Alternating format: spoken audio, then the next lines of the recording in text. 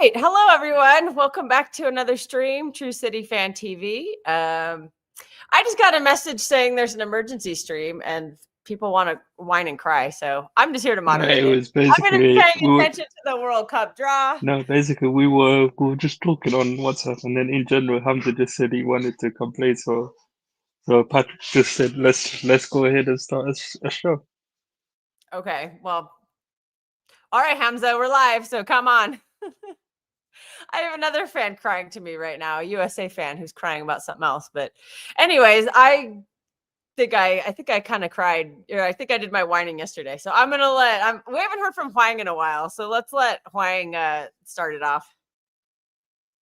Hello. He's probably on his lunch break. He usually has limited time. So let's go for it. Yeah. I've been doing a lot of live game attending recently. So I was at the Fulham game on Tuesday. So I vlogged on that on my channel. So, okay, here are my takeaways from the game, basically. Yes, of course, we scored 5 goals, but I can't help but I left Craven Cottage just so, I can't say disgusted is the right word. It's more like concerned and probably fearful for future games, if that makes sense, Kel.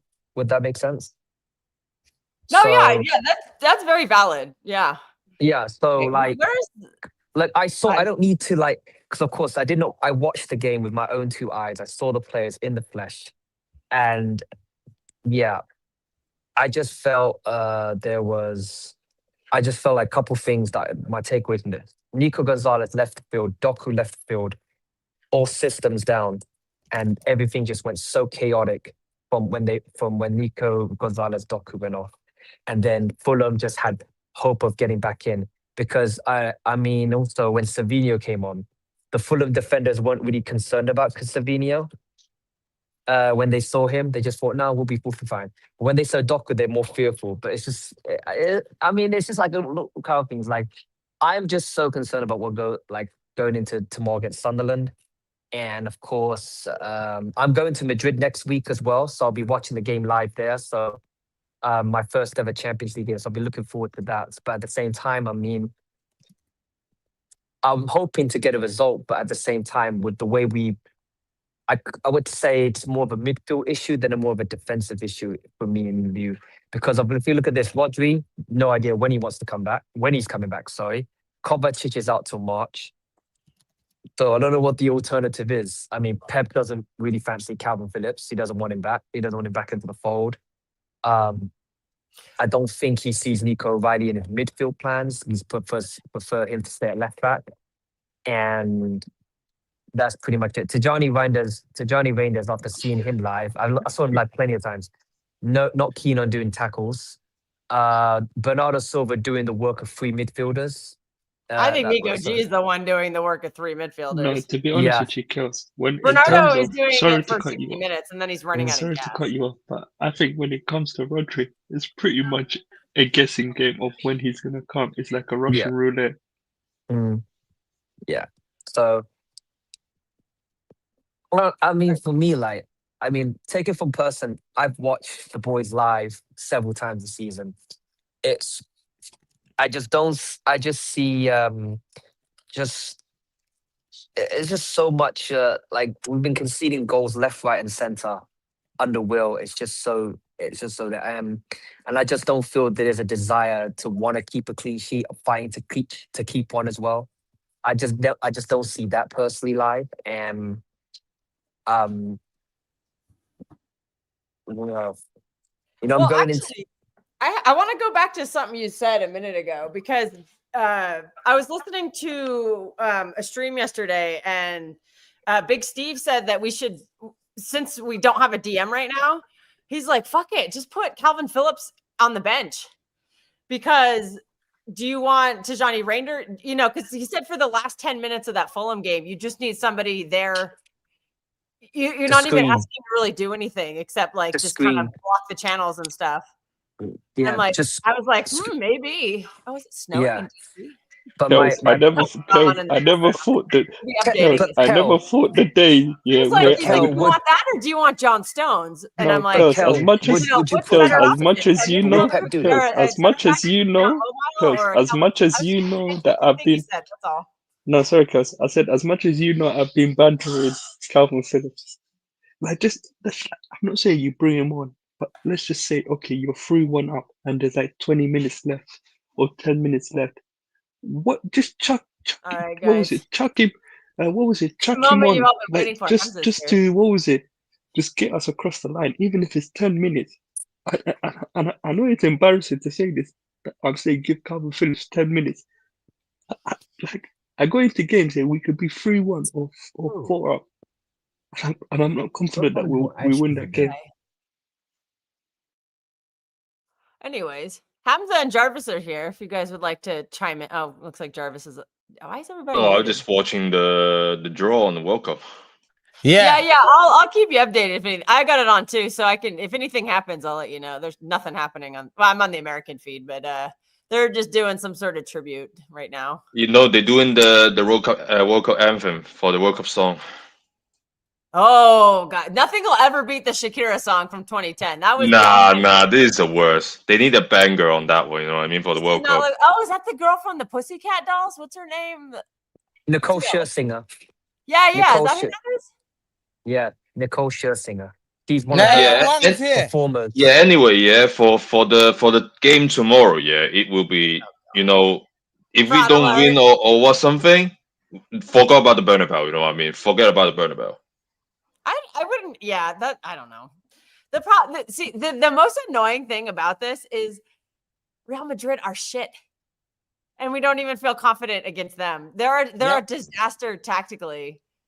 They're a mess. And you think They have about no it, structure. Their defense is a mess, and like we can't because we don't have a midfield right now. Yeah, and don't forget Rudiger's back now, and washed out. Mbappe's on fire, of course. Oh God, and yeah, Kel, I'm going to the game next week, so I just hope I see you. It's my first ever Champions League game to watch live, so I don't know what to expect, but I'm just gonna say this: like, I'll probably leave the Bernabeu very, very. I don't know. It'll be mixed feelings, but let's just hope. I'm just gonna hope. That's what I'm gonna hope. I'm just gonna hope. That's all I can do. I was gonna listen. I want to ask because I want to go back. Forget about tomorrow. Forget about our last 1 week. How have you guys mentally stabilized? Like my mental well-being. Like look at this group of players. Yeah, I just lose it.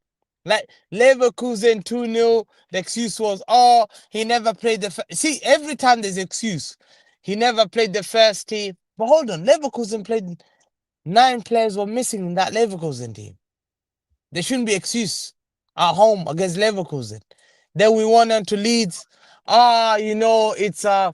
It's Pep Guardiola. He's doing different tactics. He's unsure. But these players were fresh. They were rested against Leverkusen. This is completely a different side. No, They're the different first team. tactics, but still relying on the DM. Exactly. But the issue is, these are players who had been rested. Nunes was rested. The whole defense was rested. The midfield was rested. The attack was rested. These are new players. 2-0 up, fine. First half, capitulated. Should have lost that game. Easy. Leeds had us on thing. Only Phil Foden, great goal, rescued us. We go on to Fulham.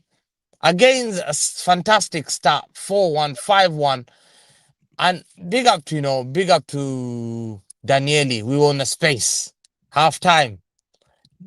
I said to Daniele, what, Javid, remember I said, I don't trust this group of Yeah, I players. remember. Yeah, Don't glaze I them. know. Don't glaze these guys. Don't glaze this, They're not reliable. They're not the reliable City. These are the unreliable City boys. So guess what? Daniele said, Hamza, they're not even playing the best player, Kevin and Chukwueze.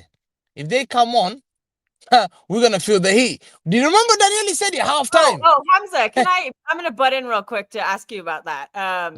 Do you think that dealing with Kevin and Chukwueze, we should be bringing on John Stones and Nathan Ake in 2025?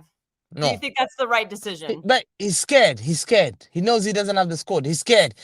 We brought No, he has 5, the 6. squad. He's not playing it. Don't you think Yeah. a Kusanov would come in and deal with the pace of Kevin better Yeah, than he- 2025 version of But him? 100%. and Hamza, Pep is like you know me. what the argument they will Pep throw is like back at me. He you? doesn't take risks. They will throw He back doesn't at take you, Hamza. risks. You know, Hamza, like what Daniele said, or I think Matteo said it. You know what the argument they'll throw back at you? Oh, what's his name? Some people in the fan base, yeah. What's his name? Kusanov can't speak English. Ah, I no. never knew. Yeah, listen, I never knew you needed to speak English to play football. The thing is, it's Kevin and Chukwueze. Didn't Chukwueze play at Villarreal back in 2019? Is he not on loan from Villarreal? Because You know, so is Chelsea. He's from on loan from Milan. Milan. So Yeah, he went Milan. from Villarreal to Milan, Yeah. and Milan loaned him out. Mhm. Milan, yeah. The guy that That's the cooked Man City, problem. Yeah, and it's not the fact that it was those goals people are talking about is great goals. They weren't they were not bangers from halfway. They were team that was scared, frightened. And you know what's so scary, Kel? Every team that's playing Man City, they're starting to smell. These guys can bottle it. So what they'll do, they'll come on us. Sunderland, they'll come on us. But a lot of City fans don't realize we're starting to lose this fear. You know, fear factor. We're Man City. But people are saying, hold on, Fulham did a comeback. Leverkusen beat them. Don't worry about this guy.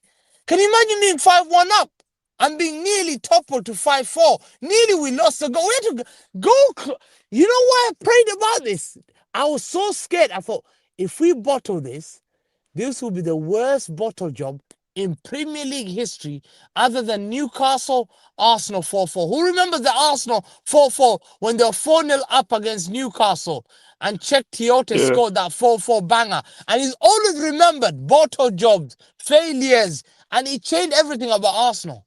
So I was praying, I was like, please,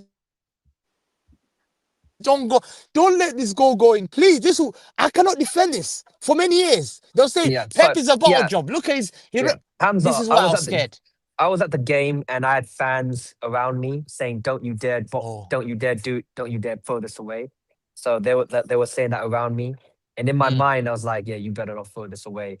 But like I was just waiting for the final whistle to blow, and when that final whistle blew, it was like we were so happy. Oh my God! Yeah, it was like we got away with that.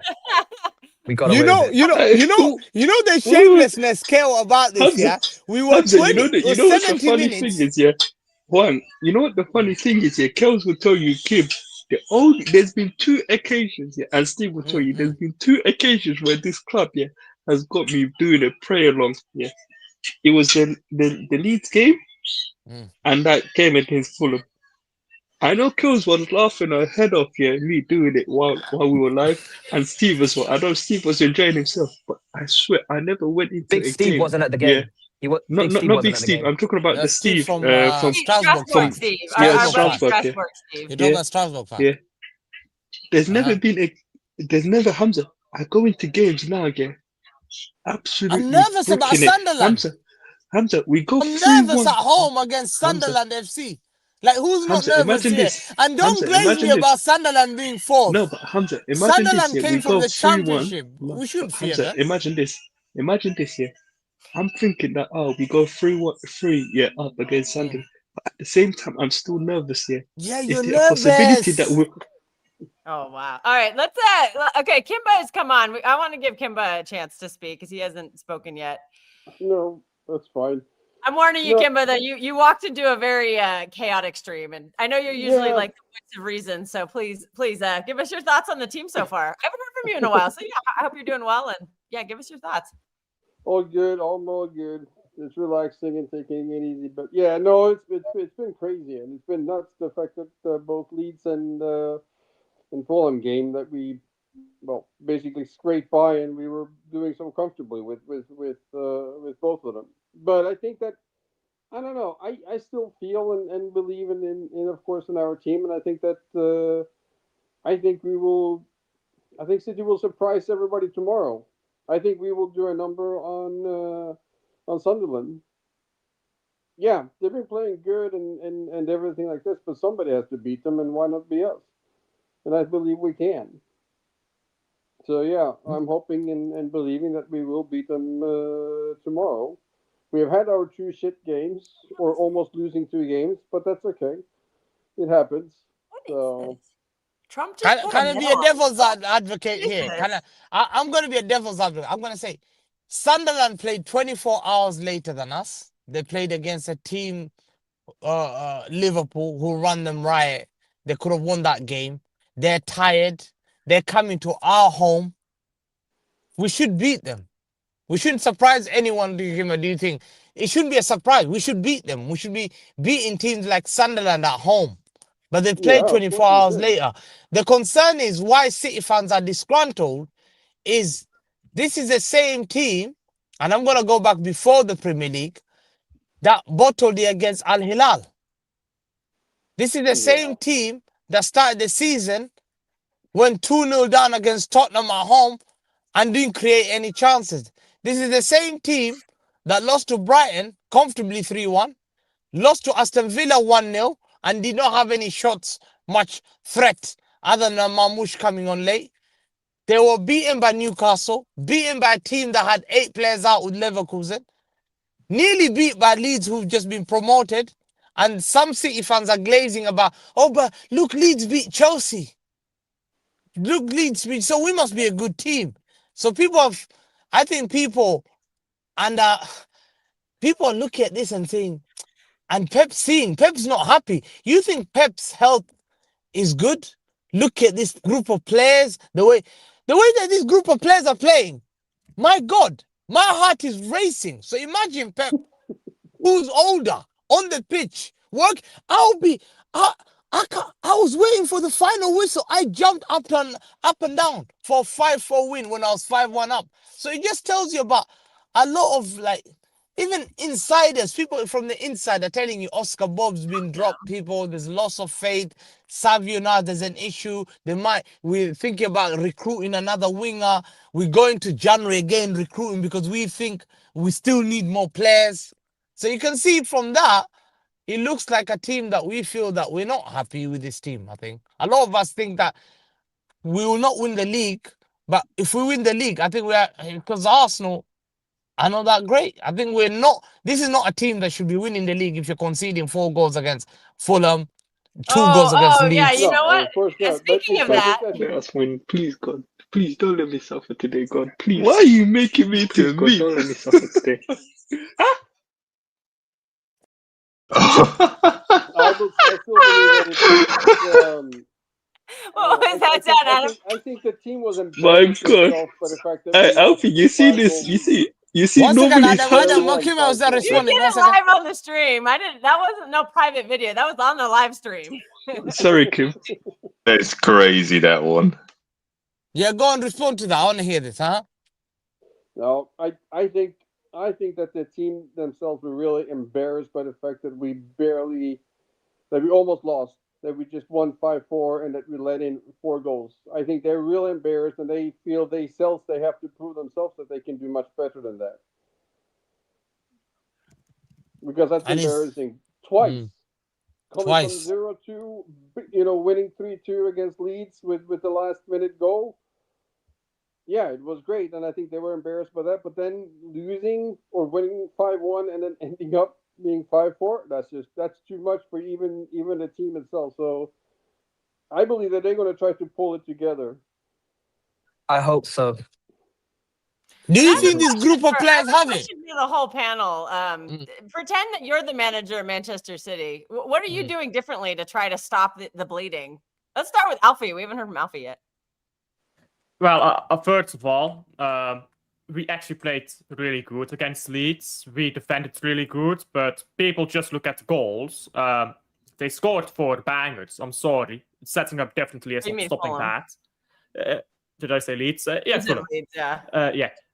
Against Leeds, we were terrible in the second half. But let's be honest, in the first half, we've played great in both games. The problem is, Silva gets tired, and we stop playing great, because Silva is setting up our game, basically. We're playing through Silva. we need to not collapse in the second half. I think the solution is just take Silva off, bring on Sherky, or even start Sherky instead of Silva. But Pep's never doing that. But I think the reason Shirky doesn't start because of his lack of defensive work. But he came on against Fulham, and I saw it live with my own two eyes. He came on and really calmed things down. He basically, in his brain, when he came on, he knew what the team needed was to take the sting out of the game. You need to control the ball. To control the ball, and I thought he was amazing. His first touch was immaculate. You know, I can understand why he doesn't start because of that, but I feel like he needs a start. I hope he starts tomorrow against Sunderland as well. That's the thing. I mean, I know the manager won't do it, and I don't think he'll ever do it. Like, I just want to see. I think Gustinov has to start against Real Madrid at the Bernabeu next week, because I think we all saw what happened last season when he started against Madrid at the Bernabeu. Despite the 3-1 loss, I thought he dealt with Vinicius very, very well. And now he's gonna, and if he does start, of course, dealing with Vinicius and Mbappe. But I think Gustinov is more than capable enough to rely on his strength and his pace and his power to handle them both, if that does happen. But I don't think Pep's gonna do it realistically. The good thing with the That's a team complaint I've had. when Where you're is Husinov in this team? No, but It's you know, because my there main, is Pep loves 25. John Stones and Ake cannot handle pace anymore. but no, Pep Kels, doesn't. my main, Pep loves players Kels, that keep my the ball. main They keep issues. the ball. He doesn't They're see not No, but keeping the Hamza. ball though. Bernardo Silva No, is but no, losing the Hamza ball in the and second Kels. half. A lot of these But if people are. No, but no. All No, right, but no, it's- Hamza and One Kels. second, My Adam. main issue, 1 minute, I'll make it quick. My main issue that I've realized from these two games, from Leeds and what was it, the Fulham game, we are good in the first half. I don't know what happens in the second half. But football's It's two like halves. it's There's no. no. That's That's what I'm not an saying. excuse. That football. Hamza, I I'm don't not. give that as an I'm, excuse. You see. no, People use Hamza, this. you're not understanding. Football is I'm a not making 90-minute game. I don't care about first half and Hamza. second half. Hamza, It's if you towards let the me end finish, how Hamza, if you well let you me, played. if you let me finish, that's what I was about to say. But what I'm trying to say is, yeah, it's all great playing for good for 45 minutes, but then playing shit in the other 45 minutes and then riding our luck. Because generally speaking, at some point our luck is gonna run out. And to me, when I look at this. I'm sorry to interrupt it, but our luck already ran out against Fulham. Our luck ran out, and we won all the same. We're not conceding 4 goals of that quality again, at least in December. Our luck ran out, and we still won the game. I think people generally exaggerate how bored we were in that game. We had no right to win that. Arsenal would not win that. We did. No, Arsenal beat Fulham 2-0 comfortably. Arsenal never gave Fulham a chance. No, I at watched all. that game. Arsenal. That's a little bit different. Arsenal shut. Arsenal were comfortable Fulham had chances in that game, and they just yeah. couldn't But the thing is, Arsenal can control a game. Man City can't control a game. This group of players. No, that's this a group. good question then. This group of players. This group of players are not. They're not quality enough to control play. How can you capitulate? Like not only you know what was concerning about Leeds? I told everyone before that. It's not the conceding the 2 goals. Is I wanted to see the mentality, and these guys, Leeds had us on ropes. They came back 2-2. Leeds came still after that saying we believe we can get the 3rd goal. And these guys couldn't come out the press. And I said, these guys are rubbish. So these guys are not good enough. Because I've seen in football, I've seen when you play football, and there's teams who can keep the ball. And you struggle to get the ball off them. But there's some teams that are just simple. They were hoofing the ball. They were scared. Because you've got so many inexperienced players. I'll give you an example. Nico O'Reilly is a good player. Yeah, but you're putting him with players. Matthias Nunes is making a mistake, literally a big mistake against Leeds. Massive, like a school error. The error he made was a school error. No one can defend that error in football he made. Rather than clearing, but he's done that before. Matthias Nunes is prone to these mistakes. How many times have you seen Matthias Nunes push a guy in the penalty box? How many times have you seen him trip a guy? He lost the ball. How many times have you seen that? The Bozo gene is still there. Every 2-3 games, he will do the similar thing. Yeah? These players don't have the mentality to control a 90-minute game. Yeah, there's only certain group of those players. Haaland, I'll give your guy, what's the name? Nico G, probably. Yeah, he's doing well. I'll give the likes of Foden, probably. Yep. Donnarumma, he's good. He's a leader.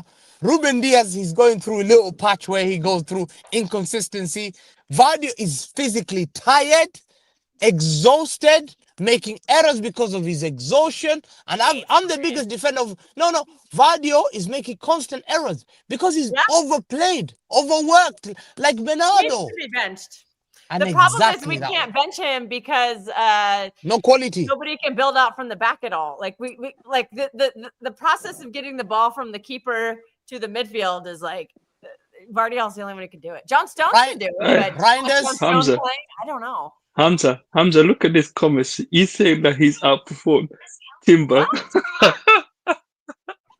Oh, I mean, on Nunes, it's I think Timber's second best right back. In the league. Second best right back in the league, other than Reece James. Only Reece James will be better than Timber. Oh, we got a super chat. We got to do that first. All right, big up African Rain Guru. Joshko has been poor in your recent games. Tijani isn't good enough to defend. Sad to see this decline. Your team was good before the break.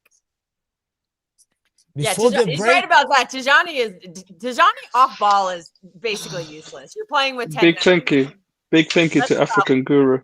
Before the break, he means the Liverpool game. He can only play in Premier League. You need to be physical. You need to dominate. You need to be comfortable on the ball. You need to be disciplined in that midfield. That's a role. It's a foundation of football. You build from the back and the midfield. You hold that game. The problem is Reinders runs. He runs. He's gone attacking wise. Nico G is left by himself and he's playing there with Bernardo Silva, a weak midfielder. So what happens? You get bullied in midfield. You get easily bullied in midfield. We don't have Kovacic is injured. He's an injury-prone player. He's injured already. Rodri, we know people about this too. Every game, be careful with him coming back from that injury. It's not going to be smooth sailing. The club knows how long Rodri is out, but what they're doing, they release every week a statement. He's not ready now. Not this game. Because they don't want to break your heart. Rodri's going to be. To be fair, I don't think Rodri for weeks. I don't think Rodri will prepare for even Madrid as well. Minimum. I don't think he prepare for Madrid. We're playing the next 3. You're not throwing him into Real Madrid. I don't think he will against Madrid as well. I don't think so. I would say maybe look for him in the West Ham game. Maybe. Because you have to ease it in. You can't just throw him into a game. I'm sorry to cut. And the last thing I was gonna say, the reason why my quality of players are bad is we're going to the we are the window. same. Hamza, we are the same club. Yeah, I'm not being rude. Yeah, the reason why we're in this situation when it comes to Rodri, I know you're not gonna like this, Hamza, but we were the same ones, yes, and the same man, Pep Guardiola, did not have the willingness. Had he look, I'm not saying he had Nico G there. But in January, for some odd reason, he did not want to utilize it. Like what Daniel said, the only reason what forced him to utilize Nico G, what he's doing now, was Rodri's injury. Like what Daniel said, we had the opportunity, but we did not utilize it. Adam, you went to big up African Rank Guru with another super chat. Who replaced Pep? He says who's replacing Pep then? No, we're not thinking about Pep. We're not thinking about to get rid of our greatest manager. Listen, the reason why I prove it to this group of players don't have it, I told you in the summer, they will go in the transfer window in January. I told you lot. I said, if we go in January, in the transfer window, it will tell you that we're still not happy with the group of these players. And already you're hearing Anderson links, you're hearing Semenyo links, you're hearing Dye links, you're hearing Gay links, you're hearing multiple links. You're not hearing one link. When did you ever see City with that great team being linked with 5 players or 4 players? Why are we linked? Because they realize, they know this play, and we need a right back. We need Ake replacement. We need a lot of issues. We need a right back. We need Ake's replacement if he leaves. We probably need a Kovacic replacement because Kovacic is injury prone. So to look at this team, I think we should beat Sunderland. But the question is, Are we gonna be? Are we 100% sure? A lot of people in the panel are thinking, after what they've seen, they're not sure. I'm quite sure we're going to beat Sunderland. By the way, I'm just going to answer the super chats now. Nobody at the moment, because Pep's not gone yet. I think the club is probably looking at Company because he just extended, which doesn't seem like something he'd do if he knew Pep was going to leave. So I think it's probably Pep will extend and then Company comes. So nobody, if you ask me, to replace Pep at the moment. But more importantly, on your Sunderland point, listen, we know our squad isn't good. We know our squad isn't good enough. You look at the Fulham game, we lost control there because these players were not ready for that atmosphere. A lot of these players have never been in a stadium that just turned hostile like that. Take Rangers, take Gustav wasn't on the pitch, but take these players who have not won trophies, O'Reilly. They are not used to that pressure suddenly. And that only comes when you win trophies. These players need a trophy under their belt. Not a Premier League, but a Carabao Cup, an FA Cup, something like that. That's what these players need right now. That will help so much with that mentality. But you look at the Fulham game, I think you've seen completely different things in the Fulham game and the Leeds game. In the Leeds game, Pep waits too long to make changes. We get completely ruined in the second half. Against Fulham, Pep realized we were getting ruined, took off Gonzalez, who was playing poorly, by no fault of his own, but he was playing poorly. He took off, I think it was Doku, who was running out of gas to bring on Savio. I think Savio played pretty well. He made the substitutions earlier. That is why we didn't end up losing, because if he did not make those substitutions earlier, we would have lost. So, yeah, mentality is a thing, but the same thing is Pep isn't making the same mistake over and over. I thought Ryan Turkey had a really nice cameo too. Very good game. Very good. He calmed things down. Outstanding. Yeah, I think he can be maybe that calming sense, but he kept the ball. He dribbled past. He released the ball the right time. He created chances twice. He created for Vardio. He created nearly another chance. Twice or three times. He just came on. To me, Savio one thing also created a chance for Holland when he Pep, came on. Pep has to take blame for two things. One, tactically, which I don't know. Tactically, people criticize him about the way he's playing. I have to get going because I have to go pick up my kid. Yeah, so, go on. But I'll see you guys later. Spartacus says no stadium in England is hostile. The atmosphere is shit. Also, Savio played in some very hostile grounds in thanks Kimba for coming on. I'm sorry. I'm sorry, but professional footballers disagree. Just to put it bluntly, professional footballers disagree. Also, Savino's played at where is he? Palmeiras? Like that is like he's been in that. Yeah, but that's not in the context of a title race, and he played like 5 games for someone else. Fact, and I agree. He's never been under pressure. Oh, we lost the Wang. Pressure. Wang probably had to go back to work. Yeah. Thanks, Wang, for coming on. The pressure he's being at is a lot of game. Like the pressure Savio had is a lot. When you're playing for Man City, it's not the same pressure you have at Girona. The pressure is huge. You expect it to deliver. People are not going to give you the same leeway as other teams. So he's right. In terms of the pressure in the Premier League, it's physical. And when you start conceding 5-2, 5-3, you guys knew the fourth goal was coming anytime. And I'm pretty sure you have to say that there's some players there, you're right, mentality is an issue, but also Pep tactically. Like for Newcastle game, leaving Marmoush until the 88th minute. So we're losing to Aston Villa. He brings on Marmoush 87 minutes. Against Fulham, he doesn't bring Marmoush on at all.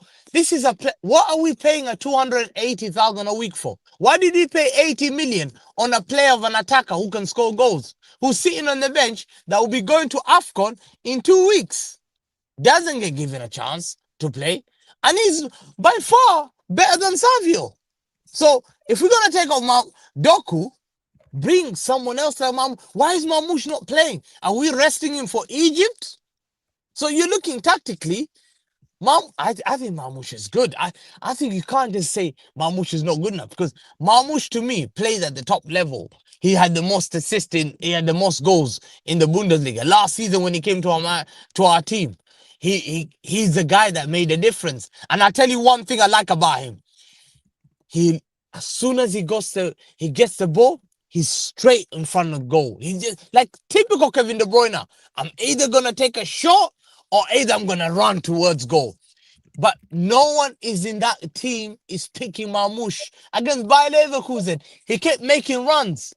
No one's doing that. No one's picking him. Yeah. No one's picking him Everyone up. said he had a poor game there. He never got the ball. And there's video evidence of it. Yeah, but you watch that it's the Oscar thing. Bob clip, everyone's lighting up Oscar Bob.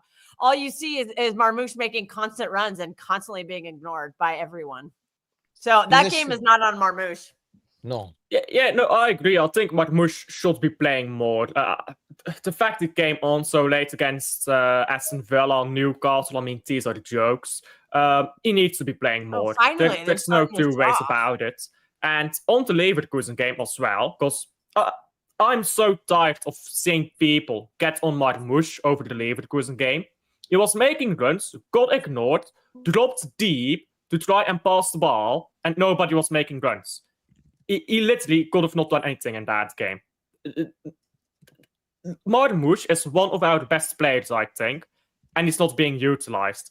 At the same time, Doku is playing really well right now, so I get Doku starting. But why can't Marmoush come off a bench? That's my real worry. And I think that Pep has his favorites. That's what people say. Pep has his favorites. I keep saying this. Why couldn't Marmoush come on to the last 20? When you're up 5-1 at Fulham, why can't Marmoush finish out the game? Why does Erling Haaland have to play the full 90? Are you saying that you spent 60 million and $290K a week for a guy to play 3 minutes? Perhaps. There's a rumor today that Chelsea are interested in Marmoush. So teams are gonna try to poach him, because why is he on our bench?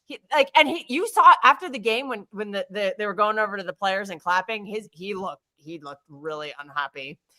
And I don't get why he's being benched. I think he provides something we need. I know somebody in here was saying, oh, Jay Fresh the hater. Just kidding. We love you, Jay Fresh. He says he got a horrible first touch. Well, he's not match fit. That's why. That's part of it. I'm not saying that's the only reason. It's not the greatest first touch, but he's like Julian Alvarez. It was not that bad at Frankfurt. He's just, give him game time. Like, Haaland can't play 90 minutes every game. Haaland gets injured every year. That's just a fact. That's not me. Like, you can look it up. He's had injuries every season, including with City. So why not rest him? I heard the biggest excuse of my life that they said the reason we can't bench Haaland at all in a game, even when we're up 5-1, is because Erling Haaland will get mad because he apparently has a clause in his contract where he gets bonuses for scoring goals. Yeah. I'm just like, what? Excuse, come on, man. I was like, people make you excuse. So I guess Erling Haaland, you're gonna have a hard time earning that goal bonus when you're injured on the bench because you didn't get rotated when you could have. We have Marmoush. He's about to leave. Why are you not using him? Because now he's about to. While he's gone, and you better pray to God he doesn't get injured while Marmoush is away. And when I said that, I said that a false 9, and I don't think we have the players to play a false 9 right now. You know the biggest thing. When I said we have only Haaland and we don't have any striker, people said, no, but we have Marmoush. We don't need another attacking player who can score goals. We have Marmoush. But 1 second, I said, AFCON is coming in December. He will not be available. No, but he's injured now. When he comes back, you'll see him play. He's not playing now. Is he? Yeah? So we played 280 a week, 290 a week from August till now. He's taking the wages. Guess what? 1 more week left. And then he goes to AFCON, and we're not going to see him because Egypt is one of the biggest countries in Africa. Like, in terms of, they will go semis, sometimes final. If they fail, quarterfinal. If they really fail, it's a quarterfinal. So we might not see him till January, mid-January. And if that's possible, when he comes back, he'll be physically tired. He needs to be rested for 1 or 2 weeks. Does that make sense, Kel? The problem is you're looking at this. Why are you not playing him? That's that part. And I never attack Pep. I'm the biggest back of Pep. But Pep keeps loving Savio because he wants to die on that Savio contract. Because he was one of the guys that pushed for Savio to stay, him and Soriano. So they wanna feed us that this Savio guy would make a difference, and we are seeing he's not doing it. And the pressure and the lights are too bright for Savio. Savio can't handle the pressure. Savio can't handle the lights. The lights are too much 2 years in a row. He comes onto the pitch, he does nothing. You know? And Marmoush is a better player. Back on that. I don't think Savio was that bad again. I think he was fine against Fulham. I'm not going to say it He was lost the some ball, which led to a goal. He doesn't track back. Doku came in. At least Doku was created a chance though too. He created a chance, and then he did have a one. I guess it was 1v5 or whatever. He didn't do anything in that game. For Holland, that Holland hit off the post. But what did we need? We need a player that keeps the ball when you're 5-1 up, goes to the corner flag, keeps the ball, comfortable on the ball. He kept losing the ball. Who on our squad can do that? Who on our squad can do that? But okay, forget Savio. You said Savio can't, so who can? Cherki can. Okay. Marmoush, I think Marmoush is better than him at that. Okay. And Doku can. Doku's way better than him. He keeps the ball. He falls down. He keeps the ball. He hits. Doku's another one. So, and the rest, I think Oscar Bobby doesn't. Savinius doesn't. Hamza and Kelly, this is a question for all of you. What? Let's just give you the hypothetical. I'm just gonna give you a scenario. Let's just say against Sunderland. Let's just say we are say 3-0 up. Yes. What would you do in the second half for us to I would bring Turkey on immediately. I would bring Turkey on to see the game out because I don't think he's going to start. I will admit, right now, I don't think Turkey's best utilized starting games. I don't think I just haven't been as impressed with him when he starts, unless he's starting next to Foden. I like the Foden-Turkey combo, but that kind of weakens our midfield. We need some bigger bodies to be able to play Turkey and Foden. That's the problem, and the ones we have are just simply not available. But Turkey proved to me that he can get him to be the controller at the end of the game, get him to set, because also, you would expect Bernardo to do that. But as Alfie and I were talking about on his stream a couple of days ago, Bernardo Silva is running out of gas in some of these games. So he's overplayed. Off of Bernardo, he could still be there, but if he doesn't have to do everything, maybe you'll get more out of him. Let Turkey kind of be the tempo guy, because I think he's shown he can do it off the bench. And I want Turkey to be starting, but I accept it if he can't right away. He is still. But let me ask you, the Tottenham game made me decide that you can't have 2 weak midfield. Cherki played, Foden played. Who else played in that midfield? Foden, Cherki, Reinders, and Nico Gonzalez. Foden came off the bench. Foden was there. Remember? That was Foden's first appearance. He came off the bench. Rodri came off the bench on that game, and so did Bernardo Silva. Oscar Bob was. What was it? We got another super chat from African Guru. Yeah, African. Big up African Guru. Big up, man. And what was it? The question is, why is Silva playing in 2020-25? Because Pep is used to. Pep trusts the experienced players. What I hear. No, but after I saw the whole thing, yeah. How can a captain be chosen as a leader of a football club at the start of the season and then get benched? But after I see the whole squad, yeah, I think the midfield depth is still not good enough. The midfield depth. The midfield is weak. It's weak. The midfield is so weak. Premier League, you need physicality. We thought Tijani Reinders was going to help with that. He was our midfield signing over the summer because we said we needed a midfielder last year after, Unk FC. And Tijani Reinders, unfortunately, has proven off ball he doesn't contribute anything. He's not winning duels. He's not tackling anybody. His touch isn't the greatest. Sometimes I don't think he wins the ball back enough. I guess his one good stat is his interceptions, but I'm going by the eye test. He's not physical. I'm not seeing it from him off ball, and that's a problem because we brought him in to be the body to kind of do that, and he's not doing it. So we're kind of back to last season. I also look at the other thing about I know why the reason we going for Anderson and Semenyo, because of the wingers depth, midfield depth is not good enough in this team. It's not good enough. So it took a question. Say we sign Elliot Anderson January 1st. Do you actually? I've got a question for you. No, okay. Hamza and Jarvis, this is the question that I want to ask you guys. Okay, since you guys are worried, what will be the best lineup to play against Sunderland tomorrow? Let's start from the goalkeeper. Who would you You play? can't pick on Obviously, Nico G Donnarumma. anyway. Okay, so in Yeah, goal it will be Donnarumma. Donnarumma. Who's okay? Who would Haaland, be Donnarumma, your Nico G. okay? Who would be your back four? Hamza, Lord what would be your back four The same back four against? that's always played that one. Unfortunately, yeah, we don't have because our options in the back are. You dire. don't trust Stones, you don't trust Ake. Yes or no? Do you guys Okay. trust Ake? No, No, it's I don't trust him. 2025. Okay, They're but not okay. good enough anymore. And then who would? The fact that we Okay, haven't moved them on is let's go My to the God, midfield. that's bad. What? Who? Okay, We're so Hamza, let's go bad to that the midfield. we don't trust even our bench. Yeah, go No, on. Hamza, let's go to the midfield. Who would be your midfield three? And I think we're kind of stuck. I think he cut We're out. kind of stuck with Nico G. I mean, not stuck with him because yeah, I know. he is performing as well as he can, but we're kind of stuck with Mhm. Bernardo Silva in there. I'm very concerned that Xhaka is going to end his career, like just completely embarrass him because Xhaka is in great form, and I don't know. You know, I think Bernardo's my getting to the point where okay, I'm going to be fair on him. I think he has 90 you know my minutes. midfield 90 three. minutes in him once a week. I don't When know. he You plays guys these may games disagree with back-to-back, me, his quality but just Kels, you lot may disagree with me, but my midfield three will be you lot. It's just me, but you may disagree with me. It's Nico G, Reinders Foden, and then my front three on the left is Doku.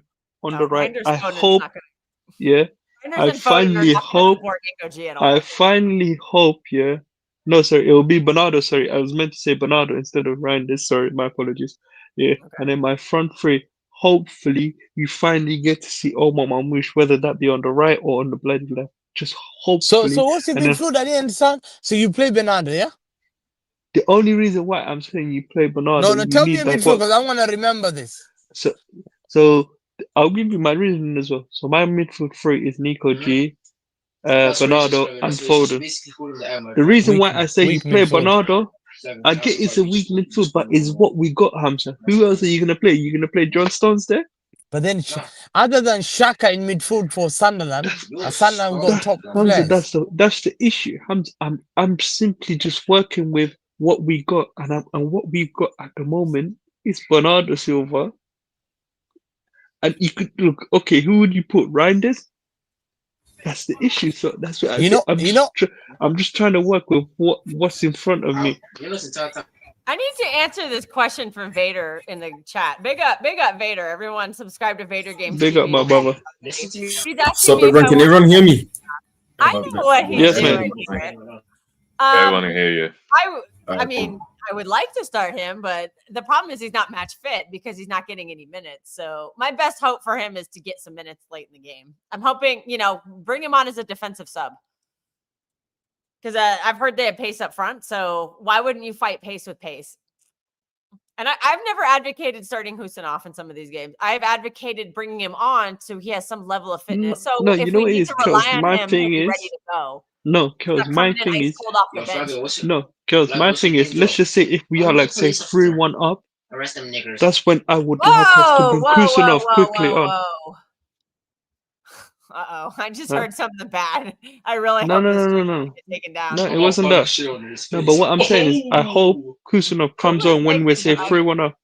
No, that was my little sister on her phone. But I'm just hoping Kusanov Adam, comes on when we say that. You dropped a word that's going to get picked up by No, it wasn't. I think no. I'm not saying that word. Wait, is the draw starting? Someone just still? dropped the hard R. Who just dropped the hard R now? No, I heard the N word. Yeah, who just dropped that? Yeah, mute yourself. Patrick, is that you? We Are might you get undercover? kicked off at Are any you moment. undercover We might KKK, get kicked Patrick? off at any moment. Like this channel might. No, get I apologize, but it was. Well, I just come back. Is it the draw starting or what right now? Bro, they're busy with Lauren Hill performances. is still Like, performing. fuck, God damn. It is like we just want the draw. apparently Lauren Hill is performing. I We just don't know want the why. draw, man. Fuck, you know.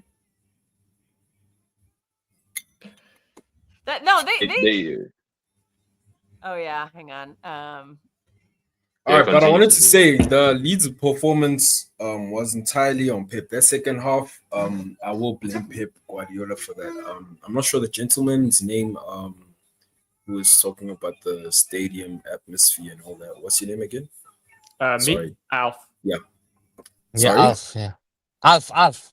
Oh, okay. All right, Alf. I'm Spirit, guys. By the way, from South Africa. A big up South Africa I have to. country. Yeah, I have to say I disagree. Stadium atmosphere. These guys like. Give me 1 second, have- guys. We have Reinders who has played in Milan derbies. You know, like Yeah, and we but talk has he about stadium has he atmosphere played at in full. Milan derbies though to win a title? Has he played in? Has Savio played in these hostile stadiums to win a He did title? in Brazil. That Yeah, adds onto that. he's played in pressure. he's played in Brazil where we know how fans can be in Brazil. It's nowhere near. Yeah, but it's nowhere near. what's the pressure there to win a title? And what's the quality of player Palmeiras, playing they're one of against? the biggest teams in the Brazil league. Yeah. No, but Savio was not starting for Palmeiras at any point in his career. So that's just different. I'm talking here, what was the pressure? Now compared it to Premier League. What was the pressure compared club to club? What was the quality of the player you were playing against? What was the context you were playing in? Were you playing to win a title? Were you playing to see out a game as one of the bench players? Or were you getting absolutely ruined by a Fulham team in the Premier League, which is just bullying you physically, in a title race at Man City, all eyes and world on you? That's a big difference. I'm not the people will know here. People from the group chat will know that I'm not the biggest of Savio fan. So I totally get that. The guy has he has no output. Let's be honest. He's honestly watching Savio is painful. But why I blame Pep for that? I don't even feel the need to mention Savio for that Fulham game. Reason being is Pep. I mean, you said that Pep should have made those subs earlier. Assuming you talking about making the subs for Savio, Stones, and Czech, you should have made those earlier. So I was talking about the Leeds game when I said that. I think against Fulham, I think he made the substitutions at the right time. I think he should have brought on Marmoush, though, not Savio. So you happy with the subs he made for that second half? I think the controlling, the substitution, make the control worse than the because the order. No, but they didn't, that was horrible substitutions for the Fulham game. No. Why would you bring a John Stones, an injury prone, a John Stones with no hamstrings, by the way, into our midfield that was getting ran through? I'm sorry, were you watching how Gonzalez was playing at the final 10 minutes he was on the pitch? He was genuinely our worst player at that point. I saw him tired, I'm not gonna lie, he's tired. Yeah, I get that. Okay, I get that. But why would we put a John Stones when we have did he not? midfield? I'm sorry, Spartacus. I thought he played for Palmeiras. My bad. He Why played would for big teams in Brazil, didn't he? I got that. He played for I got that Atletico wrong. Mineiro. He played for Atletico Mineiro. Oh, okay. Yeah, I'm saying why put on so we can't use Savio as a scapegoat. I'm saying why put on why Savio is a scapegoat. I mean, I know he's not why put on this season, but exactly we should be on Pep for not putting on Omar Marmoush. Yeah, but you know, let me ask you something. Choosing to put Savio over Omar I think we as Marmoush. a fan base need to stop harassing. No, but is that hold on? We are 5-1 up. Calling him shit. No, critique him if he's poor, but don't. Pep has no reason to keep Omar Marmoush on the bench. We are 5-1 up. It's comfortable. This is the time for Omar Marmoush to get his run in, and he has a point to prove. So for Pep, those subs told me that Pep was going for control. He just, as soon as we're 5-1 up, okay, let's just end the game. Putting Stones in midfield was completely arrogant. Like a Stones with no hamstrings in the midfield that was getting ran through, even with Nico Gonzalez on the pitch. I agree. Why we have midfielders playing at fullback? Guys, can we? We just thought it's back in 2022. Remember when John Stones used to play midfield? Because Nunez is not going to be good enough in midfield. How do we know that? How do we? We've barely seen that guy play at midfield. We've barely seen the guy play at midfield. He was smoked in midfield against a couple of teams. We've seen him play though. Not in midfield, but we've seen him play. We've seen Rodri get cooked in midfield. Nah, Yeah, but seen the Rodri get Matheus cooked in Nunes midfield? bad. Matheus- It's about sample size. Nunes- eh? Nunes is giving No, ball no. to the defender for guys to No, go on no, I'm open not ball. So hearing imagine this. in midfield. He would lose the We're not battle. He can't. Listen, Nunes is not good in midfield. Even Pep said, he said he's dumb. I'm not He's gonna too listen dumb. to Pep, guys. Nunes has played midfield his whole career, so for Pep to say he's not intelligent Yeah, enough but to play not a Man midfield, City that's midfield. nonsense. So he'd rather play a midfielder in a position he's never played in his entire life, right back, over putting him I'd and giving him rather- time in his natural position. That's insane. So I'd you'd rather put him not at have right back. The Nunez guy's at never club. been a right back.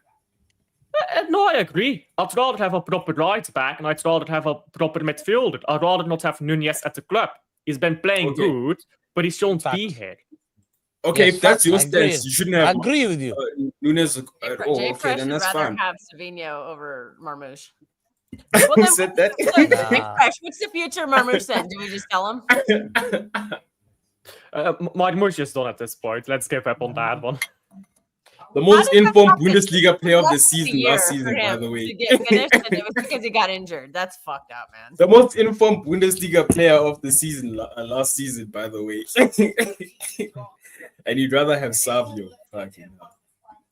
Hey. I did not say I'd rather have Savio. No, I'm saying the No, Jeffrey. to me, Savio is not. Okay. Marmoush is way better than Savio. Way better. Way better. Savio would not start for any team top 10 in the Premier League.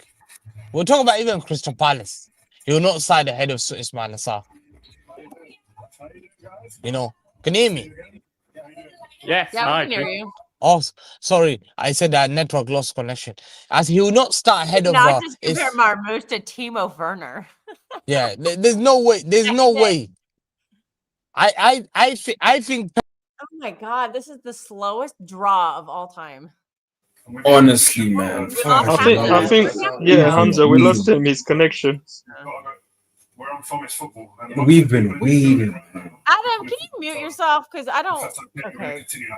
Who's got the TV broadcast on? Like, I'm muting that. Yeah. See, it's not even me. It's Mute see, your TV, 'cause, we can get everything is- copyrighted if it's what was it? Everything is Adam. Adam. It's not even me. I hear you, prick. Dude, Kevin Hart is so short. This is way too funny. The World Cup draw. Apparently, they're going finally and getting to the draw. An hour and 15 after this draw started. Good lord. Typical. But to be fair, the Club World Cup draw took like 5 hours, and that was. Yeah, I mean that's Like, just that wasn't even FIFA. 48 teams. I swear down. Maybe I'm delusional, but when I was growing up, these draws did not take this long. They did not take this long. No, they didn't. This is theatrics at this point. Bro, it's such a waste of time, isn't it? It's such a waste of time. Like, honestly, we just came here for the draw. They can save all the performances for the actual World Cup. Like, come on, guys. Like they could do all this fluff and all the show that they're doing before the World Cup games, like 5 minutes before the game. Just do 100%. something. 100%, Just like throughout the man. World Cup. Oh my days. Yeah, they're taking. Hey, I mean, I'm pretty sure the guests are even bored. Like, the guests at these events, they get bored. I'm No, pretty the sure. guests they- are only Jay there. Fresh, are you saying that Marmoush was a flop last season? Nah, I don't he think he can't be was. I think serious. he was very good. Didn't he wasn't he our top scorer when he came in from January till the end of the he season? scored, He was our top like, scorer. 9-10 goals at all comps. Like, By the way, if you take out the time that Haaland was injured, Marmoush was still the top scorer. Yeah. So that's crazy. Nah, Jay I Fresh, can't that's imagine crazy. just discarding him like That's this crazy. quickly. I think something So you- happened in the background. Oh, hey. Yeah, that's true. I get it. A third of his goals came in one game, but Haaland played that game too. But Marmoush got the goals. It wasn't like, So that means the two of them have formed like, they. I think they feed off each other. But he scored in a total of 5 different games, if I remember correctly. So that's 5 different games, and I think he played 12 or something like He got that. the winning goal at Bournemouth to get us into the semifinals of the FA Cup. Remember, he Yeah, came off exactly. the bench when Haaland got injured. He got the winning goal. So Marmoush That's important. played All 16. right, that's fine. Jay Fresh just 16 don't rate him. games. That's okay. And you're entitled to not rate him. There's a lot of players I don't rate, so it's fair. He doesn't rate Marmoush at all. I mean, Marmoush, I did say Marmoush doesn't have a first touch, but to say you don't rate Marmoush at all is crazy. But the thing is, with first touch, Raheem Sterling's first touch wasn't was brilliant horrible. either. And he was the best winger we've ever had. I know people take the piss, but I mean, when you get real, That's why he was. Everyone crying about Julian Alvarez not being on our team anymore. What about his first touch? It looked like a beach volleyball sometimes. Like, dude. I'm glad you said that because hey, as much as can't cry. Crying about it. Why did he leave? Why did he leave? I'm glad I'm glad Alfie said that. As much as Raheem Sterling was annoying to watch, the guy you gotta at least say, You should just come on. Hey, at least you gotta say that Raheem Sterling at least put goals. But Raheem Sterling was probably one of the most irritating. When I mean irritated, the guy will score and then miss. It's like Raheem Sterling will have like maybe 5 chances and probably miss 4 of them, and then he probably scored that 5th one. Yeah, but the thing is with Sterling, the way Sterling moved, he created those chances for himself. Sterling helps because you need to listen, to these pro footballers when they give interviews. I think nobody listens to these pro footballer interviews. De Bruyne praises Raheem Sterling so highly. You can't play a pass to someone who doesn't move. Raheem Sterling got all those chances from De Bruyne, from David Silva when he was there, from the other players, because he was making the runs. That is why he got those chances. And majority of football, the majority of a game, you will not have the ball. The majority of football is played off the ball. And Raheem Sterling was so good off the ball. But people seem to put this value on the ball, while you play maybe at most 10% of the game with the ball in your feet, and that's a lot already. I think it's a weird thing where people just don't seem to appreciate off the ball and scoring, which is the most difficult thing. Remember in the Centurion season, first half, Raheem Sterling was scoring bangers that season as well, by the way. Yeah. Marmoush, Alvarez, stop looking for a scapegoat. How Marmoush can't be a scapegoat. He's not playing. Sterling movement unreal. He could dribble too. Well, yeah, he's an actual winger. The reason I'm confused about the Marmoush whole thing is like we knew he was not a winger. We know he's not really a striker, and we know he's a second striker, which we know Pep doesn't play with. So I don't get. I just wonder what the scout like. I don't get why we bought him. Like I don't understand why we would spend the money on that. Like just when it's a profile we don't play with, our manager has never played with, and now he's just brought in a lot of money invested. Oh wow, Jesus, a better footballer than Marmoush. Wow, we bought a player and he's wasted. Yeah. He is kind of okay, so what does better footballer mean? Because I hate this argument. Peter Crouch had better headers than Lionel Messi. Is Peter Crouch the better footballer? Because he has one attribute that's better? Football is not one attribute. Football is a lot of attributes. People who say better footballer, they just focus on the attributes they like to watch. Why the hell is Aaron Judge at the World Cup draw? He's not even he plays baseball. What the? It makes Kevin Hart look even shorter. I mean, to see oh my God, is that Shaquille O'Neal? You're brilliant to short, guys. Why, Shaq and Kevin Hart? Come on, they're showing like oh my God, Shaq. Oh my God, Kevin Hart is half the size of Shaq. Why is Shaq there? Oh my God. Why are you bullying Kevin Hart, man?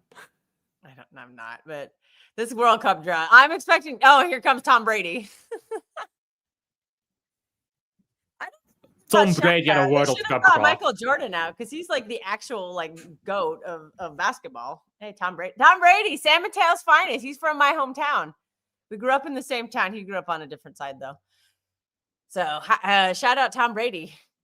Sorry, we're just devolving into a World Cup draw. And at some point, we'll turn it into a preview.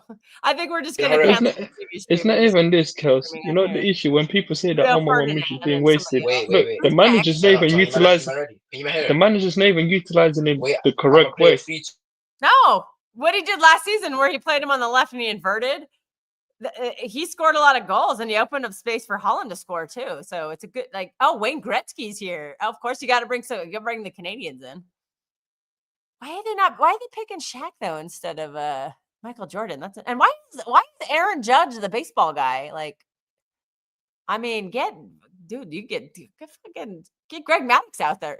Well, he's not the greatest of all time, but never mind. That's a conversation we're not going into. Yeah, the Canadian goat. You're right, Jay Fresh. Wayne Gretzky. Where's Simone Biles? I want the gymnast out there. Come on. Yeah, we're not utilizing Marmoush properly, and that's not on the player. That's on the manager. But I'm not. Wait. I'm not Doku's biggest fan, but I'll have him over Marmoush. Well, with Doku, you'll get. I don't know. I think it just depends on what you want. Do you want the dribbling or do you want the goal scoring? And it's just whatever your preference is. But I don't know. What do you prefer, Alfie? Would you prefer Doku or You're quite critical on Doku. You still think he's shit, so I gotta get your input on here. I think Doku's been playing a lot better, but it's the thing with Doku. Sometimes he holds onto the ball too long. Sometimes it just does too much. Sometimes it just doesn't think. But he's been getting better at that. So I suppose if you're one of the people, because this is always the argument, if you ever did any coaching or anything, that's always the argument. Can you teach players intelligence? Can you teach them la pausa, as they call it? Can you teach that? I suppose Doku right now is showing, yes, you can at the moment, but that's a bit fragile, if I'm being honest. Doku is really difficult because he's playing really good. No two ways about it. But it's not been for a long time. Now, if he keeps it up for the full season, brilliant. At the moment, he is better than Rodrigo. At the moment, he is better than Vinny Jr. At the moment, he's better than all these hipster wingers who... Hipster wingers? but he is, at the moment, better than these wingers who people want. That's just the truth. The question is, can you keep it up? Because it's one thing to be good for a while. It's not a thing to be good consistently for a long time. Okay, I think we're finally getting to this draw. It's about time. How long ago did that start? I don't know how you guys sat through all watching that. I'm just gonna sit on. I'm just gonna destroy it when they started. Have it on in the background. I'm not like I've just had it on the whole time, just in case. I've been playing happens, chess. You know? I've been playing chess instead of actually watching that. They're saying, okay, pot one. They're announcing the teams in pot one. USA is in pot one because we are hosting the tournament. Brazil's in pot one too. Hey, Spartacus, that's your team. Wait, what? Hey, Mascara is injured for Arsenal. It's 6 to 8 weeks. Oh God, these bitches are gonna cry now. What about Declan Rice? Netherlands. He's fine. He's gonna play. Oh. I got some big questions. Showing Belgium now in the pot. There's Doku and there's De Bruyne, our goats. Germany's in this pot too. Someone said USA was in Group D, but I haven't seen that yet. Phillips had potential. Where is he now? What? Phillips had no potential. But like we said earlier, we're paying this guy a bunch of money. We need a DM. We're burnt out. If he can't, can you ask him to contribute? Can you? I don't, that's a question. I don't know if you heard that earlier, Alfie, but I was watching another stream and I heard Big Steve talking about it. Shout out Big Steve. He was saying, like, we don't have a DM. They're all injured. Our midfield's burnt out. Can you ask, Calvin to come in and just kind of sit there and occupy the space? Would you rather have him or John Stones at DM? I'd rather just stop playing football, stop watching football. Okay. No. All right. But, hey, I just figured we'd ask the question. I'm not endorsing it. Not endorsing Some players, there comes a point where they're taking the piss. Calvin Phillips is taking the piss. You don't want that guy at the club. You don't want him to even be at the club. Forget playing. He's not serious about football. This guy has not been serious about football for ever since he got relegated to Man City bench, which has been pretty much his entire City career. You don't want guys like that at your football club. You really don't. And to think we're paying him 150K a week for the next 3 years. That is. Bro, that's why he doesn't care. I think people talk about Tiki doing bad deal. That was the worst deal. You can always put him as one of the chefs in the CFG. Oh, okay. So yeah, Mexico is. Kels, I would say you could always put. Group B. Hey, I said you could always put Calvin Phillips to good use. He can Brazil's dish out the food for the players. Dinner ladies, something Man United can't afford for dinner lady. Alfie, what's your score prediction for tomorrow?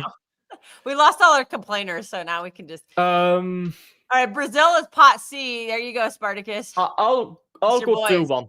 I'll go 2-1. I said 3-0 to take the piss yesterday on my stream, but if I'm being serious, I'll go 2-1 because I think Sunderland is a good team.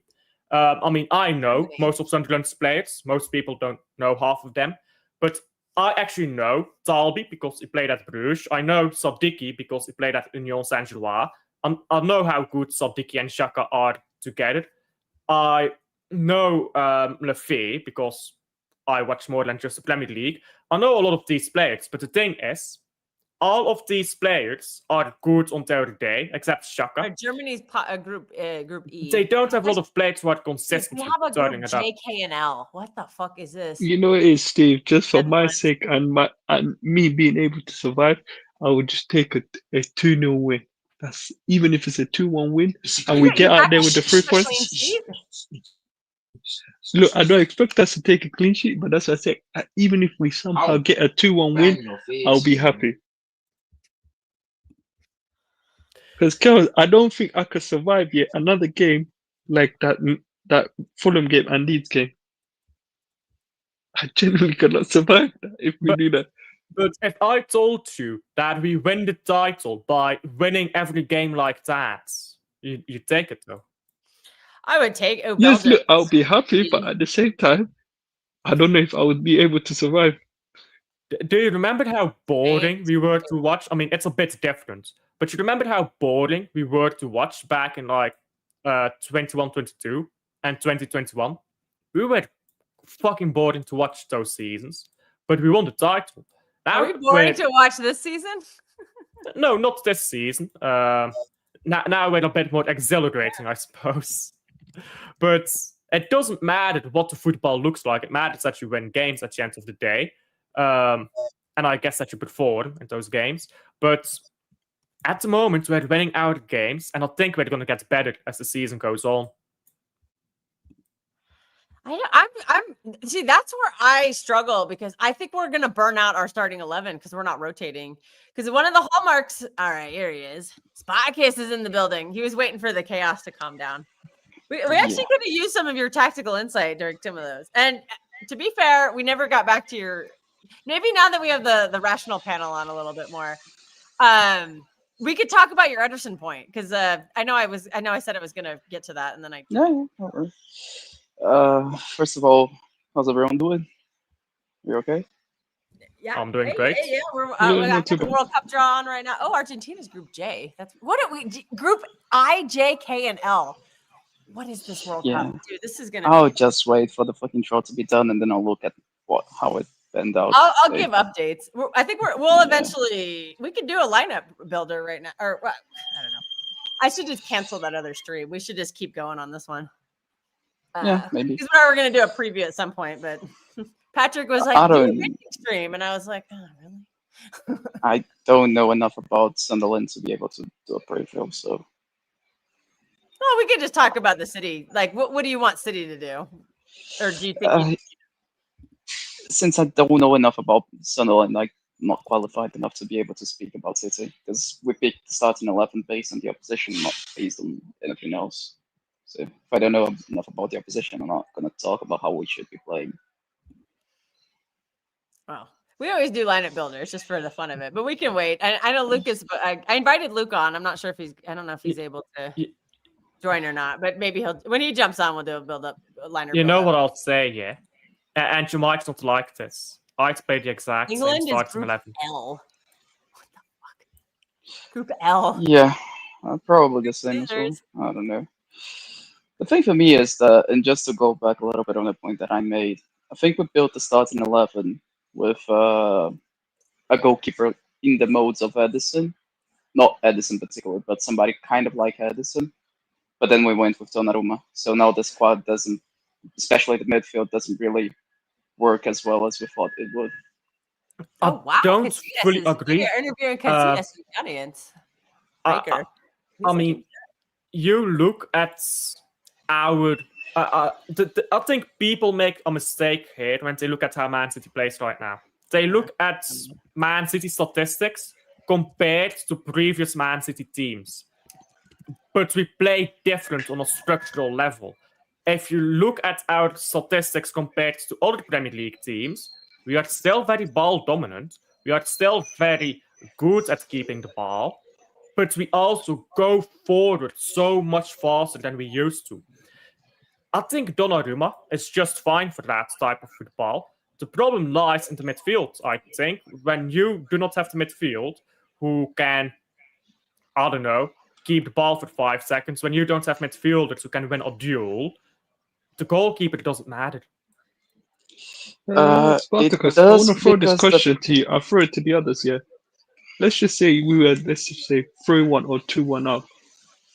What would you do to change? Because what I've seen from the past 2 games, we're good first half, but second half we tend to be just lose it. So what would you do? I disagree with the statement to begin with. I don't think your opening statement is right.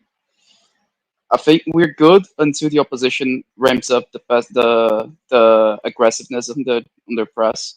When they go man for man, doesn't matter if it is first half, second half, third half, fourth half, injury time, doesn't matter. It can be the first second of the game. If the opposition goes high and try to press us in the build-up, in the first phases of play, we just can't deal with it. That's just not true. There's a reason why they don't. No, there's a reason why they don't press us early. It's because we scored early goals when they do that. You look at the Leeds game. They try to press us high up. Bam, we scored. You can't press us high up, not in the early half of the game. But the problem is we tired out too quickly. So what's your argument for Newcastle? Newcastle were just shit. but you're always going to play both games every season. When you look at the statistics and you look at the passes per defensive action of the opposition, whenever they ramp it up, we just can't deal with it. Or maybe we can't deal with it anymore and they look more successful in statistics.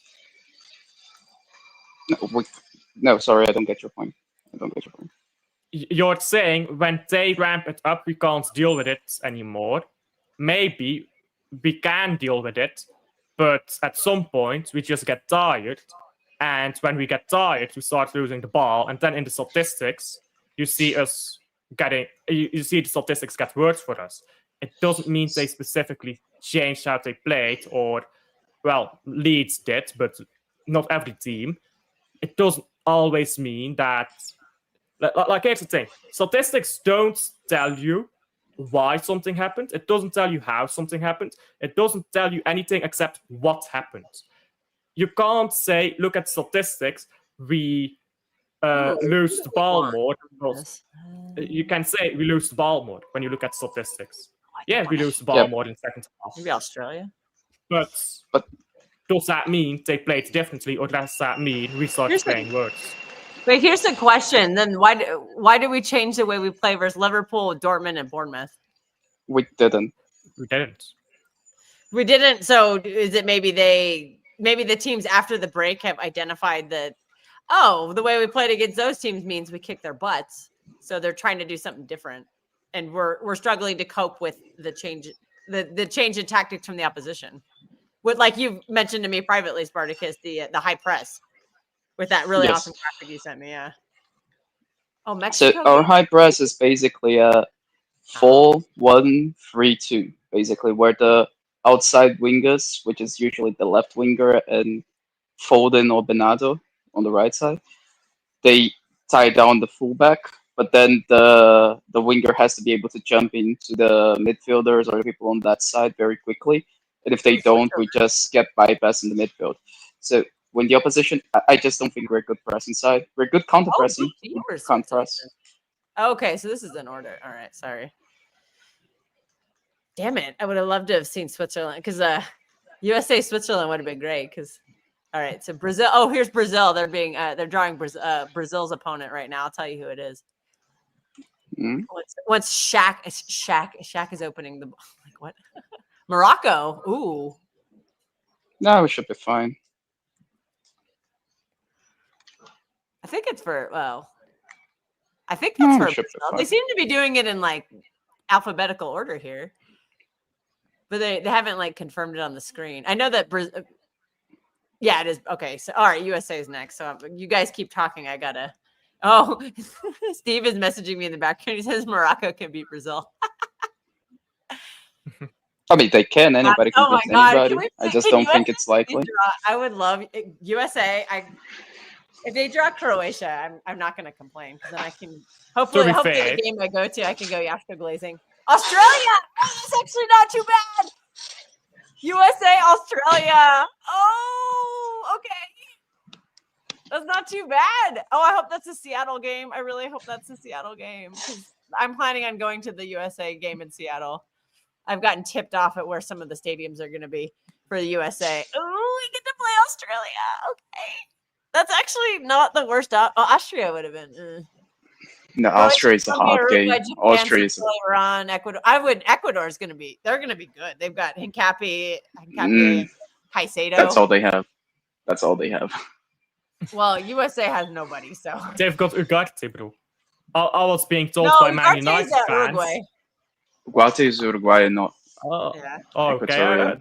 No, that's what we should have wanted with Uruguay because we just bitch slapped them a couple weeks ago. Germany, yeah, you bitch slapped a B team Uruguay. Oh, Germany and Ecuador. Ooh, Germany's my other team. So my grandmother was born in Germany and came over, so that's my background in German. That's my German background. Japan and the Netherlands. Okay. Ooh, Belgium is next. That's for you, Alfie. Who do you think will win the World Cup? Spain. I want Spain to win so bad. I need Rodri holding that World Norway. Cup. Yeah. Although I do think second Norway is Brazil. Make a run, Netherlands and Japan. If Norway make a run, it's gonna be that'll help Erling Haaland as Ballon d'Or. I do think that the second favorite is Brazil because we have the best coach in the competition. And he is good in and he's Iran, Belgium, and Iran. That's a pretty good draw for you. Doku's gonna light him up. The Iranian farmers. Maybe played Iran in the last World Cup. Maybe Iran actually like the group stage this time. Iran actually going to be able to play in the US though. Yeah. Yes. Yeah. Trust me. Well, that game could be held in Canada or Mexico. Don't forget. It doesn't. It's not necessarily going to be in the USA. Yes. Uruguay and Spain. Oh wow, Spain just got an easy draw there. Uruguay are not an easy side. They're not easy.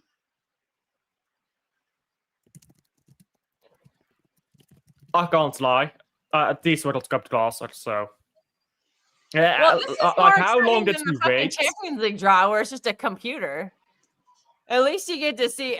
My question is, why is Aaron Judge the baseball like goat that they brought out? I'm like, first off, he's still playing, and second of all, my friend I was like, bring out Barry Bonds, who one of the greatest players of Senegal and France. Ooh, wow, that'll be interesting.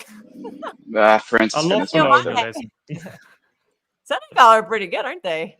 No, but like you could have brought Barry Bonds. I'm surprised didn't say France will be the one that win it. I think France is not winning this. France is not winning this. You never know. Nah, I know France is not winning this. Oh yeah, Steve says Senegal are beating France. He calls Didier Mbappe is not as good as people make him out to be. Argentina are gonna get. Oh my God, Argentina, Colombia would be. Oh, Austria. Okay. Ooh, that means England's gonna get a tough game because it's either Croatia or Colombia. Actually, yeah, Colombia are getting better. Colombia are. I Kels, think we that all, England being Group L. Kels, I'm not being Portugal and rude, England are but both more Kels, I'm likely fast than. because we all know England are shit. They're not gonna make it past probably the quarterfinals or the semi-finals, knowing England. Both I England don't and think- Portugal are more Commentary likely because to his win mom's not over. messaging me. He's like, I don't England. think He's like, any the of host the can't win teams. on our home soil. I don't think any of the teams in Colombia, pot 1 Portugal. are That gonna means win it. Croatia, England is going to be Group L. Wow. Wow. This could be a group of death for England. Nah, it's not gonna be. I don't. Ooh, South Africa. Yeah, I think, okay, well, now we're going to get to pot number 3. They're coming up. Let's use in pot 3. I don't even know. Well, we're still The waiting. thing is, Gotta do the official ball draw. votes. Shaka's job is about to be done. And then we move on. I would say that Wayne Gretzky's coming up soon. both Portugal and England have a bigger chance of winning this than France. Really? Nah, not Oh, man. England. Wait. Manager or what? What do you think? Do you think Spartacus. it's Deschamps? Not just don't What rate the France. hell? Just Spartacus, don't rate France what at the all. hell makes you think this shit English side is gonna win it? Because I think France is even worse. Hey guys, you are not ready for Belgium with a good striker. If Romeo Vermont can stop getting injured. De Bruyne, he's gonna have a field day at the World Cup. Yeah, oh yeah. He just has to get healthy. Yeah, especially. Yeah, I mean, if you guys don't cheat against Brazil again, maybe we will have a chance. Cheat, come on. Hey, wait. Stop crying. Quick question. What group is Ghana 2018, in? you're gonna telling me that there wasn't about 4 penalties Hey, in that game Spartacus, just what from group is company Ghana in? alone. 4 No idea. penalties, brother. Come The on. way, hey, I That's know very diving. well, yeah, Brazilians. Kels, you know who I know is gonna be praying for Ghana's downfall? Kevin. Oh God. Did I know very. wait, Adam, you're I know you're half Chad. Yeah, but hey, definitely. Hey, Nigerian I'm or going to. Yeah, I'm half, but I'll be praying for Ghana's downfall. Okay, so you're half Nigerian. Okay, that's what it is. All right, here's Hey, pot the way that I'll be. I pot need 3's Ghana to coming get up. kicked out. Norway. Oh, Norway's coming into the draw. All right. Oh my God. Dude, USA, Norway. I'm fucking. I know we'll lose, but I'm like, I would fucking. Oh, Panama. I want Norway to get a bunch of farmers so Holland can get like 20 goals. If he gets into the USA group, he'll have USA and Australia to farm again. Oh, Egypt's in here too. So Marmoush, who does exist. Oh my God, I would love to. Oh, dude, give me USA, Norway. I would even consider going to LA for that game. I fucking hate LA, but oh God, we got the LA house. Oh my God, Scotland is in this group. In groups, here. I don't know why I thought Scotland was at the last World Cup. I guess it was the last Euros. Paraguay. Scotland, eh? 1, 2, What? 3. Scotland, lads, not 4, A. A is Canadian. 5, Tunisia. I know. Tunisia is going to be tough. 7, 8. 9. We're going to win. Aren't they going to be? South Africa is going to win AFCON. It's 12 groups. Bafana. Bruh. Cote d'Ivoire. I did the A because I thought that they were going to play in Canada. No, isn't the game in Canada? We don't know yet. We're gonna Uzbekistan. Oh, I want Uzbekistan. So, oh my God, I want to see USA Uzbekistan so bad. Qatar. Oh, Qatar actually qualified. They didn't just get it because they hosted it last time. Saudi Arabia. Hosting the World Cup boosted Qatar. Yeah. To be fair, didn't they win like the here's South Africa. Bafana. Oh, Kobe's here.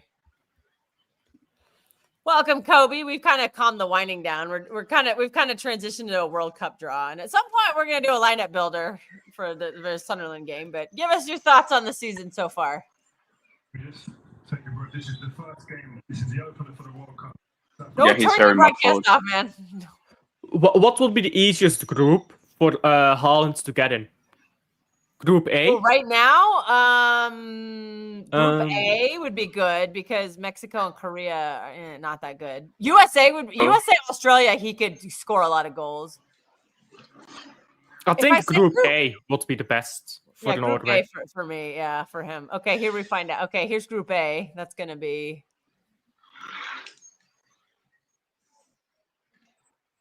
South Africa. Oh, Mexico, South Africa gonna play again. All right, Kobe, we're gonna check. Kobe, did you? I'm unmuting you.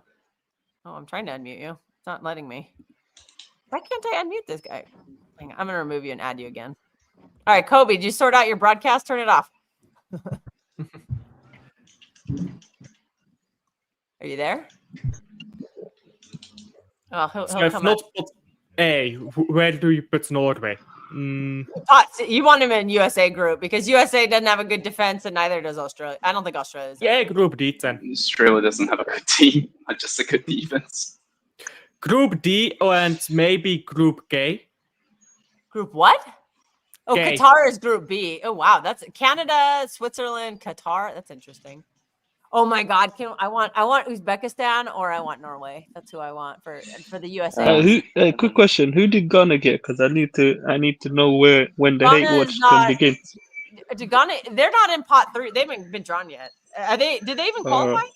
Or is this a joke? Did they? I don't even know.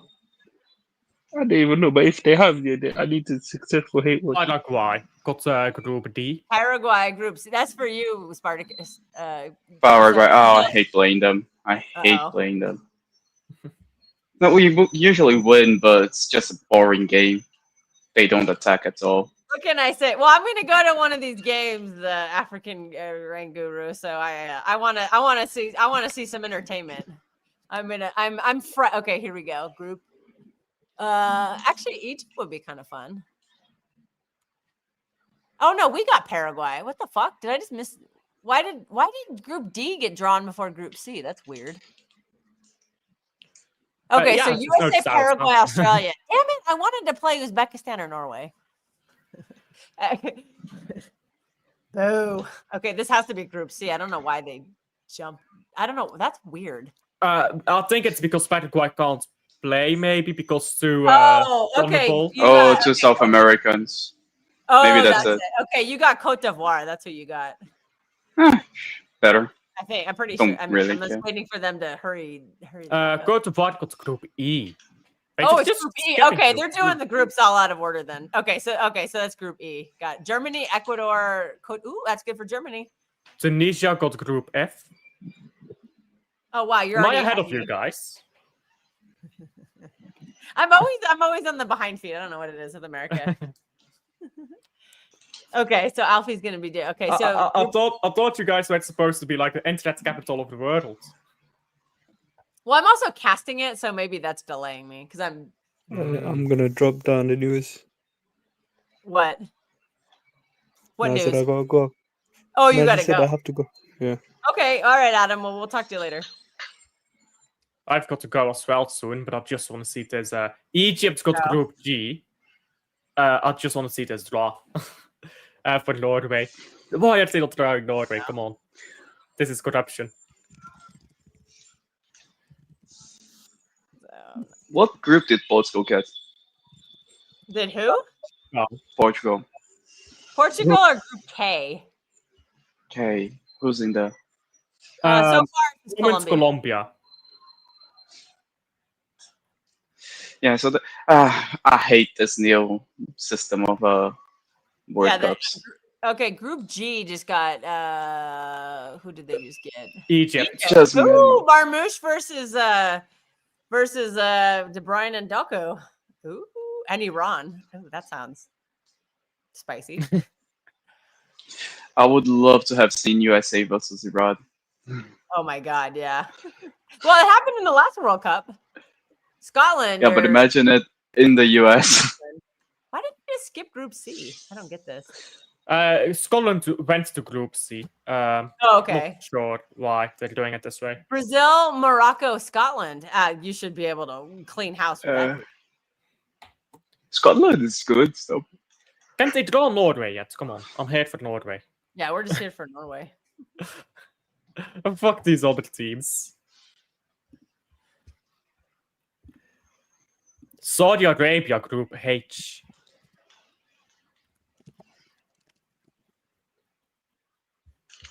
Saudi Arabia is together. So Spain, Uruguay, and Saudi Arabia. Wow, Spain should be clean and happy because Uruguay are not very good. Spain getting Group will be there. Disagree.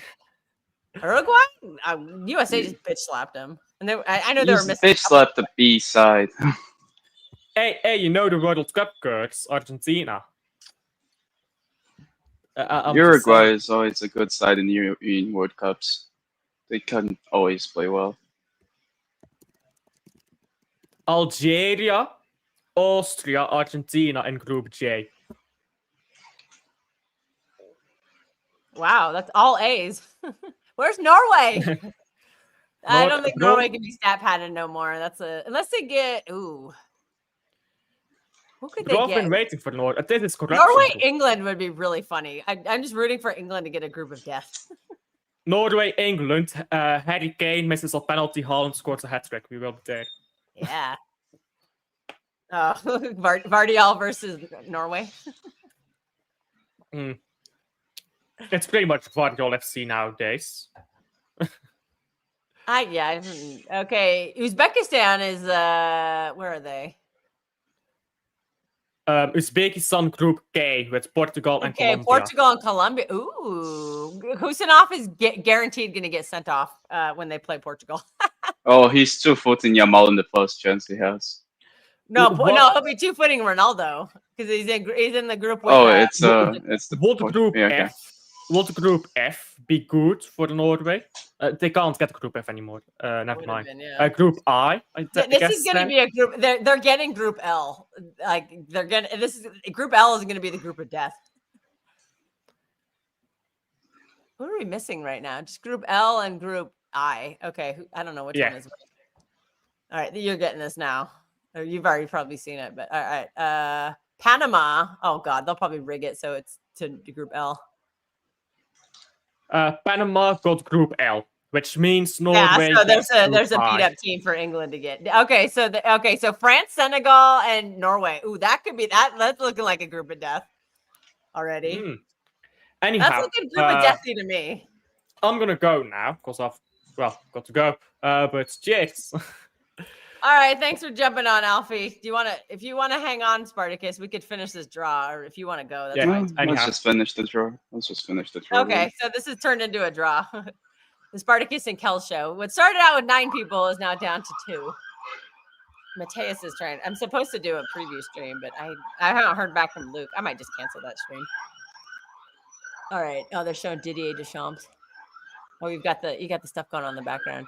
Okay, so Norway, Group I, France, Senegal, Norway. Yeah, that's a group right there. That's so far that's our group of death, I would say. The rest of these, it's so watered down now. But Group E could be different. Germany, Cote d'Ivoire historically have been tough. Ecuador could be.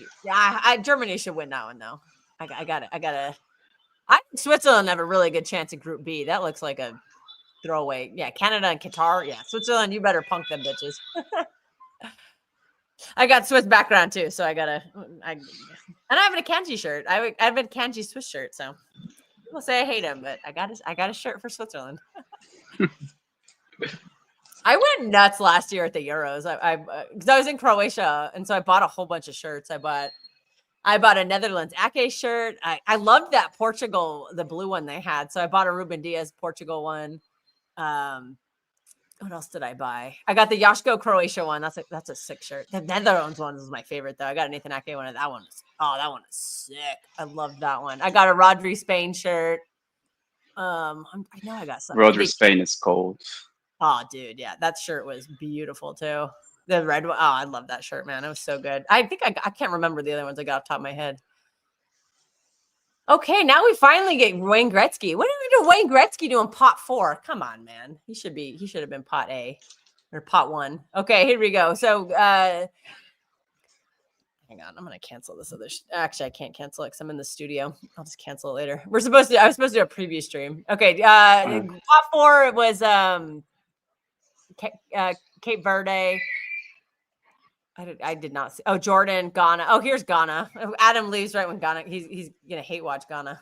He's sending the hate energy. Okay, Curacao. They're just reminding us who's in this. Haiti. Did Italy even qualify to the World Cup? I don't remember if they did.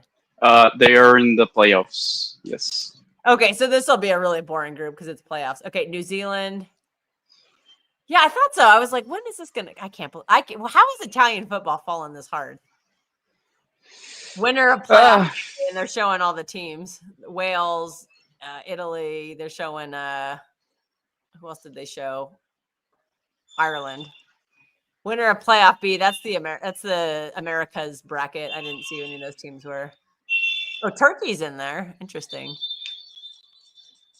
I don't recognize any of these shirts. Maybe that was Italy, but winner of playoff D.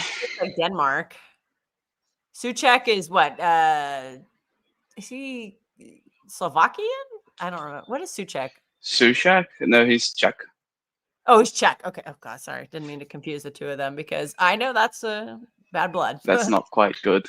I'm old enough to remember when Czechoslovakia was one country. Because I used to have to spell that in geography class. That was it's a mess. That was a mess.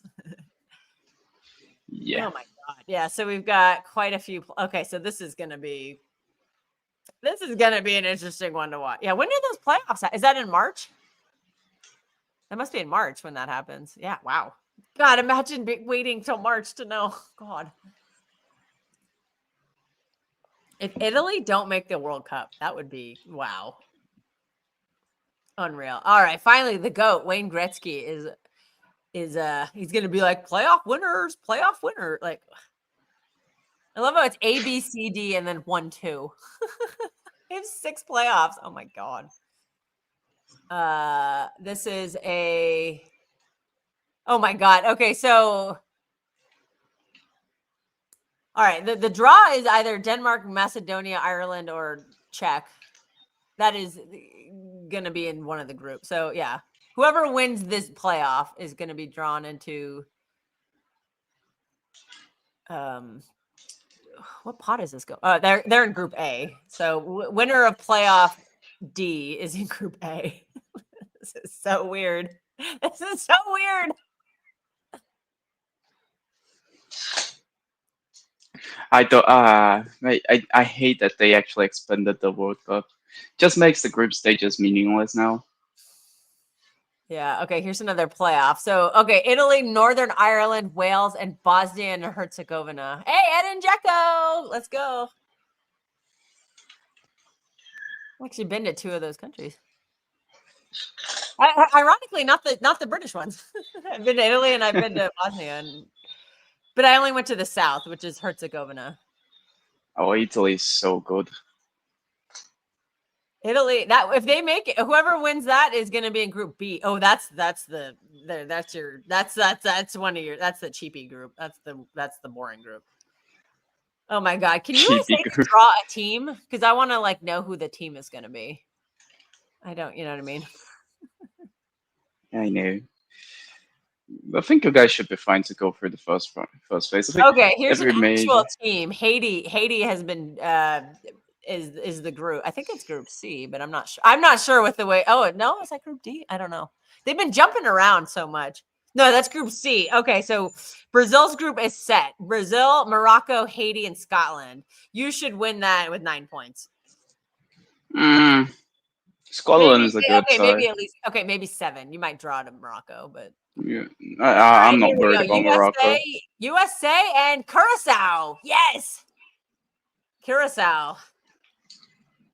I can get all the Dutch hate. Oh, I should tell my friend about. I hope that's a Seattle game because my friend in Seattle would probably go. She's Dutch, so but she has Dutch heritage. She might be going for Curacao because they're Dutch territory. You never know. Oh no, that's Group E. What? See, I'm confused how they're okay. So that group is set. It's Germany, Curacao, Cote d'Ivoire, and Ecuador. Why the fuck did they skip Group D? I'm confused. Oh, it's probably because USA and Curacao. It's probably the same, same geographic region. They don't want to do it. Okay, that makes sense. All right. Who is next?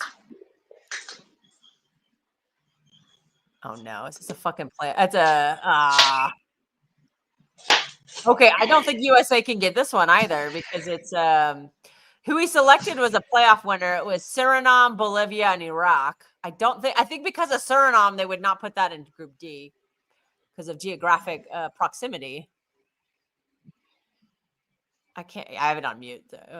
Wait, the winner of. Okay, so we'll see. Because yeah, Suriname. Oh no, that's in Group I. They're saying okay, Group I. So France, Senegal, Norway, and one of Iraq, Bolivia, and Suriname, or whatever is that? Did I say Bolivia and Suriname? Whatever they said. Whatever I said a second ago.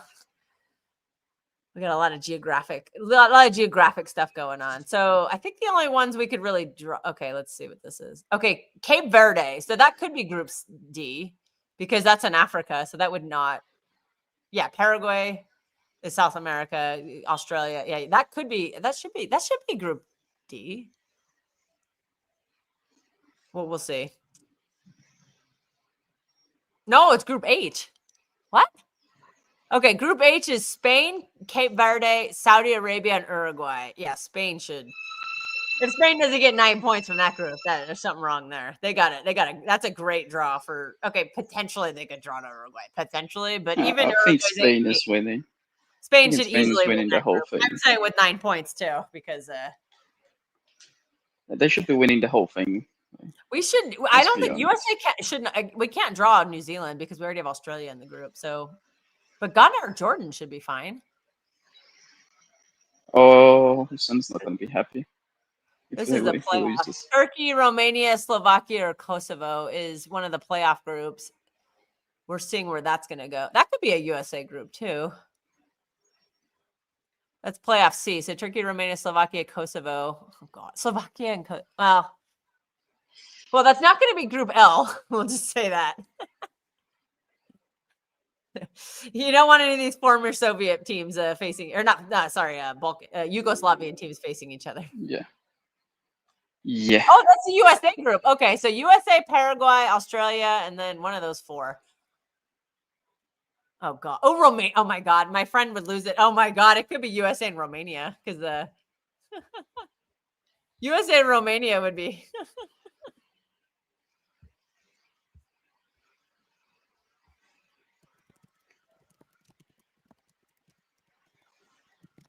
I gotta tell my friend in the group chat.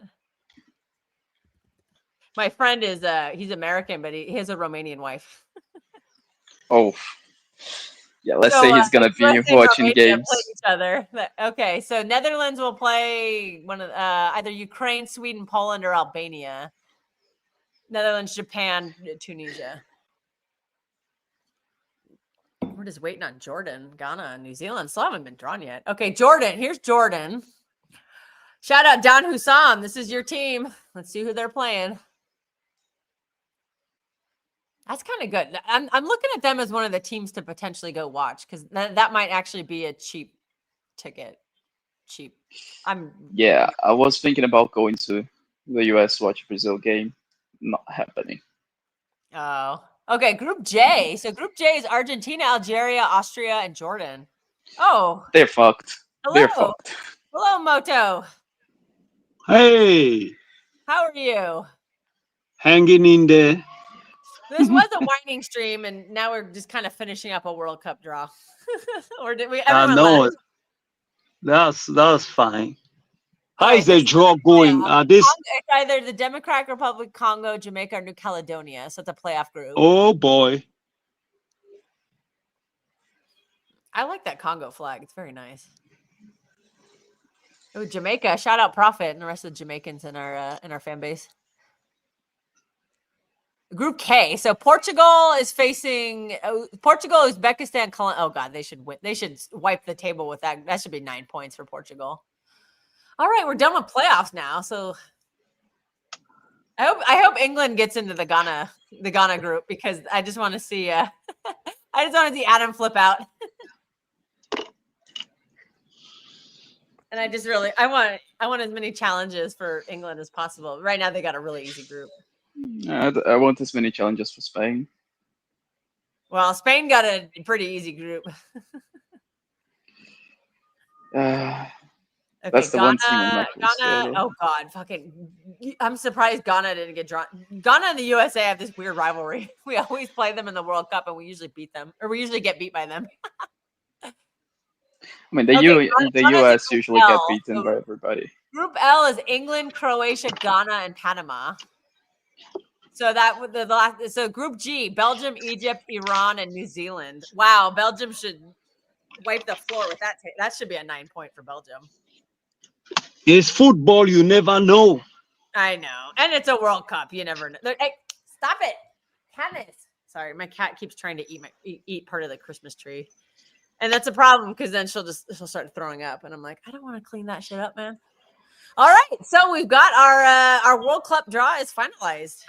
Spartacus, what do you think of your group? Or what do you think? Brazil, Morocco, Haiti, and Scotland.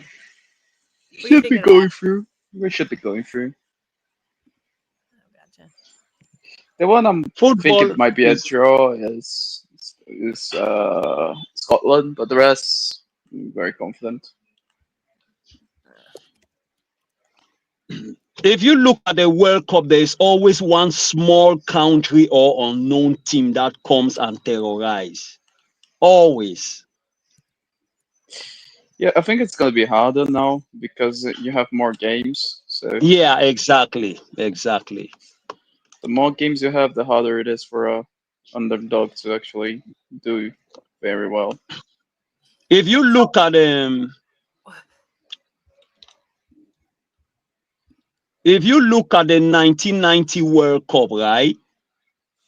Cameroon got all the way to quarterfinals. Argentina just won the World Cup, so the opening game was Cameroon-Argentina. Argentina got beat and whooped. The first opening game.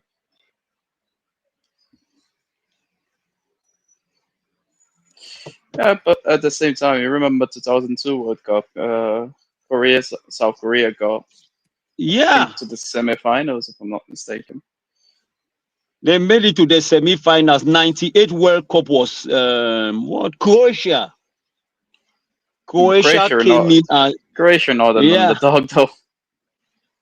It's just a small team that comes in and just just make it through like that. I don't think you can count Croatia as that. Croatia is a very good side, usually. No, I mean in the 98 World Cup, I never knew anything about Croatia until the 98 World Cup. Nah, I think Croatia is a decent enough side, usually. I'm saying like, I think it was Ghana in the 2012 World Cup. There you go. Cup, 2010, yeah. I'm looking at Costa Rica in the 2014 one. I'm looking at South Korea in the 2002 World Cup. I'm looking at 2006. I don't think there was any in 2006 one. No, 2006 was just the big boys. Just the big boy. No one came through. France got grouped in that one as well. Yeah. So. 2006, I literally handed it to Argentina. I gave it to Argentina before time in 2006. I really gave it to them.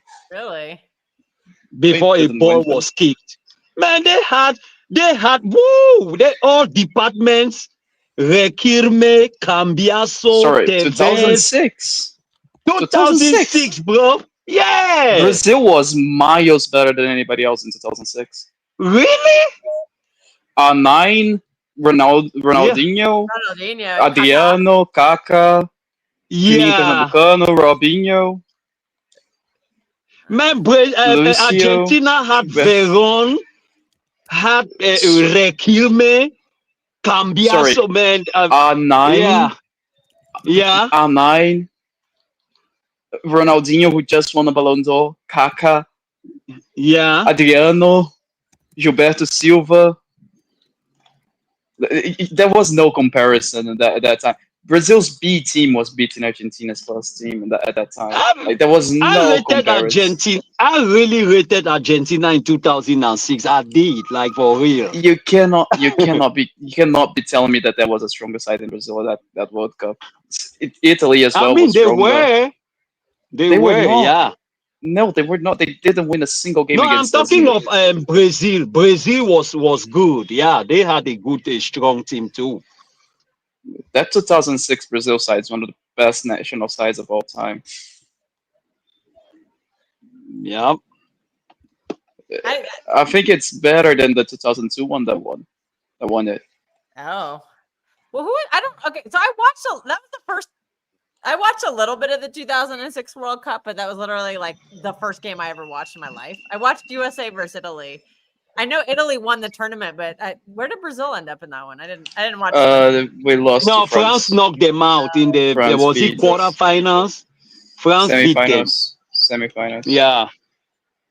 That was the best midfielding performance I've ever seen from a single player. Do you That know was the done. best game From I who? watched in two? Oh my God, is this the Village People? Doing what? This? What they doing? That's Village People. Yep, young man. What are we? Oh my God. Oh my God. That game from Zidane is the best midfielder performance of any They're player doing of the all time. YMCA right now. That was fucking ridiculous. The Village People. Wow. What are we doing?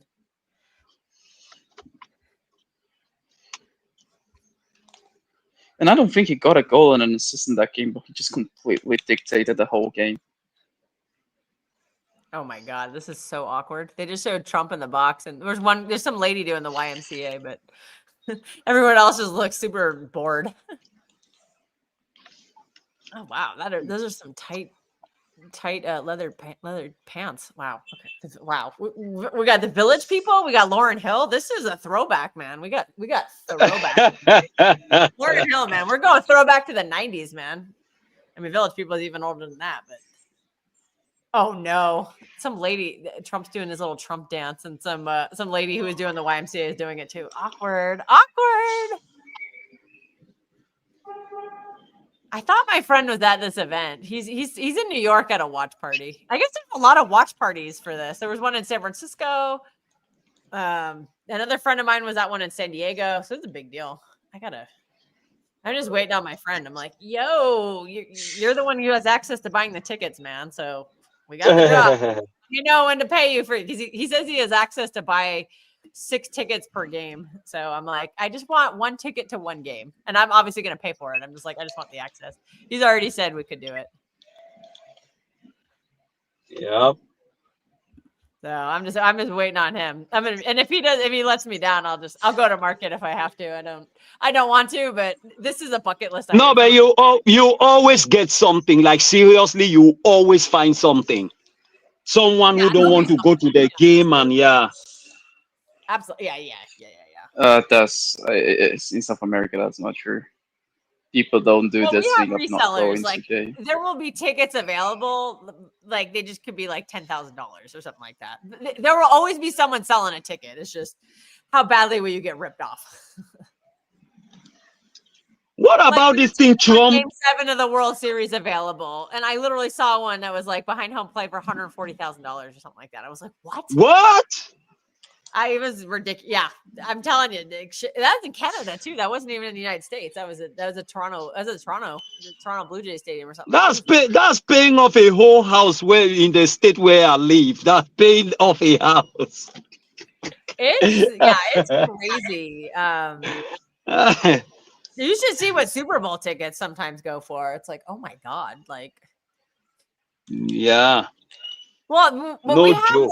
we have like a couple of thousand or a couple of hundred billionaires in this country, so they don't give 140. Yeah, you right. You right. Don't give a shit. And we have a lot of billionaires too, but like the majority of the country in America is living paycheck to paycheck right now. Like a lot of them are going bankrupt because of medical bills, because our healthcare system's a mess. So it's like. Yeah. When you see these prices and stuff, just remember that's only applying to a couple hundred or maybe a couple of thousand people in the country. It's not applying to the majority of the 300 million in this country. It's a mess. Yeah. Well, the Club World Cup, I think, kind of showed that they're going to have to lower the prices because they had a lot of empty stadiums because they wanted like 100, 150 for these tickets or 200, 250. Like they want a ridiculous amount of money for these Club World Cups, and nobody wanted to go because it was like, who cares? Like what? Exactly. I wanted to go, but I didn't have enough. I didn't have enough time off. So I couldn't make the trip. It's also the city I live in. Usually, if you go to the East Coast, most of the time it involves like a layover, and it takes forever to get to the East Coast from where I live because I don't live in a big city, so there's no direct flights. Oh. Like I can fly direct to Chicago, to Denver, and I believe there's an airline that goes to Atlanta daily. But that's anything else you got to connect, and I'm like, oh, God. So I probably could have gone to one of the Club World Cup games in Atlanta, but I was like, Those connecting flights sucks. What was this? Oh, this is true, man. Holland and Mbappe. Ooh, that's gonna be interesting. Ooh, that's gonna be headlines. Hella lightning delays. Only in the games on the East Coast. You won't have any problem with storms on the West Coast games. They'll be going on just fine because we don't have rain in the summer. I was talking to a friend of mine. Imagine if there is this final Brazil and Argentina. There's a penalty in the final few moments of the game, and the game is like 1-1, and they have to stop the game for the weather thingy. That's gonna be a mess. That's gonna be a mess. They have to get rid of that. Yeah. And Messi actually said if he's going to the World Cup or not. He's likely going in it. The guy's still playing football, so he's going. I don't think he'll be able to resist the temptation not to. He's like, well, I don't think there is any temptation. World Cup, that would be insane. I don't think there is any temptation not to go though. Yeah. And he's still starting for Miami, and he's doing quite well. I mean, it is MLS, so you know. There's always that Vinny, Rodrigo, Anthony, and Richarlison are. I don't know if Anthony or Richarlison are making that squad. No, Richarlison is making the squad, but he's not playing. Really? He's just one of those guys that Ancelotti has trusted because of his time at Everton. Oh, the last time Richarlison was any good. That game in the century, man. Everton getting 90 million for him, or was it 70 million? Dude, he was not worth that much. He's not worth anything. Guy's a fucking useless player. Yeah, he's no good. Richarlison is a crybaby. Yeah. I'm sorry. I think it's weird if you tattoo your own self on your back. That goes for Leroy Sané also. I think that's kind of weird. Like, why are you putting a tattoo of yourself on your back? That's weird. I think you got a little cuckoo in the cabeza. Little? This guy is completely nuts. He is fully nuts.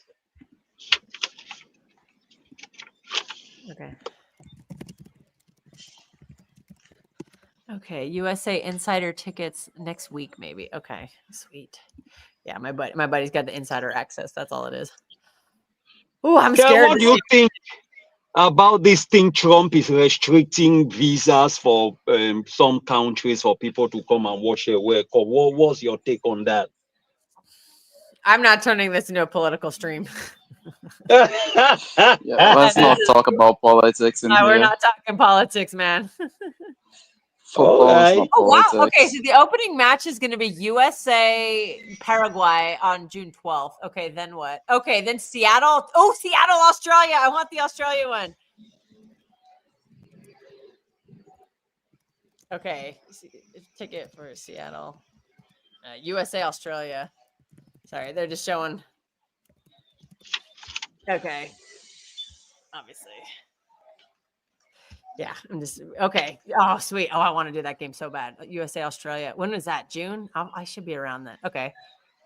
Oh, we got to balance that. There's gonna be a big house party in LA because Steve said that Flawless is coming out and that we're gonna have a big content creator Airbnb house party. I'm like, I'll come down for that. I'm just gonna take alcohol is good, isn't it? You want to join? Good, isn't it? You want to come to Los Angeles? Not gonna be there. Okay, if you could go to any of these games, would you like go to one in Mexico or something, or would you avoid the U.S.? I'm just like as a theoretical question. Why avoid the U.S.? I don't know. Well, you have no issue because I don't think. I mean, it's just getting a visa, but that should be easy. I already have the visa, so don't need to worry about that. Is it like a 10-year visa? It is. Okay, because I think that when Americans buy a visa, I think it just changed though, because I remember it used to be if you bought a visa, it was for 10 years for Brazil. But we used to have to go to the embassy to interview. And I think they've dropped that for an e-visa, but I think the e-visa is no longer 10 years. But if you already had the 10-year one, it's like they'll still accept it. Or Yeah, something like you can't. Yeah, you can't. If you've got something, they can't take it away from you. Yeah. Unless you have some criminal activity or something along those lines. Exactly. Yeah. I just like the fact it's an e-visa now because I don't live near any. I live in an area. I would have to drive 4 hours to go to an embassy. So But- now I don't have to do that. Yeah. I would go to the US. I have no problem with that. I would go to Los Angeles as well, but it's just too expensive, isn't it? Yeah. It's expensive for me and I live here. I'm like, should I buy my plane ticket? I'm like, I'm seriously debating if I should like buy the tickets now, like buy the plane tickets now. Maybe yes. I just gotta wait. Maybe yes. I gotta wait for my friend. Well, the town I'm coming from is not super populated, and they have daily flights, so it might not be that bad. We'll see. I gotta wait for my friend to give me info because I'll buy on that airline. It's non-refundable, so I'm not gonna throw down $300 or whatever for a plane ticket. And then I mean, you can always sell to somebody, in it. No, I mean an airline ticket. You can't transfer that. You can't. Yeah, the World Brazil, Cup you game. can. No. I'd fucking drive to Seattle if I had to. That'd be a really long No, day. I mean, in That'd Brazil, be a you 15-hour can. drive, but I would fucking drive there if I had to. You can sell a ticket from airplane companies in Brazil. No problem. No, you can't do that It's here. transferable. Yeah, they're not here. They're not. That's a bit fucked up, isn't it? Well, yeah, they've just kind of. That's just how it's done. Okay. I want to do a lineup builder really quick. Would you? Anybody interested in that? I can say a couple stuff, but again, I don't know much about them, so Just how for much my fun, info would just be to leave good. a bit. Oh, that's not the one I wanted. Which one? Oh, I gotta start. I got a bookmark. Is it Photo Mob? Which one do I usually do? No, not that one. I gotta find. No, where's this one? Where's the pretty one? Oh, there we go. We'll just do it for fun. Then we can wrap the stream up because I'm sure I was supposed to do a different stream, but then this turned into a whining stream and then everybody left. So we'll just do one really fun. We'll just do it for fun for City. And okay, share screen. Okay, let me. Does anyone know anything about forgot the name of the team, Sunderland? Sunderland. I asked Steve about this. He said that they can play. He said they can either play like possession ball if they need to, or they could also play like they don't have the ball and they counter on us. He said How's very the strong setup? They play midfielder. 5 at the Thinks their back. keeper is the best keeper in the league this season. But do they play a 5 at the back? Do they play a 3 up, 2 up top? Do they play He 4 didn't at mention back? that. He didn't mention that. I can ask. Let me see if he'll respond. Let's see. Because this is the thing because if they play a 5 at the back, then maybe playing a winger is going to be a little bit more beneficial. If they don't, then I'll play the normal system. Okay, so we're gonna probably do as a formation. We never play a 4-4-2. It's usually what is it, a 4-1-4-1 or a 4-3-3? What do you think it's better? 4-3-3. Okay, 4-3-3. Usually Obviously, Donnarumma is gonna start. I can't see Trafford playing. Wait, is this showing? Okay, all right, this is showing. Okay, Donnarumma is obviously gonna start. Spartacus' his favorite player. Yeah. One thing I hate about this website My agenda. Agenda, isn't it? All right, I you have keep the same the same back agenda. line, or are you doing any changes there? Yeah, same back line. I think if you want to play Husanov for what Beta said earlier, if you want to play Husanov, then you have to play both. I think, in my opinion, you have to play both Yasko and Stones to compensate for the build-up. But even then, I still see problems because we don't build up from the center, we build up wide. So if we have Husanov at the wide areas, it's not as comfortable on the ball as Nunes is. And this isn't a dig at him. It's never going to be as comfortable as a midfielder on the ball. So. Got Nico O'Reilly in here twice. I think he finally has a picture. Okay, we obviously had to play Nico G in the middle because we don't have anyone else. Can you remind us? As a 6? Shut your mouth. No, I'm joking. Let's see. Let me go back to the comments here really quick. Somebody says that we should do Donna, Ryan Nori, Diaz, Husanov, Nunez. Okay. That's a choice. Nico Foden, Turkey, Doku, Marmoush, Holland. That's that. Hey, that's an interesting lineup. That's a lineup of all time. That's a lineup. Definitely. Let's be real. Bernardo is going to be in here. Do we think he'll be on the right? He'll probably be on the right side of the midfield. Do you think, or do you think he'd be on the left side? I know he rotates all over. I would like to see him on the right side, to see Foden on the left side of midfield, but since Foden has been playing on the wide areas, then I don't know. So do we have Foden in the midfield, or do we have Foden on the wing?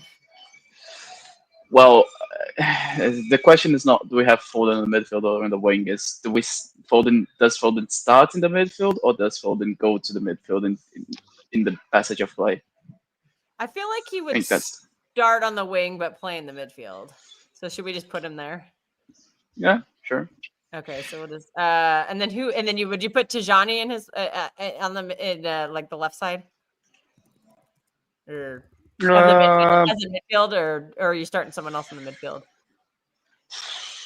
Probably start him. Yeah, we'll probably do. I'll do the same. To be honest, the same as we did against the Leeds and Tijani. Oh God, that's fucking name. Rain. I cannot spell his name. Rain. Oh, there it is. I'm like, how do you fucking spell his name, man? I'm so bad at these Dutch names. Okay, there we go. And then obviously Erling Haaland. And Doku? Yes, sure.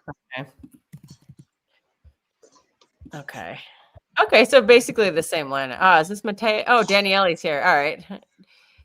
Hey. Hello, Daniele. Hello. We're just we've kind of stopped whining. We did a World Cup draw. We just did a lineup, but give us your thoughts on whatever you want to talk about. Give me a second. Once he figures out what he's doing. Yeah, you can just whatever you want to talk about, man. Just there you go. Yeah, it's just an open floor at this point. We're just, I guess we're just hanging out at this point. Mateus might be joining. We'll see. I am very concerned about the players that we're being linked to and how they're going to fit in long term with the players that we have. So you mean specifically who? I'm worried about the center backs. Gahey? Well, the implications of signing him. Yeah, that probably means Husanov will be sold. You think? Yeah, I think it's Husanov. More of the kind of center back we probably need.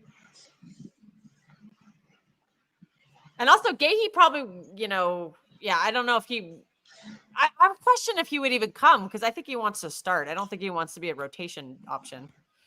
Well, if they pay him, I think he'll come, and then he'll rotate between Diaz and Gavardio and work as a tandem or as an alternate. My question is what it then does to Kusanov, because coming into the summer, there were already whispers of Kusanov with the game time going out on loan.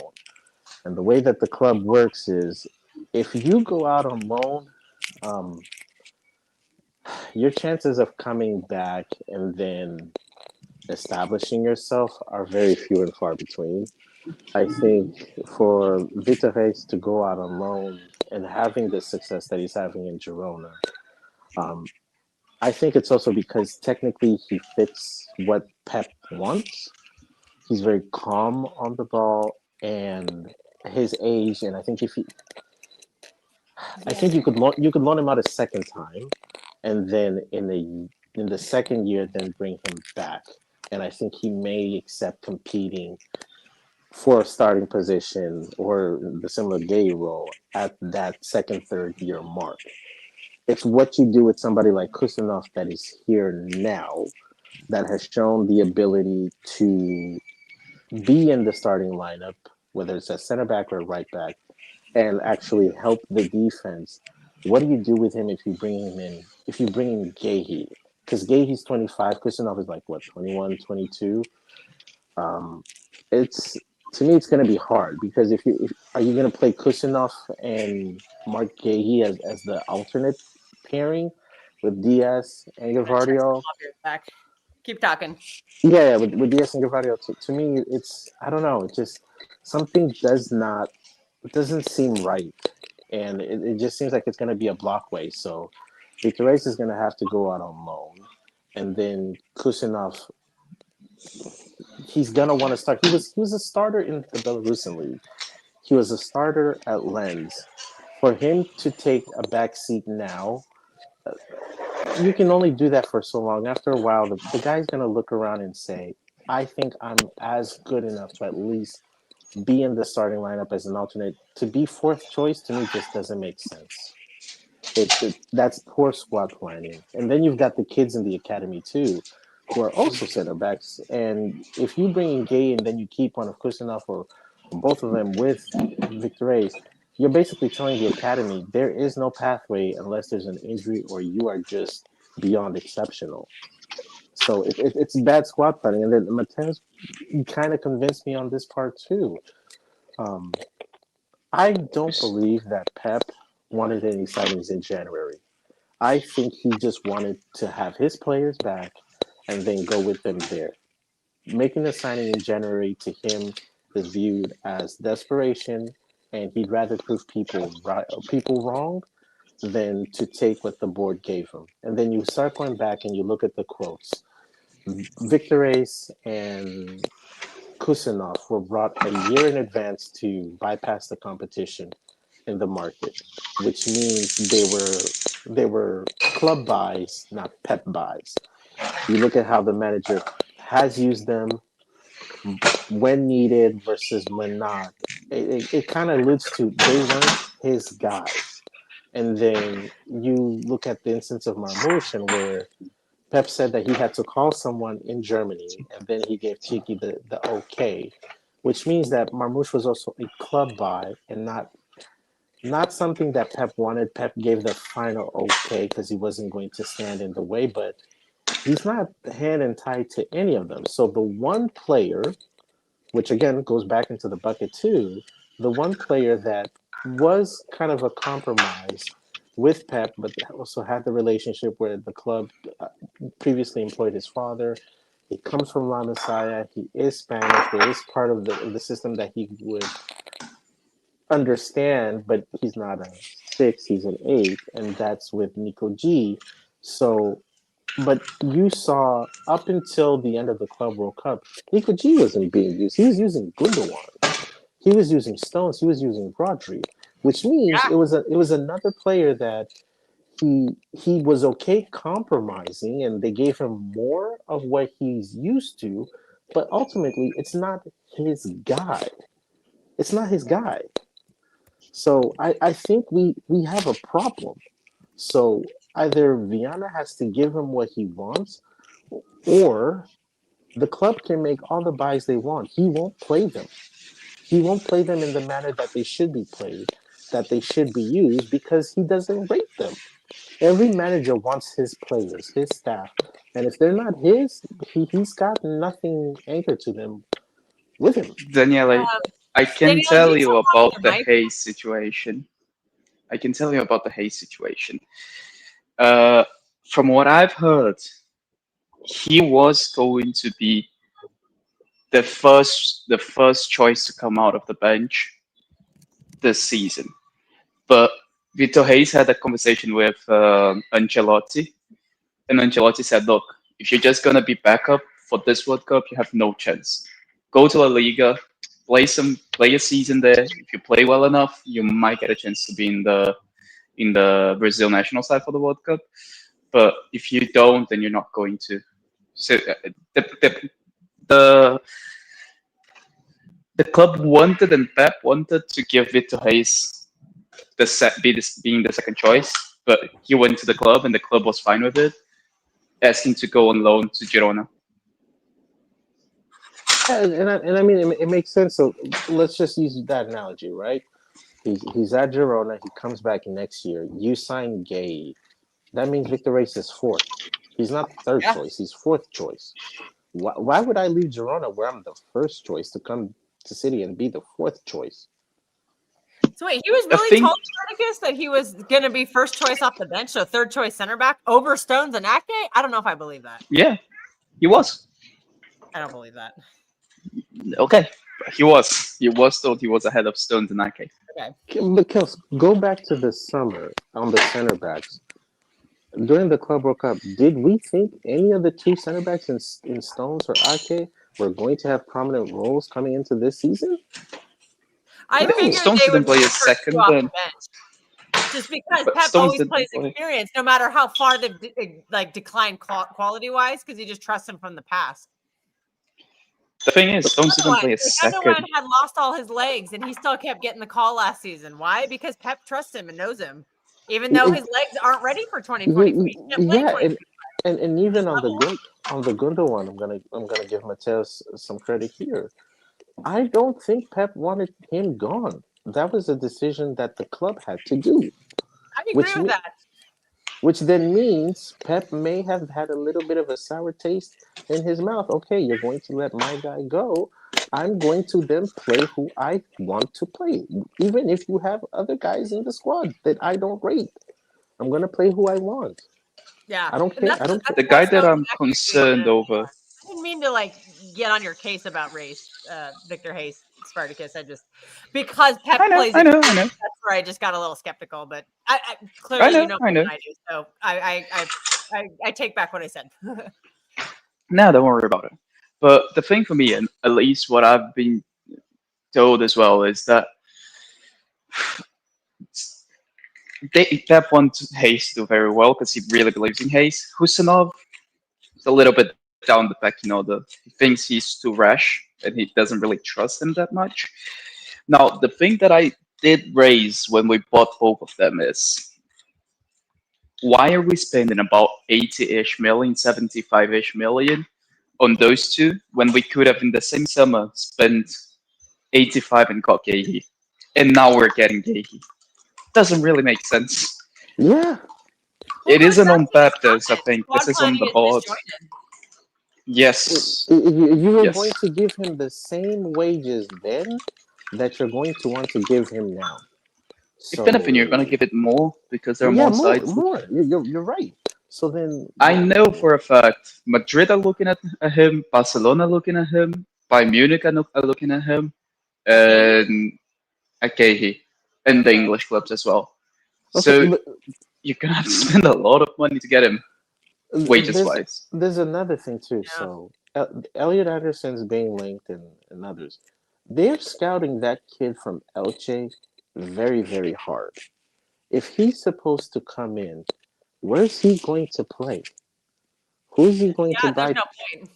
If that's someone that Pep rates, and the kid's supposed to be a mini clone of Pedri, not the same output, Spartacus. Let me just say that he's not Pedri, but the whole scouting from Spain is that he's a very, very good player, control of 10% or all that.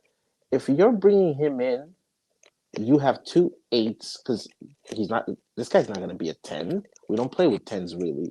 So he's going to probably come in and be an 8. We've got 2 8s. One plays a 6. The other one is a box carrying 8. So then what do you do with them? Does that mean Nico Gigo's, I don't know, or becomes a depth option? Like, I don't understand. What do you then do with Nippon? Was Nippon a club buy or was he a Pep buy? Because then loaning him to the championship, it makes sense to me. They seem very deliberate to get him as homegrown. Yeah, but then that must mean they have a plan for him, right? But if you're going to bring in somebody from overseas, same age bracket, where I think this kid's 20, Nippon's 18, Mukasa's 18. Where are you going to play them or give them opportunities? Mukasa, to me, is going to have to go on a loan. Mukasa will probably get sold for profit because we haven't made a lot of sales lately, and we spent a lot of money. Yeah, eventually, I know we've had like a bit of a savings, but that's going to be depleted. So we're going to have to start selling some of these academy players. And I heard they don't want to sell Bob; they want to loan him. Well, Daniele, hold my hand from what I'm about to say. Hold my hand. Get off the ledge. Naipan gets the homegrown tag. Is this for us using him? Or is this to make him more expensive for an English team to come and buy him? Hold my hand, Daniele. Hold my hand. Get off the edge. Get off the ledge. You could be right on that one. Oh no. Spartacus, I have enough as it is sitting down with my therapist talking about Oscar Bob. Now I have to add Nippon, whatever you pronounce his name. No. You know what? That is so true, though. But you're right. It's true. It's so true. And I think you'll see the academy still start to ramp up because, you know, they actually have some, you know, the Heskey brothers and Makadu are apparently doing really well. Divine Mukasa. That's going to probably be just pure PSR profit. But Kels, if we, like you both just alluded to something, and now I'm really concerned. We've sold, outside of last year and this year, we've sold every other year before that academy prospects, which means they're gonna want to even the books to some degree and get money coming in. I don't think Bob's going out on loan. They may say that it's just a loan. I think they're going to sell him. I think so too. I think they're going to sell him, and I think they're going to sell some of the other kids because maybe he'll come back. Yeah, because Martin's also saying this, where a lot of the kids in the academy are not signing long-term deals.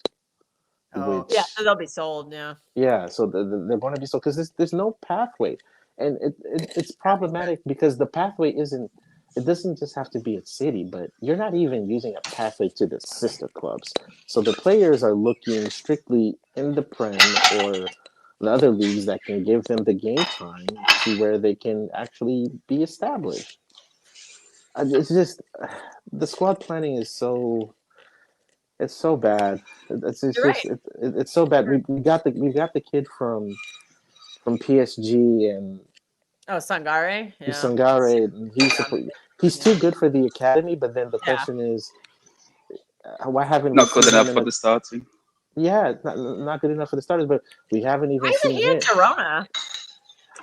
Great question. They could use him, but they signed another forward from Ukraine or from the Ukrainian league. Yeah. So this is what you got to understand. At the sister clubs, the foreign players that they sign always look at the ownership because that's going to have a direct correlation on some of the influence that they have. Like a lot of the Argentinian, Uruguayan, South American buys that we did, that was because of Marcelo Clara. That's the minority owner of Girona. He kind of took a step back because of where the club is, so you barely see him saying anything publicly anymore, even though he's upset behind the scenes. Some of the players that they've been signing from Eastern Europe is because of some of the minority Eastern European owners that are part of the CFG that have an influence, like Kusinov with the whole Uzbek thing. Like, if I'm them personally, because Ruben Diaz is what, 29, 30? Or 28, 29? 28. I believe he turns. Isn't he 27, 28? Wait, I'm gonna look it up. I'll look it up. I'll look it up. Ruben, give me a sec. Ruben Diaz. Okay, Ruben Diaz. I know he's young. 28. He turns 29 in May. Yeah, 29. So he's When you signed the extension, that's what, a 3-year deal or 2-year deal? I think I'll carry him to 32. 32. Or 33. So if I was them, if Kusinov isn't a part of the plan, I would park him in Girona with Victor Reyes for 2 years. Kusinov needs to be playing. I think him being on the bench is just really detrimental to his growth. But I don't know if they would send him there because Victor Hayes is there. But next summer, if he's not like part of the plan, he needs to be either loaned or sold because you can't just have him running there. But and it seems like Pep doesn't like him. So if Pep doesn't like him, then quit holding him hostage. You know what I mean?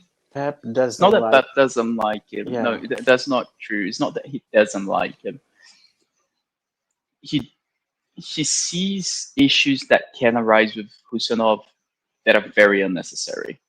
So he needs to improve. He needs to show that he's improving it in the training grounds before being able to step into the field. But Spartacus, even with that, some of that I you don't can think he'll get the time to get to prove it to him, though. you can replicate that on the training ground as much as you want. It's not going to be the same as live game simulation. That's true, but I don't know. But if Huselov is 2-foot challenging somebody in the training, what the fuck is he gonna do in the actual game? That's fair. And this is the issue apparently. He's way too aggressive even in the training ground. So when it comes to the actual game, then it's even more of a scare. He likes the concept of that Huselov, makes me but wonder. Then I'm like, why do we have this player then? You know, if it's not going to get fixed, he's not going to sit around for 2 years waiting for, you know. it can get fixed. And this is the hope. We're just hoping that he does stop this Who's going to coach him, aggressiveness, and though? if he does, Who's going to coach him into fixing that? It's because so far I'm not seeing Colo Pep. When? Pep. Pep hasn't coached anyone in a long time. He only coached Nico G to get better because he was desperate for someone to play in that position. But who has Pep coached and improved recently? Pep coached Nico Riley into left back, Mateus Nunes into right back. He's coaching Savio to improve as a winger. He coached Doku to improve as a winger. He coached Nico G to improve as a midfielder. He coached was that Pep? Was Doku Foden Pep or into Pep midfield. Linders? Both. All I'm hearing is Pep Linders. Both. With Mane and No, that it's kind never. of influence. It's both. It's never gonna be just one. It's always gonna be both. Certain players won't accept a loan. Okay, Pep coached Rodri. I meant recently. Yeah, he did coach Rodri. Turned him into a Ballon d'Or winner. But he did the same with the fullbacks. I thought it messy. He did it with John Stones recently as well. Like when this notion when he started playing as a libero, as a full centre back who goes into the midfield. That's bad coaching him. I think, yeah. I mean, that worked for a season. I don't. Yeah, lately. Lately, it doesn't work because John Stones doesn't work much anymore. He's been injured so many times. So yeah. Oh, we lost Daniel. But this is the thing, like saying that Pep doesn't coach the players, I don't think it's quite true. The thing is, we want the improvement to come today. And as I said for Savio, as I said for Bob, as I said for Doku, as I said for Vitor Hayes, we're not going to see improvement over those things overnight. The improvement is going to come over 2-3 seasons, and it's going to be gradual. And sometimes you might see a jump, like we did see with Nico G for a couple of games. But then it jumps back down again for a couple of games, but then jumps up again. That's just the nature of young players. They are inconsistent. All of them are. Oh boy. Here comes the anti-Holland guy. What's up, Marshad? If he's even there. Oh, we added him. We'll see if he decides to join or not, but I don't know. How are you doing? What's up, You man? doing okay? I haven't heard from you in a while. How are you? Yeah. I'm not anti-Harami anymore. He changed his mind. He knows he's getting run if he says it. No, I didn't change my mind. I said before I'm not against the guy. I say to him he needs to do more than goal scoring. That's what I say. We're just teasing you at this, or I'm just teasing you about it at this point. Yeah.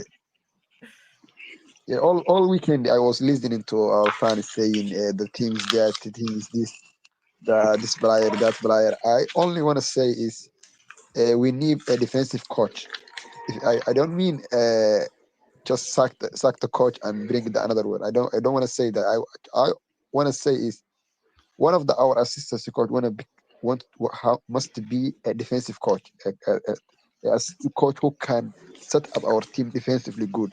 Because one thing with that is the guy in 15 years in his coaching career, he never coached a defensive team. His teams always play attacking football, attack. So we need a defensive coach, someone who can make our team play against hardly. Sometimes even the last game against Fulham, we scored 5 goals.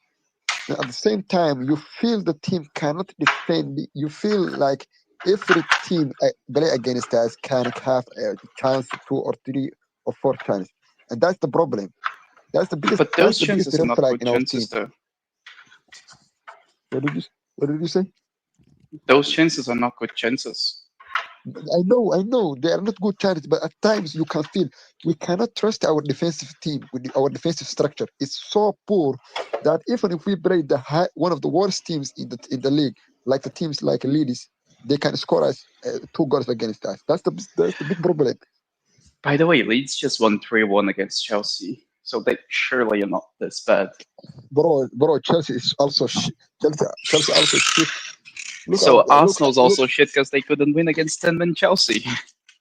Oh God. No, what I'm saying is, look at the defensive structure. I'm not saying our defensive players, but our personal defensive players are bad. I'm not saying that. What I'm saying is, we need our defensive structure so good that even if we score 1 goal, it's 1 goal, we can defend it 1 goal. At times, we need to score 3 goals or 4 goals in order to win a match. That's a big problem. I think you're looking at the wrong issue right there. I think Yeah, the big issue is not the defensive side. I think it's the inability to control the ball at all. I also want to ask you, the panel. I want to ask you a question. Roger. I don't know. Can you understand? Can someone tell me what our assistant coach is doing right now? Even set piece coach, what is he doing? We didn't even score a set piece goal. Even at this time in this season, I think we didn't score one. That's set true. piece We got 2. goal. We got 2. Did we score 2? Yeah, we got 1 against Liverpool. Then if we just shot from outside the box, then we got 1 from Josko against Leeds. Oh, I don't know. Oh, Either we, I just got okay, the there's intel two about solutions. Sunderland. There are 2 solutions in this problem. I want to say is either we sign a good defender who have a base and can defend 1v1, or we got a coach who can Yes, Pat. set 24 up the hours. team defensively good. No, it won't, Pat, because I gotta work soon. So I will cut it. I'm waiting for Mateus to show up, but I don't know what he's doing. He's probably at the This pub. is where I disagree. We have defenders with good in 1v1s, even though Mateus is gonna say Josko is shit. He's the worst defender we ever had at the football club. That's not true. Diaz is also good in 1v1s, and he's also very good at blocking shots. So it's true for Josko Vadio. Even though I don't think he had a good game not yesterday against Fulham, he still saved the final chance that they had literally on the line. So I don't think we have bad defenders, and I don't think they're bad 1v1. O'Reilly in 1v1s has been brilliant. Nunes has been brilliant in 1v1s as well. I think the big issue is that when we lose control of the ball, we don't have. Back in the day, we used to be a lot more sound in possession. Why? Because we're always able to play 11v10. We literally always had an extra man. We just passed the ball to Edison. Edison would find the extra man in the midfield, and then we would be able to keep the ball and control the ball, and then rest our players. But right now, we're trying to find a way to do the same, but instead of being 10-11 versus 10, it's now 10v10, because we can't rely on Donnarumma, and everybody knew this from the beginning of the season. Donnarumma is not a good player with his feet. He's not a goalkeeper who can play with his feet. So asking him to do so is asking him to fail. So we can't ask him to do so. We have to focus on the good things from Donnarumma, which is shot stopping. His shot stopping has been brilliant. He's been very good at those, at literally that part of the game so far. But we are still trying to figure out a way to keep possession of the ball. And since we don't have the 11v10 anymore, the midfield needs to win battles now, because the balls are not going to be as clean into them as they were before. So when you don't have a pass who's as precise and as direct into the player, then you add a battle element to get control of the ball. And unfortunately, for everything that Foden, Reinders, Bernardo, for all they do, which they do a lot, winning battle is not one of them. So we're not going to be able to keep the possession. So we keep getting pressured. We go deeper and deeper and deeper, and we cannot get out of our own third. And this is the issue that we're facing right now. Does Pep need to figure out a way to fix it? Yes. Do I think he will? Yeah, because Pep knows a lot more football than I do. I cannot find a way. But can you think? So if you're just kind of obviously, I know we've discussed this a lot, but do you think it's gonna take buying new players to fix, along with tactical tweaks, or I think we can do literally the same thing we're doing right now, but you take out one of the midfielders aside from Nico G and you put Elliot Anderson in. If you do that, you fix the issue immediately. With the players that we have at disposal right now, we would have to change things. We would have to change what we're doing. We would have to change the setup. And I don't know what we can change into. But again, the fact that I don't know the answer doesn't mean that there isn't an answer. Yeah, no, there is an answer somewhere. There has to be one. And this is blind faith right now at this point because I don't see an answer. To answer your question, Patrick, is this a 24-hour League Gunner stream? Yeah, it is going to be because Mateus says he's coming in 15 minutes. Is going to take it over when I go to work. So, so if you guys are in here, you know, there's going to be a long show ahead of you. You know, because once Mateus comes in, woof, we're gonna have a good. We're gonna, you know. I don't have much more. So. Spartacus is like, it's Friday night. I got to go to the club or something now. Oh, actually, Spartacus, before you go, Steve got back to me. I asked him how Sunderland played the back. He said sometimes it's 3, sometimes it's 4, and then when they defend, it's 5. But he says that he thinks that they will play 4 at the back against us, and not 5 at the back. Hey, all right. Then I would play the same. All right. See, every time we try to end it, everyone jumps on. So you know what? It's all good because Mateus is coming on. So in a few minutes, so we're gonna have yeah, this will just be a big, you know, we stopped the whining a long time ago. That's why I come on. Yeah, right. Yeah. Like I enjoyed it. Spartacus is the same way. He's like, this ain't chaos. Yeah, I'll wait for the people to leave. I felt bad for Kimba because he's such a nice guy, and he came on when the Chaos Merchants were on, and I know that's not really his vibe. Don't worry, Pat. We're gonna let the stream roll. So laissez les bons temps rouler, which is let the good times roll. No, I just as I did watch the draw.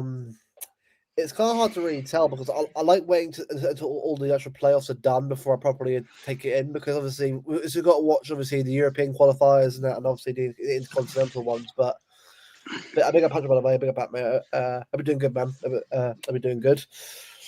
I just, for England, right? It's like, well, Croatia won't be easy, but I think it could be Croatia and Panama and is it? No, all right, we'll see you later, Spartacus. I think he dropped. Who's the other team we've got? I can't remember who it is. Panama and someone else. But really, we should be winning that group. I'm not being like, yeah, arrogant, whatever, but like we should be winning that group. But yeah, you should be. You could probably get 9. Let me see World Cup. To win the whole thing, though, to win the whole thing, I don't know, because we can do it, but will we? Okay, England, Croatia, Ghana, and Panama. That's a pretty easy group. Ghana. I think you guys. I don't think you guys are far behind. I think there is a clear favorite in Spain, but then there is a bunch of other teams that are very close together, which is Portugal, Brazil, Argentina, England. Yeah, I would put France and I think there that's too. it. I know you don't rate them, but I I'm gonna don't put them. There. I'm going to say, well, dark horses, Norway. God! Did Norway make a quarterfinal or a semi-final run? Norway beating France. I think they got the hardest group, though. Watch Haaland dunk on the back. I'm sorry, Shirky. Hold this one. Yeah, we're obviously going to go for Holland in that one, but but I think that's the closest to a group of death. France, Senegal, and Norway is tricky. Oh, the yeah, rest a group, are just so wide open. Dude, Group B is a disgrace. Scotland. Well, it's hard to know because none of these playoffs have happened. But winner of playoff C, whoever Italy could be, or if Italy qualify, that could be interesting. I'm already expecting a hat trick from Scott McTominay with one of those being a bicycle kick. Don't worry about that. Turkey, Elise, and Mbappe versus Holland. Yeah. No, this World Cup is so it's rigged. This World Cup is so rigged. Oh well, yeah, of course it is. They all US are gonna win it. Who are they rigging it for, though? Because Marshall, aren't you in Turkey? I'm not trying to dox you. I think Spain will win it. Spain will win it easily. They will That's not slap rigging everyone. it. They're the better side. That's not No. rigging They it. will slap everyone. Spain, FIFA wanted Portugal or Argentina win the World Cup. Spain will win it. But that's not rigging it, is it? They Spain is the look at the group they gave Argentina and Portugal. They want the Portugal or Argentina in a semi-final. That kind of face. But Spain will I slap think the there best of is them. any. There is any. There isn't. Ronaldo will be there. Husanov and There Ronaldo will be there. Husanov? There Oh, isn't Ronaldo. any Oh, Husanov's going to hard get a one. red card against Ronaldo, guaranteed. Listen, He's going to get listen, sent off. I think if Ronaldo plays Portugal in a lineup game against their first opening game, I think Portugal will lose. Really? Yeah, But really. Marshall, I'm not trying to dox you, but you're in Turkey, right? He is the one of the worst footballers in World Cup. This World Cup. He's one of the worst footballers in attacking area in this World Cup. There it is. He's worst. Leo versus He's so bad. The guy cannot move. Yeah. Yeah. Let's just go back to the City thingy, because then We can do some we can try to do some watch alongs this summer to World Cup games. It's gonna be difficult because I know I'm gonna try to. I've got my eye on one of the games. I'm gonna look to go to. I'm gonna try to go to USA Australia. How's your I'm not nation? gonna be available for Brazil How games. USA will do? Yeah. No, In a you're group gonna stage. be in like one For of those England, no. watch I'm going to be parties, aren't drinking, you? watching England. And Yes. probably just, Where they just take over the town square and it's like just filled with 100,000 people. Yeah. Yeah. Or will they do a watch along in the stadium at the one in the city you're from? I'm not going to dox you. Sometimes they do. Sometimes they do. You can say Belo Horizonte. It's too big for somebody to actually know. You never know. We'll just try to limit it to country, because Yeah, Brazil fair. especially is a big country, man. They ain't gonna find you out in the Amazon. Oh, I've been there Also watching Norway. Brazil. Also Norway is People underdog. would disappear Also, trying to find you a Bella Horse. people need to watch out Norway. Norway are the underdogs in this World Cup. Yeah, I Luke. think His they name can is Luke. reach They don't have a chance. quarterfinal. I don't. Nah, maybe quarterfinal. Yeah, I think it really depends on They are the good enough player, on the side. footballers that they can reach a quarterfinal. I think they are the underdogs in this World Cup. I think they will beat France. Yeah, they will. Everyone was saying France will go through as a first. I don't think Oh, so. France are shit. It's just Mbappe. and Mbappe Shaq, is not the player. Mbappe is not the player people think he is. Bro, they need to sack that guy. That coach they have Deschamps. in the dugout. Deschamps is done, bro. They need to sack him. He has no any ideas how to coach a team. His ideas are past. They need to bring Zidane. I think if they bring Zidane, I think they can reach the final or final. Oh, what's that? Is that a train? That's a bus stopping. Okay, Spartacus just lives in the most. Brazil need to win this World Cup. Sam wants to know Brazil. How far will they go, Spartacus? Brazil is shit. They are shit. They are shit. I think they won't. I think they won't pass to quarterfinal or maximum semi-final. I don't know. I can't do these predictions how far he will go. Their best go player are because, like, Vinicius if we Junior. do, When your best player is Vinicius Junior, you are doomed. okay, so I can't be saying how far we'll go because if we face, I don't know, fucking Spain in the first round, then we're probably going out in the first round. Okay, the winner of Group C will play the winner Spain, or the runner-up of Group Spain will F. cook them. We'll pass them 5 or 3 or 4-0. But No, I it's not gonna trust be. Ancelotti. Ancelotti is a good camp manager. I think he can somehow figure out how to be in final or semi-final, like he did Real Madrid. Real Madrid, even when he was winning the Champions League, they were not the best team, even playing football. But he somehow figured out how to beat the best teams. Okay, so Spartacus, if Brazil win Group C, then they would play second place in Group F, which is Netherlands, Japan, a playoff winner, Tunisia. I would expect you to win that. I have the okay, and then so it's probably gonna be Japan in it. So Yeah, we should be I going would through that would one. predict that you easily win that game, and then you would play either. Okay, then the next the bracket that bracket turns into the winner, the runner up of Group E, which is Germany, Curacao, Cote d'Ivoire, Ecuador. I would just guess that's going to be Ecuador because I think Germany is going to easily win that, and then that would be versus the runner up of Group I, which is France, Senegal, whatever the playoff winners in Norway. Okay, that's good. Okay, I'm predicting Group I. Whoever runs up in that, I'm going to predict to win that. Oh no, actually no. Germany versus yeah. Well, it won't be France. I don't think France will be runner up. So I think It's Germany. probably going to be Brazil, Germany then. Uh-oh. Oh, Uh-oh. Run it. You're like, don't run that back. Uh-oh. I'm actually fine. I don't think Germany are particularly good now. So Germany and Brazil are fine with that both one. ass, so who cares, man? That could be a mid-off. It is a mid-off. I don't think German. Brazil are Sorry, as bad as I people agree. I think they agree. are. Germany are not what they used to be. I think Germany are not what they used to be. Lille has a bunch of the pyrotechnics in this. I have a League On game on in the background, so I might be commenting on that. It's Marseille's playing, which is they're pretty damn good. There's there's a lot of smoke from pyrotechnics in Lille. We'll just say that. Oh, Verts versus Vinny. Ooh, that could be interesting. Oh yay! Verts is That's a actually mid-off doing I've pretty ever good. seen. 0016 mid-off versus I've ever 00. seen a mid-off. Yeah. Oh Damn. man, you can imagine how the reaction when that goal got ruled as an own goal. They're like, no, it's his first goal, and I it's was not even laughing his so goal. much. I want to ask. I want to ask the banana question. What about the hosting nations? Kels. Yeah, I like our group, man. USA, Paraguay, Australia, and a playoff winner. Which my friend, in the playoff is Turkey and Romania, and everyone's predicting Turkey. I'm planning on going to USA, Australia, which is going to take place in Seattle. I gotta wait for my friend to buy the Yeah. ticket. Turkey. They are good. They are good. Turkey. They are good. Turkey will probably win that play. I don't know who else is in that play. Let me see if I can find it on here. Okay, playoff. What about Morocco? Okay, it's between Morocco. Turkey, Romania, Slovakia, and Kosovo. Yeah, I think Turkey should win that one. And I USA, think Morocco will go through.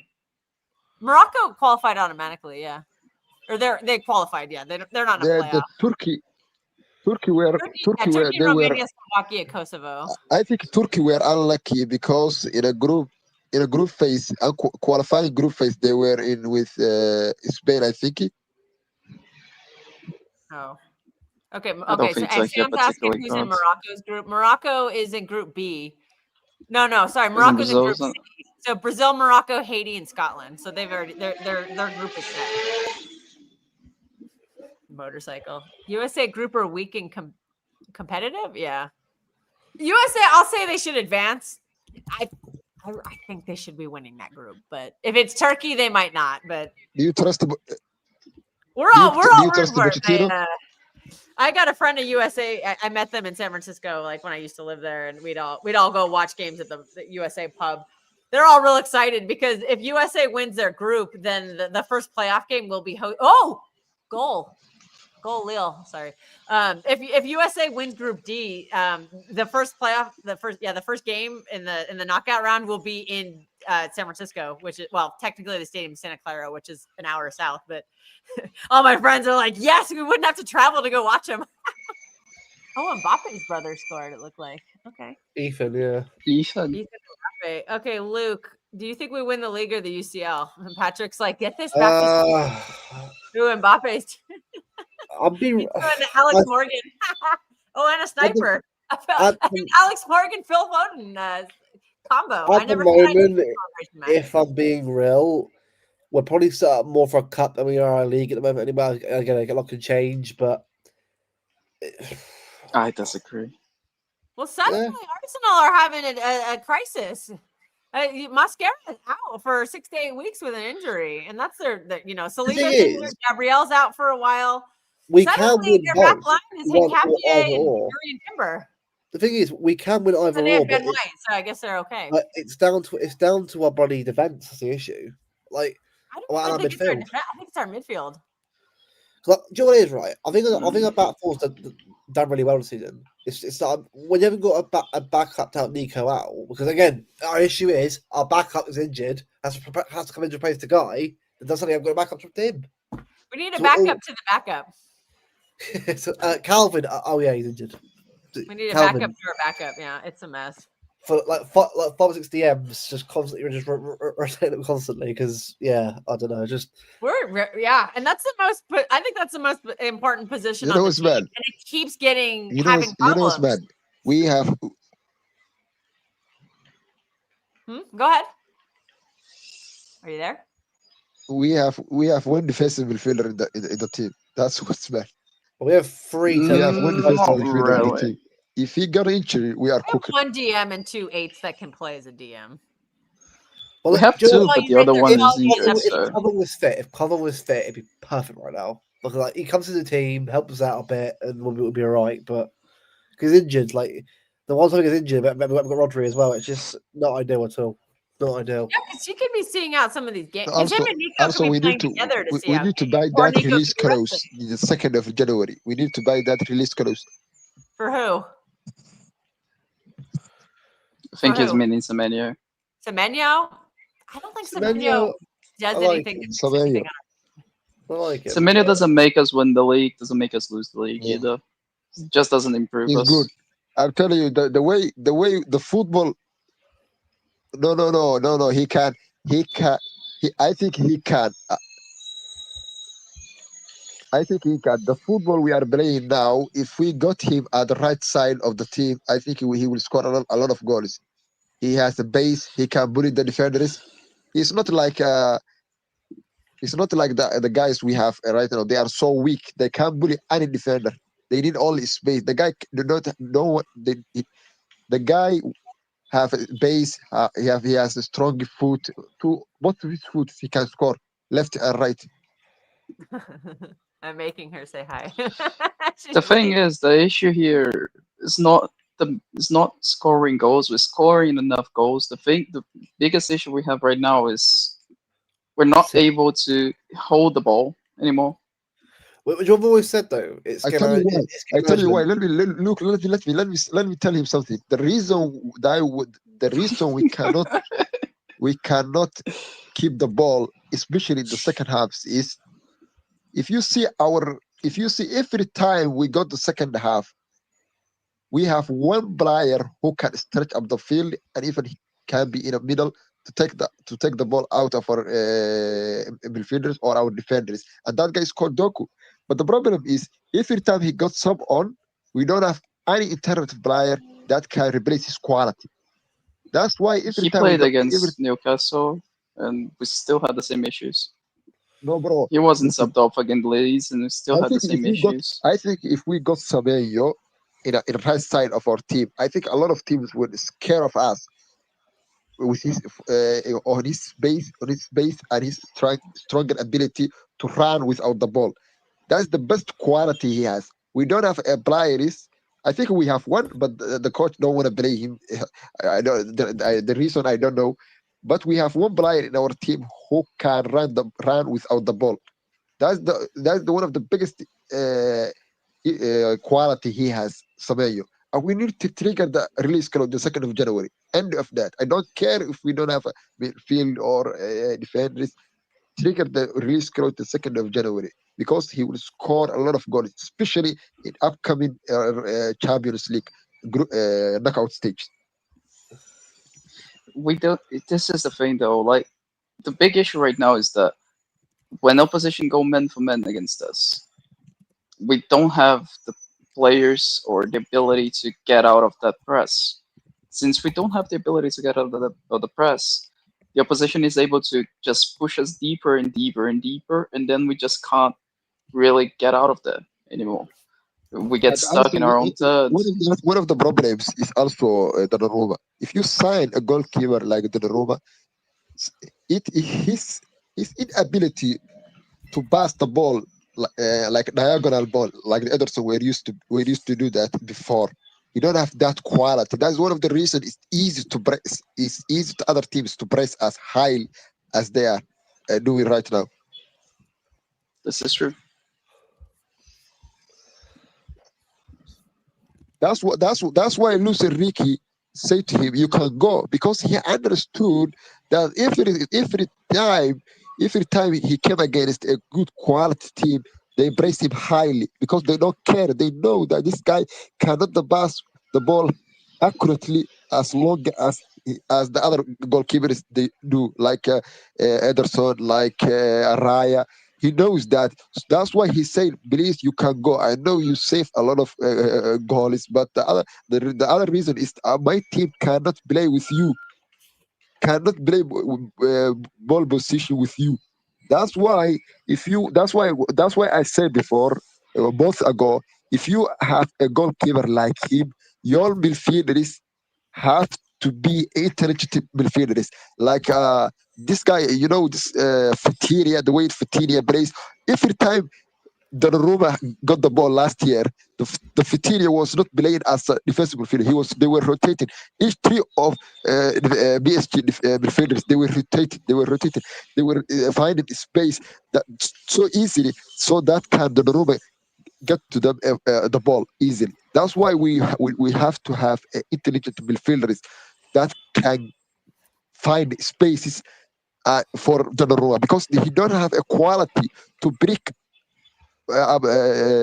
price or break the price coming from the opposition team. This is an interesting I comment. think that there is an also. Teams underestimating us. Is anybody underestimating us right now? You think, or I think they're after these last few estimating games, us. I don't think anyone is.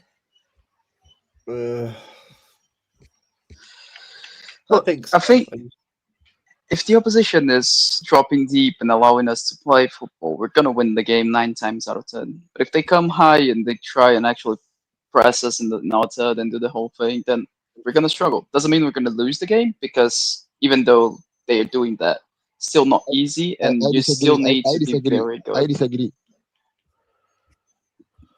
I think it's better the other teams price us highly. If we have a good attacking footballers, not like a damn full attacking players like Bob or Savio. If we got a pace players who can score goals, monsters who can create a chances, can score goals clinically. If we got those players, I think if the other teams praise us highly, I think it's advantage for us.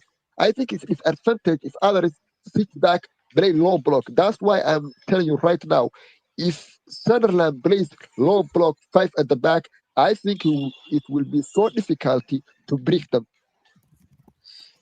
But this is the thing. Fulham did play a low block against us and we scored 5. They didn't play low block. Look, the goals. Look, the goals we are scoring. Look, the fourth goal, third goal, fifth goal. It was. You're saying after they opened up, yes. No, but then before they opened up, they were dropping. If the second goal, Reiner scored. Look how they were doing. They were pressing us highly. A mid back. That's not high. That's a mid block. That's high, bro. That's high. Look. No, okay, that's if you not are high. saying That's that's a not mid block. high, you will see how Sunderland will play against us Saturday. You will see that. That's a mid block. That's not a high block. Bro, they're in the middle of the pitch. They are. I know that, bro. I know that it's mid block. What I'm saying is low block is a very disadvantage for our team, because in our team we don't have intelligent footballers that can break up the low block teams. Because we have one or two players who can do that, who can shoot outside the box, who can find a good passing ability inside the defenders. But we don't have those options right now, especially consistently. Everton played a low block and we won 2-0. Villarreal played a low block with 1-2-0 and no big scares on those games. Look! When we scored the goal we didn't struggle against Everton, we struggled a lot. At times, when they decided to brace us highly, that's when we got the first goal. When they were playing low block, we were struggling to break them. That's not true, though. It's true. Go back and watch the game. You're gonna see that's not true. Bro, it's true. I'm telling you right now. I look the games. I'm telling you. I'll give you a pretty example. Look the games we won this year. Look the games against Liverpool. Look the games against Borussia Dortmund. Even look at the games against mid block. Dortmund. We will play the best football when a team Finally. brace us highly. Even the game I'll be against right back. Newcastle, if we translate our chance against that game, I think we will lose that game. But we didn't translate. So what is your excuse against? So what's your excuse against Brighton, Spurs, and Newcastle? Because all of them play the high block. Right, listen, bro. That this tactics we are playing now, we didn't play this tactics against Brighton. Since we came back to international break, I think it was before the match against Man United, he changed the tactics because he knew it's now or never. He knew that we are coming up the difficulty fixtures, so he understood, guys, we need to change our tactics. That's why he played mid block against Man United, mid block against Arsenal at times, mid block against Napoli, mid block against Borussia Dortmund, mid block against Bournemouth, mid block against what was that? Liverpool. But when he tried to brace the teams highly, the teams like Aston Villa, the teams like Newcastle, we got exposed. Aston Villa played the high block. Bro, we They got didn't play low exposed. block. I tell you right now, if we play a teams, if we brace the teams, the opposition teams, hyper press. There are two brace. Sometimes you brace high as possible as the team's position, or you will play, or you will adapt to hyper press. At times you brace them, at times you play mid block. That's the reason we got a good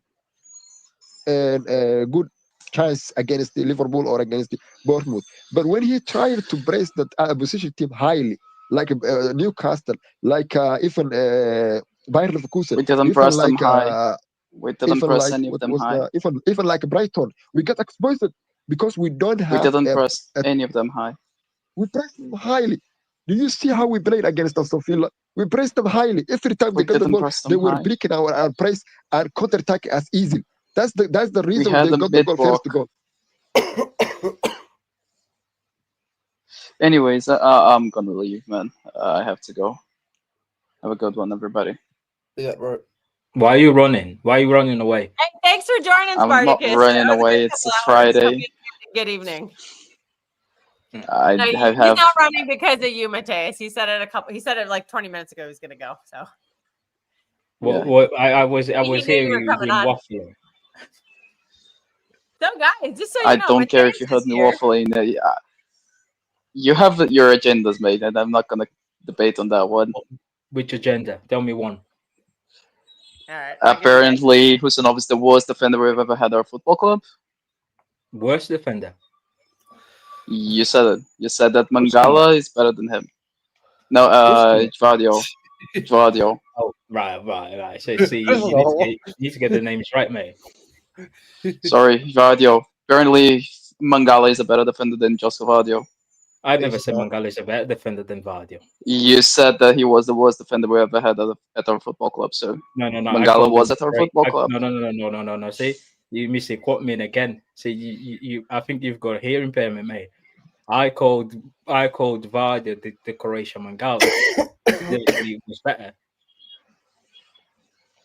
You also said in Martin's face, Joseph Vardio is the worst defender we had at our football club. Mate, he's probably the worst defender I've ever watched a Man City. See, so you never watched Mangala. I don't rate Josco Vardio. We can see your agenda on them. I sat on the Look stream last season, and I said the same thing. He's not a good defender. Well, see, you can say that. You just can't say he's the worst defender we've ever had at the football club, innit? I don't blame Josco Vardio anymore. Because I went and watched the Josco Vardio first interview for the club when we signed him, and he told us he used to be a striker. So why are we playing a striker as a defender? I can see why you're a striker, because he can some goals for us. Exactly. Do you know what I mean? So why are we playing a striker as a defender? Play him next to Haaland, because he can strike the ball. Because he's one of the best defenders on the planet, innit? So which planet do you live in? What planet is it? Wait, what planet is it? The same you are. Oh, really? Fucking hell. Are you seeing the state of Vardio defending? Yeah. Have you seen the state of other people defending? Awful. He's By the way, we lose the awful. game against Leeds if he's not on the pitch. What? I agree. We do. I'm with Matthias. I'm with No, Matthias. no. Just We because. lose the Just game. because. We No, no, no, lose no, the no, no, game no, no. against the Fulham one as Okay. well. So And where this was one it? you cannot Where was argue it? Where was it for the first? For the second goal? against who? Well, okay. What game are we talking? Again, I'm talking about both You said against. Fulham and You said Leeds. against Leeds. I We said would lose. both. No. Yeah. We would lose the game against Leeds if it wasn't for Vardy. Who gave away the penalty for 2-2? Yeah, he made a mistake. No. Yeah, he Who made a gave away mistake. the penalty for 2-2? Just Vardy, yeah. So if He made a mistake. so if he wasn't there, there wouldn't be a penalty, would there? Well, but if he wasn't there wouldn't be a first goal and the second goal. So Well, what's your point then? how come the best defender on the planet that you live in, I don't know whether it's Cocomelon planet or the Bething, yeah, or Baby Shark planet, yeah. What planet is the best defender in the world? Yeah, he throw himself into tackle like he's a Mortal Kombat in the box. You know, nobody ever made a mistake, innit? Paulo Maldini never made a mistake. No. I'm not saying that, but that's stupid. That's stupid mistake. This is what you're saying. He made a mistake, and I said it was a mistake. He made a mistake. Do you think that was a mistake? That was stupidity. That was a mistake. Yeah. No, that was a stupid mistake. Yeah. No, I've seen Vidic do stupid things before. I've seen Ferdinand do stupid things before. I've seen you're international Company defender. doing stupid things before. He is. I've seen Company doing stupid things, even worse than Tell that. me one. Which one? From Company. Game against Brazil, Belgium, Brazil, where he just completely slid tackle through Neymar No interest in Belgium. Tell me for Man City. Oh, so now it doesn't matter, innit? I've seen interest Ramos in do Belgium. stupid shit before. I've seen Ramos do stupid shit before. He's one of the best defenders on the planet. Joshua Vardio is a bozo. There's literally a bozo moment every single game that guy plays. See, now that's just an agenda again. That's just an agenda again. That was not an agenda. You have an agenda on Josko Vardio. It's fine. Just admit to it. Just say I have an agenda against Josko. No. The guy is the most expensive defender in our club history. Bro, that's not the agenda, bro. That's not the agenda. That's not the agenda. I'm with him. The guy is the most expensive defender in the entire club history. Yeah, the standards, is high. I'm starting to think you're Sheikh Mansour because you make way too much of a big deal of money. He's the most expensive defender in our club history. First season, Vardio, he scored 7 goals. Everyone was just talking about his goals. I said it in his first season when he was scoring goals. The guy at the back he's been suspect. He was letting crosses go in so easy. Oh no, he's playing left back. Cool. Last season, the worst I've ever seen in my entire life for the most expensive defender in the club history. The worst. I'm starting to think you're Sheikh Mansour, man. You care way too much about price. This season, everyone is making an excuse. He's exhausted. Oh, he's got a knock. Oh, he's got this and that. No. No, stop it. Did I ever say that? Stop with excuses because he didn't have a knock last season. He couldn't defend. He didn't have a knock in his first season. He could not defend. Yeah, the guy 1v1. He's weak. He can't defend crosses. Every time a cross is in the air, don't watch the ball. Just watch Josko Vardio. Don't watch the ball. Forget about the ball. Just watch him. Just watch him. He can't. The guy is absolute bozo. Yeah, bozo. Yeah, and the guy. That's your agenda, mate. It's fine. No. It's fine. That's your agenda. It's a fact. It's not a fact. Yeah, it's not a fact. Long ball. Yeah, when you're playing school as a centre half. Yeah, rule number 1: when you're playing school as a centre half, the ball comes in long. Do not let the ball bounce. Clear it for a throw. Yeah, or just clear somewhere else. He let the ball bounce against Brentford, and the Brentford attacker goes 1v1 with Donnarumma. So should we get rid of O'Reilly as well then? Because he did the same thing. No. Forget about O'Reilly. He is the most expensive defender in our club history. and you guys are accepting this sort of defending.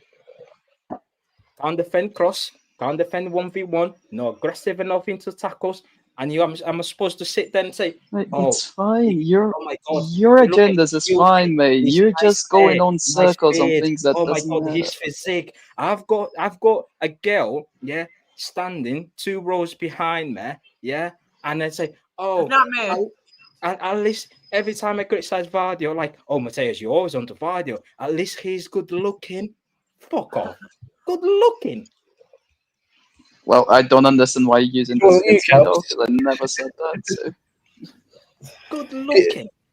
It was a couch Inability to defend. Like, Really? again, the guy is one of the best defenders we have at the football club. I don't know what you're No, he's doing. not. I'm gonna be honest. Yeah, He's miles better. He already told us he was a striker. He thinks Yeah. John Stones in 2025 is better. Oh God, please don't. No. So, No. so we shouldn't. No, okay, I'm gonna give you an example then. No. Wait. No. You wait, Mateus. You wait, Mateus. Paolo Maldini was a striker. Shouldn't he be a striker then? I'm gonna let you speak. I went there and was rewatching the interview, yeah, and said, "Oh, at Dinamo, I used to play. I used to be a striker. When I went to Leipzig, So did Maldini. No, wait there. When I went to Leipzig, I started playing left wing or midfield left. Then one day the manager asked me to play wing back, and that's how I became more comfortable at the back. Then I went to his club history, stats and whatnot. Dinamo Zagreb was in 2017-18, and I was like, that was 7 years ago. We're playing a striker at the back. Why don't you play Josko Vardy up front? He can score goals. He's good at striking the ball. He's good at heading the ball. Why are we playing a striker at the back?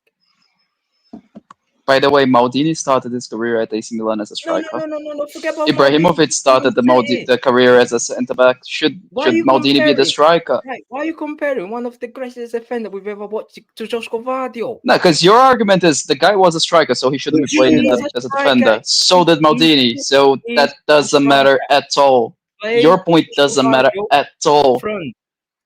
So Maldini should have been played up front as well then, because he was a striker. No, Maldini showed that he can actually defend. Josko Vardy. You know that Maldini was called soft, by the way, when he was playing, because he didn't get into tackles. Cannot defend. Play him up front with Haaland, yeah, a front two, Josko Vardy, Doku, whatever, yeah, and play defenders who can defend at the back. It's simple as that. Now you're gone. Let me have my beer. Well, Maldini was called the weak defender when he was playing. And he was a striker, so should have been played as a striker instead of a midfield, instead of a defender. Ramos started playing as a winger, so he should have been playing as a winger as well. We playing those what we're doing here. Taking yeah, those late defenders as an example. Josko Vardy cannot defend. End of the conversation. Stop playing an attacking player. If that's true, then how did he win the best defender in the World Cup? Who was the best defender in the World Cup? Josko Vardy. Was it? Yes. Huh? Yes. Was it? Are you sure? Yes, I'm Based sure. on what? Based on FIFA. No. FIFA gave him the award. He made the team of the tournament, but he was he was defender of the tournament. He was defender of the tournament. Do they do defender of the tournament in the World Cup? Yes, they do. They do.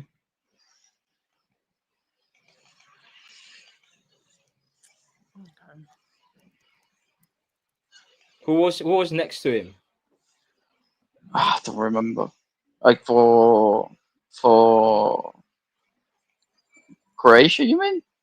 No, but what was the 11? I don't remember.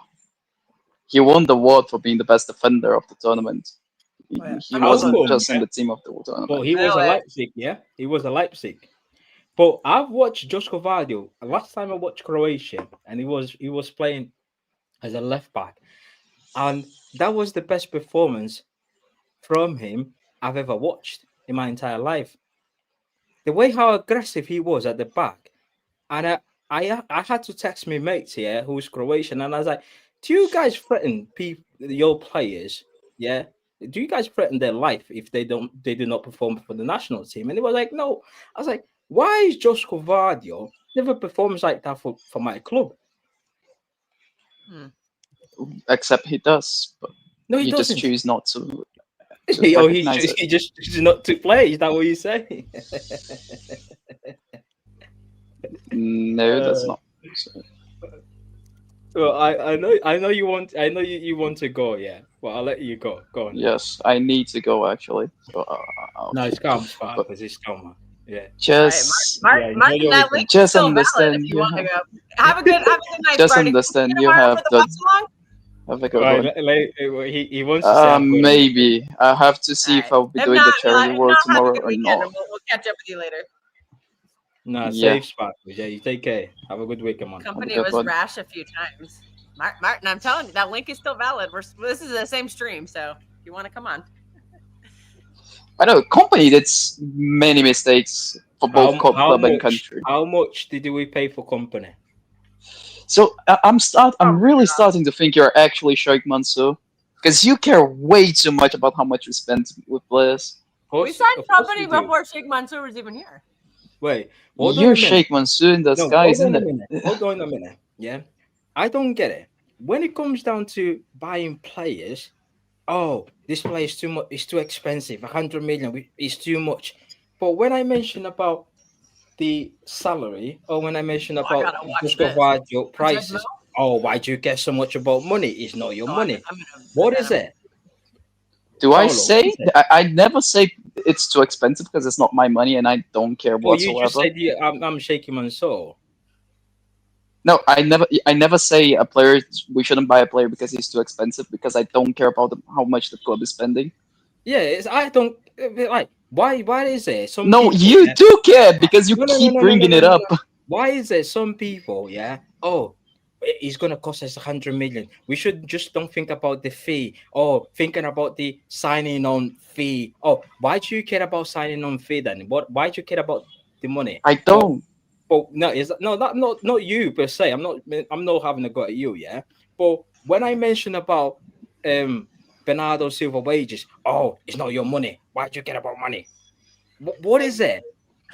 Is it hypocrisy. just when he suit your narrative that you when I say go and buy this player, it's too expensive. So what? It's not your money. Oh, it's too expensive. Think about the agent fee. Oh, think about the signing on fee. But when I mentioned about Bernardo Silva, oh, it's not your money. Why do you care about money? Why? What is it? I'm confused. It's just people trying to figure out something. They don't, see, that's the problem. They just use people trying to figure out something to when he suit. They don't know. Exactly. They don't know enough about the player, and then trying to figure out something to be against the signing when they don't really know. Shit. That's what they are. Yeah, basically. But I don't use that, so that argument against me is completely useless. What do you say, Martin? You say that, but what do you say? Anyways, guys, have a good one. Sorry, guys, have a good one. Thanks for joining. Cheers, man. Where's Daniel? My guy Daniel is there. Right. Let me been in the background for a while. He hasn't said much lately. He's probably chilling. I've been listening. Oh yeah. Yeah. You can't get in the middle of that debate. That's pretty good. Are we buying more defenders in January? Yeah. Is that what you're saying? A lot of talk about Mark Gahey, which why? I think spells out there he is. Yep. Why are you buying Gahey? Big up, Martin. Thanks for joining, man. This is gonna get fun. Why are we buying Gahey? I don't know. Because apparently we had too much centre halves to the point where we had to send Akanji on loan at Inter with an option, whatever is it to buy. You can't get Kusanov on the pitch because he's too aggressive, and he doesn't speak a word of English. And Kusanov is better than all defenders we have in this club. He's better than all. Still rotating bench. Aggressive. If the defense Kusanov, Kusanov, don't speak English now. He's Or learned does it. he now? When did he Yeah. learn? He was learning it all while he was there in the first 6 months. Oh, it's quick that, isn't it? So he can play football now. Well, nothing to do with that. There's an Acker leaving. Nothing to do with his language. He's fourth choice while the others are here. That's all it is. I What do you think want he's me to third say? choice right now So because if we buy Gahey, what is it going to be? Third choice? Is it going to be No, first? because they're building a squad. They're building a squad to have a bench with. They're not building an 11. They're building a squad to go back to the levels we had before. Now, when you lose Ake and Stones, that's 2 homegrown players gone. Matt Gay is 25-ish. He's the right age to come in and start straight away. Now, if he expects to start every single game, but it's rotation. Homegrown won't be See, an but issue. this is the thing. We didn't have it will be an issue when you're going to lose No, about you 6, won't. 7. You won't. Why would it How be an will it issue? not then? We Because could you're going to literally lose go into Rico. next season with Hang on. homegrown You're going to being lose Trafford. promoted to You're going to Riley. lose Rico. You're going to lose Ake. You're going to lose Stones. Why are we losing Rico? We just give him a new deal. Why are we losing Rico? Because Rico wants to play football. He's one that's majorly moaning at the minute about not playing. Wait, is he moaning about not playing? Yeah, he is one who Jack Gorm was talking. The 2 other players Jack Gorm was talking about, and I know it's factual. He talked about Nathan Ake. The other one was Oscar Bob, and the other one was Rico Lewis. Did he know? Like, was Rico not aware that he wouldn't be playing much when he? But he didn't see this new contract. You got to be careful of. He was given a 1-year extension overall. He already had 2 years, 3 years left on his contract. They just gave him an extra 1 year. Why? And an extra 10 doesn't grand. make any sense. If you want to They did it. Well, they did want to sell him, but he didn't want to leave. Now he wants to leave. That's fine, but if you still if you still got 3 Players years can left, change their mind in 6 months. yeah, I'm not disputing on that. But if you still got 3 years left, yeah, and you as a club, you say you can do a projection and say, right, this guy won't make it. We might end up selling him. We might not accept the 35 million from Forest, apparently, but No, but they did. They did accept that. It was Rico who turned it down. The club accepted it. He turned it down. Oh, Martin, what do you think of this from Steve? He says, how about trying Kusanov as a defensive midfielder? The thing is, we're trying to build a squad, and you're going to lose Trafford. That's 1 homegrown. Ake and Stones are going. That's 2 more homegrown. Grealish will eventually go, because I think he'll end up going to Everton. You're going to lose Oscar Bob, because Oscar Bob wants to go on loan now as well, because he was told he could go on loan in the summer. He again refused to go. Yeah. Now he's reconsidered it. Rico Lewis is in the same situation. So Right, you're going to lose how many players? How many players are we buying in January? If all you've just Probably mentioned 2 players, probably 2. But you've just mentioned nearly 6 players that are going to go. Yeah, because we've got a 26-man squad. Yeah, but They won't allow Trafford out. Some of them are youngsters. When you mention 26, some of them are youngsters. He's gonna be disappointed. No, but there's still numbers in the squad. There's still bodies. Milan wants Trafford. That must mean Magic Mike is leaving. Right. If you're getting rid of Trafford, who's going to be? Are you buying another goalkeeper? No, I don't think. I think Trafford will leave in the summer. I think Trafford will be told he has to stay. I think Ortega will be gone in January. Yeah. You got to remember, some of these signings are for the summer. They're not all for January. Elliot Anderson's not for January. Elliot Anderson's for the summer because his release clause doesn't kick in until the summertime. What release clause? He's got a release clause to a Champions League club if Forest don't make Europe. Okay. Which right now they don't appear to be, but yeah, but it only activates in the summertime. Doesn't activate in January. Do you have is it 100 million or no? Way less than 100 million. So he won't see. The thing is, I know you're not. Yeah, it's not our money. I agree. The problem is with that 3-figure mark. It's psychological, I think, for the club. It's 100 million is a lot to pay. No, again, I agree. Why 5 teams in the Premier League have only ever paid that in 30 odd years? No, it's the market's skewed. Yeah, I agree. But when it comes down to a good player, I'm not asked. No, I agree. I agree, but sadly, I think the club are asked. Yeah. The club now, I don't think the club would ever going to hit that £100 million signing in any time I soon. think they would. I think they'll go soon. to it for the right player. Well, I don't think they'll ever go to like 150 or something daft like that. If Mbappe was available, they would hit that. Like players like that, do you know what I mean? Where No, we don't need a Bembe. We don't need a Bembe. We need a it defender. needs to be a We player need that they a know midfielder. is going to Pay sell a lot of 100 shit, million to Nottingham Forest and to it's just going to be second in like January. for marketing, really. Like, do you know what I mean? City won't pay 100 million for Elliot Anderson when he could be about Just pay them because he's a good. He is better than It's Declan only Rice. 65 million. He is that good. He is that So it's good. around 65, 70 mil. Listen, so why would you pay an additional 35 million? Bro, he's better than he's better than Declan Rice, and we need him. We need him in January. If we got him in January, him and Savio and either another defender, I think we can get this league. We can get this league. So just 200 million for those those three players. 200 million those two players is a steal. Yeah, but Roger, the problem is Roger's not staying fit. I don't care about Rodri. I told you months ago. Matthias, I told you months ago. Forget about Rodri. Forget about Rodri. I mean, you want hang on. It doesn't matter what you think or I think or Bill down the road thinks. Bill down the road. Rodri's coming back. No, he's coming back, but he will not be the Rodri. Listen, he is coming back, but there is no guarantee that he can stay fit. No, forget about him. Forget. I told you months ago.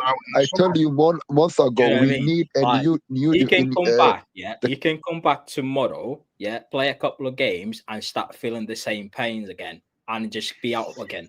Do you know what I mean? We are in a position that we cannot afford that. We can't. Honestly, yeah? We cannot afford for a player to rely on a player that is struggling with his fitness, because we've done that before last season. Will you sell him 100 million? Will you sell him 100 million to stay fit? Whilst we knew, like from previous season before, that they struggled to stay fit. Rodri right now is struggling. And okay. Let me ask you a question, Matthias. Will you sell him in summertime 200 million for 100 million? Who? Rodri? Yes. Who's gonna pay 100 million for him when he can't? Real Madrid. I think they will pay 100 million for him. No, Real Madrid have already said they won't pay that money. Okay. Where will he go? Okay, where will he go? The club don't want to give him a 300k for a week or 400k for a week. That's obscene amount of wage that we can give a guy who can stay fit. And I will not give him. If I were Viana or the board of the club, I will not give him a time until he becomes a full contract won't be done until the end of this season. Are we just guessing the club? The club will give him that money. You just got to prove his fitness. I think if they give him, they are crazy. No, that's what I'm saying. I think if they give him, they need to give him 250 and say he will give you more if you back to your best. The club will give him that. Let's say, for example, he comes back tomorrow, play a couple of games, and the club will just go, yeah, there you go. They will have to wait to see how many games. Yeah. Exactly. That's exactly what they do. I disagree. And by the way, why would they give him two? I don't like that. Why would they give him? Sorry, why would they give him? I don't like that. Even if he plays 10 games in a good performance, I will not give him 300k. We need to learn from our mistakes. Hang on. Matthias, one sec. How much would you give him a week then? 250. I will give him 250. No. He's virtually on that now. He's on that now. Okay, if he don't accept 250, I will sell him for 100 million he's on, or 60 million. You do know he's on Real Madrid or those Spanish clubs. He's already on 235 grand a week now, without the wage increase. What are you doing here? You think he's going to sign on for an extra 10 grand a week? Oh, sorry. No. He's not an academy player, I would give it to him. Ballon d'Or winner. He's gonna want a He's big Rodri, paycheck. man. I know Bernardo the Silva guy is is good. is on I know. 300 I running am not. around like a headless chicken on a pitch for 90 minutes. Never mind Rodri. Do you know what I mean? If Rodri proves his fitness, give him the 350, whatever he wants. Yeah, no problem. Give it him. He's that good. We know how valuable Yeah, he is to and us. if he doesn't He's not valuable perform, to us I on the can bench. guarantee you, if he doesn't perform, I'll be mentioning his wages all the time. I'm going to tell you, just back to your homegrown, you can tell there's an issue with it because everyone they're being linked with are homegrown. I'm saying if Nathan Ake and John Stones they bounce in January because Rico Lewis it will be registered as homegrown if he stays in January, yeah, and Nico Riley is going to be 21 at that time as well. So then both, but the problem is if Rico goes and Bob, then that's a problem. Yeah, I think Bob will. We still vote in Nico O'Reilly as our homegrown player. That's where we need to bring like Semenyo. You can say those good England he's players. been in not this country like forever. He was a Sunderland. I can tell you now, Oscar Bob is not in a good place at the minute. I will tell you, he's not good enough. A little bit. We have to tell ourselves Sorry, Marshad, you gotta wait your turn, buddy. You just keep butting in. Martin, is Chelsea after Omar Marmoush? Question from there's interest, but again, he's under a long-term contract. I think with Omar Mamouche, yeah, he should be playing more, but I think you'll see it more when he comes back from the AFCON, when we get into the run of the season. Why? What do you mean? Why? Why should we see him more after the AFCON? Why not now? Because we need him now. Who would you replace him with right now? Not replace him. Right, he should be playing alongside Haaland. No, we're never going to play two up top. We haven't played two up top in about 5 years. Okay, why did you give him 400k? Why did you give him 400k? 300 is 95. What? Why did you? Where do you get your numbers from? No. Sorry. 295. If he cannot start, yeah, which is fine, yeah. Why is he not getting more? Why is it Savio? Yeah, is ahead of Marmoush in this team. I know Marmoush has been complaining. He is one who's been. That's why. Why is this? I will tell you why. Because the manager is trying to save his face. Not just the manager. I can't just blame one person. The manager, the board, everyone. They're trying to save his face because what they basically are selling to the fan base is right. We agreed not to sell Savio in the summer to Tottenham. We gave him a new deal. Yeah, we have to show to the fan base that this is going to work. By showing that, he needs to come on the pitch, and he's not doing it at the moment. I'm not saying Savio has been bad or like poor, extremely poor. He's not been good, but he's not been like as the fan base are making him out to be. There've been games where he's been cooking, like Dortmund, Villarreal, even second half against Burnley, he done okay. But I also seen Marmoush. So I've seen the levels. Marmoush is way he's top draw. And I'm not accepting Savio to be playing over 800 minutes.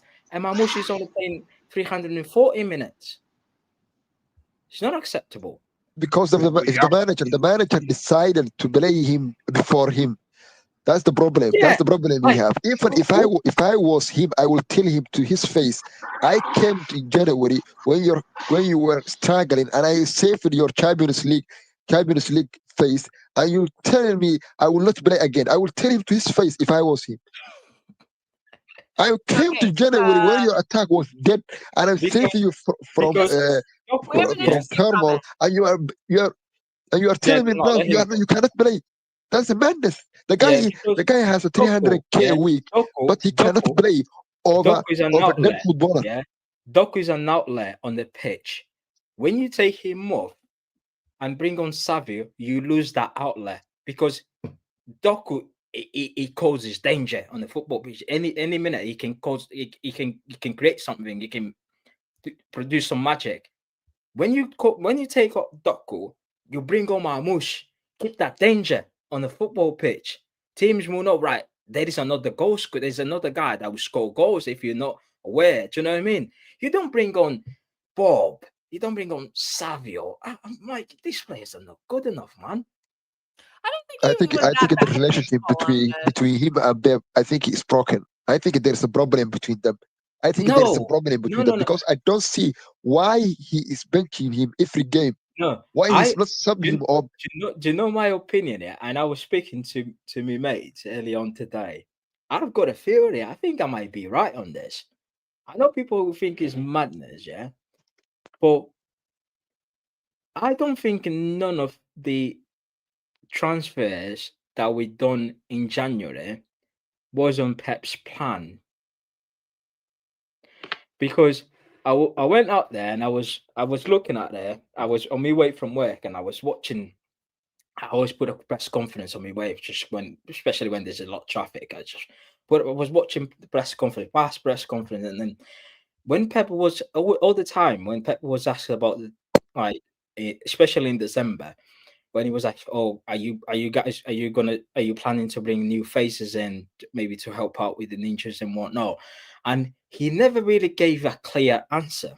And his answer was like, "Oh, I want my players back. I want Nathan back. I want John back, and I want Diaz back. I just want my players back.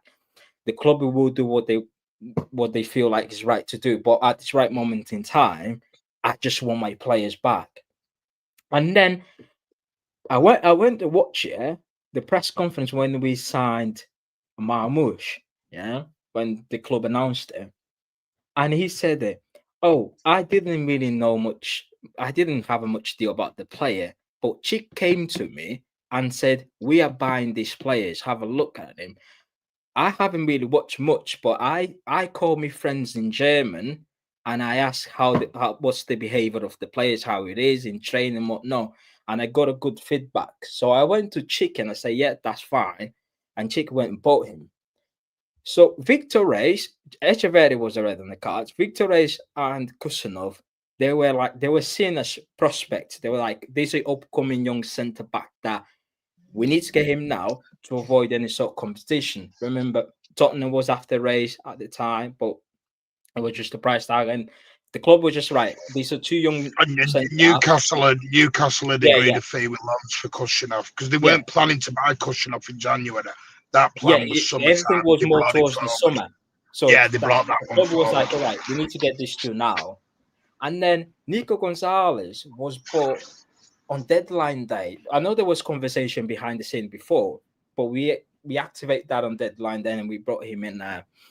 And we see Kusanov came on. He made his debut against Chelsea because we only had one centre half, which was Akanji was fit. Johnston was on the bench, but he could have only played 45 minutes at that time. So Kusanov came straight in, and we need Marmoush. They made the debut against Chelsea and we won. We looked really good. But when you're looking at these players, I feel like this because Pep don't usually go into the China transfer window. Pep he's just a madman. I'm gonna make something work from the players that I have. But when I look at the whole China transfer window, and I feel like, and they compared them to the summer players is the one Pep wanted them because he this is the players I want, and we went out and got him.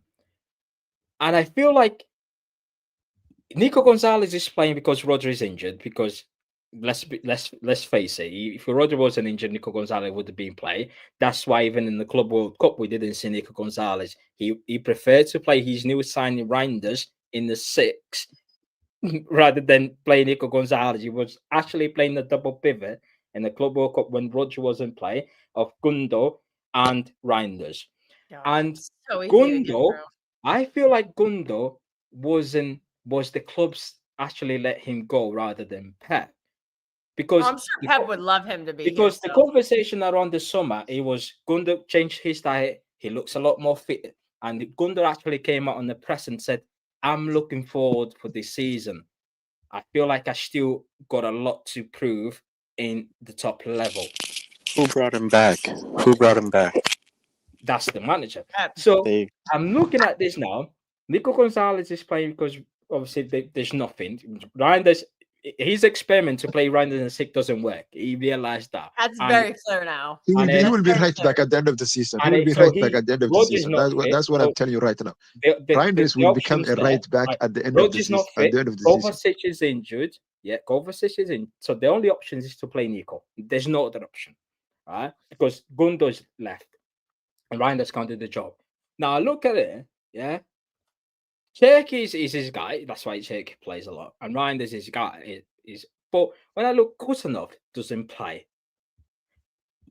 Marmoush gets 6 minutes cameo like he's academy prospect. Do you know what I mean? Like, I was like, that's ridiculous. And I feel like, yeah, maybe the manager didn't really count on these players, but the club went out there to buy these players because top 4 or the Champions League spot was at risk, to a point where Pep, this is the tool, this is the players, yeah, that this one can cover Haaland if Haaland goes down, which Haaland did after when we beat Bournemouth in the FA Cup. Haaland came off injured. Marmoush was playing 90 minutes from there. Kusanov was there to cover all the injuries at the back, but he never ended up using really. And it's like Pep was like, you need to make sure you get top 4, and we gave you the signings. But Pep wasn't really expecting these sort of signings because they're not really his type. And I feel like Pep doesn't really know how to use Marmoush in the way. I'm not saying I think he's got a plan for Marmoush in certain games, but not the same way as it like shaky, as it Reinders. Do you know what I mean? Because he sees these players different, because in his head he was planning to get these players. Watch the press conference, watch the interview when Reinders came into the club. The club called me and I had a conversation with Pep, and he said, I need a number 8. Do you know what I mean? As someone who's close to the goal, he likes to get into the box and score goals, and Pep praises him in that aspect. And I feel like, yeah, Reyes is on loan and Kusanov can't get a game, but these are club signings, not like Pep really. If you look at the centre half, the profile that we go for, Vitor Reyes fit into that category because he's Pep centre half, but he's young. But Kusanov is not really a Pep centre half, is it? No. Bro, listen, he don't trust. He don't trust them all. He don't trust them all. Even when they are playing, they play with fear. They play with fear. They think like, if I made a mistake here and there, he will bench me. They play with a fear. Even Kusanov or Omar, when he's playing, they play with fear. That's why he don't trust them all. Even with Nico, in first phases, he was not trusting. He was saying to him, you cannot play that, you cannot do that. He was shouting him even during the game. The other thing is the guy has too much power over Viana. I think if Viana cannot say to him, you can do that, you can do that, you can do this, I think he has too much power. Even in a substitution he's doing during game it was foolish. Even against the Fulham, he take off a defensive But Viana has nothing to do with substitutions. And substitute on defender who cannot play in that position. How can you do that? That's a madness. Hang on. Right, because what you just said's crazy. Hugo Viana has no say on substitutions. Yeah, I was about to dispute But what we're doing here, Hugo Viana is the chief exec. I agree with you. I'm not saying that. What I'm saying is, even with the players we sold in January, Viana cannot say to him, you have to do this or you have to do that. No chief exec can do that. How can you? No chief exec will do that. Listen, Martin. Tell me which club bench one of their best players in last year and a guy who have a 295 pound a week in a bench. Who can do that? Tell me which club can do that. Can you tell me which club can do that? Which club has a chief exec telling the manager what to do on the pitch? Because of him. No manager in the world cannot do that. Our best player in last year sat on the bench when he's subbing on bad players who cannot deliver anything. No, I don't think it works like that. So basically, the club or even Viana they sit down with the Pep. They will give Pep the tools that he wants, but if Pep is not really using, that's not down Viana. Viana can't force Pep to use a certain player. No. I'm not saying that. What I'm saying is we cannot score other than our strikers. Because at the end of the day, listen. the Our results are not wingers, showing on the pitch, cannot score then goals. Pep is under pressure. So the club's duty is they have to ask him. Our wingers cannot score goals. You have a guy who can score goals in your bench. Play him. There must be an accountability. Accountability is a must.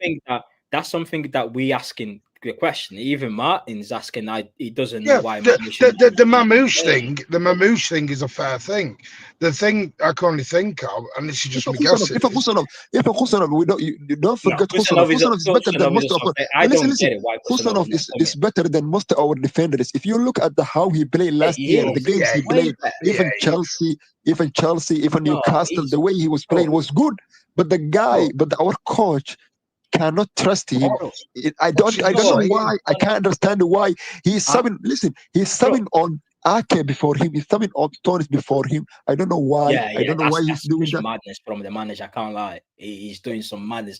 Bringing Ake before Kusanov is madness. Yeah, and he is in the best 2025, that is unacceptable, to be honest. Especially when you need pace at the back. John Stones, remember against Stones Fulham, has no pace. Neither does Ake. Every race with the Fulham attack, he was losing it. He was going up. He was out of his breath because he cannot run. That's a problem too, because Kusanov, because he's just been ignored this whole time. He's not match fit, so I don't know how well he would even perform. You need to have something like that because of how the Premier League is now. John Stones and Nathan Ake are too slow for the Premier League in 2025. At the end of that game against Fulham, 2022 anymore. At the end of that game, we finish off with the back four: Vardy left back, Stones and Diaz, and Nunes, and Nico Riley was sitting the six. And I was like, bro, Vardy and Diaz, and Stones and Diaz in 2025. It's like turtles in there. They can't run. And Diaz has been our best defender this season. When they're first in the pecking order. Matthias, how about Ake and Stones? That's the madness. 2025 playing Ake and Stones is the madness. That was against those guys. They are like in hospice. You know when a patient in a hospice is like waiting to die. They are in hospice in their career. They're in hospital situation in their career. The guys cannot move. They cannot run. They do not have space. They can't read the game. There is no midfielder that can protect them. It's a madness. And we have a defender who can defend 1v1, who can play a high line, who has a base, but he don't want to play him. And no one now in the club or in a fan base or in a media question that. I'm losing brain cells here. I think it's valuable to have a defender who can do 1v1s, even if it's late in a game when you have tired defenders. But it's not 1v1s we're getting caught on. Well, I think Kevin was roasting Nunes pretty hard. It's not the reason. Nunes. But the reason we're not, because hang on a minute, Nathan Ake came on in the 97th minute. He's not exactly coming on and playing loads of minutes here, guys. He's playing a minute. Okay, Stones, tell me, Stones, when did he come on? Right, but he came on and that was wrong because we haven't got any other CDM. John Stones is that bad. Tell me why Bayern Munich and Barcelona. How about Bayern Leverkusen? Tell me. Hang on a minute. Hang on. Right, you've talked for 20 minutes. I muted him. Right? Sorry, Marshad. You got to let Martin have a turn. Why do Barcelona and Bayern Munich? Why are they looking at John Stones? It was so bad, and he can't read the game, and he can't walk, and he can't kick a ball, and he can't do anything. I think that would actually suit him better because I just think the Premier League is too quick for him in 2025. Right, that's a fair argument. But to say he can't read the game, he's clued. I mean, well, we're just I didn't say that. I just think he's too slow. Wait, no, Mo did going way over the top with that. Judge Mo said that? Way over the top. Yeah, can't read the game. You can't do anything basically. Oh well, that's Judge Mo for you. Who's that? No, not Judge Mo. Mo, who's on now. Morishad. Okay, yeah, Morishad. Yeah, just said that a couple of minutes ago. That's fine. It's his opinion. Who's now, Ake or Stones? Stones. No, Stones. Listen. I think you John, can still play John football. Stones is still, he's still a decent player. Yeah. Is he ready? Yeah, because he's done well in the Champions League games when he's played. But pairing him with Ake, then that's a different scenario. Because now you're putting two slow defenders together. Yeah, that's where the problem he's done becomes. that against Leverkusen, didn't he? Yeah, that's where it's wrong. You got to look at a pairing issue. I don't think the defense was a major issue on Tuesday night. It was the midfield. The midfield was the problem because if you watch what we were doing, the defenders are clearing the ball away, and then the midfield are meant to pick up the second balls, and they weren't doing it. And then what's happening is the defense are clearing it, and it's coming back at them, but it's coming back at them twice as fast as they're clearing it out at that point. Because it wasn't the defense. It wasn't against Leeds. It was the defense because it was stupid bozo errors. Fulham was totally different in the way we conceded the goals. Yeah, because I've looked against Fulham. Yeah, literally there was nothing in the middle. So like, we weren't winning the duels. So the defense has to do like twice of the work because if no one is winning the ball back in midfield.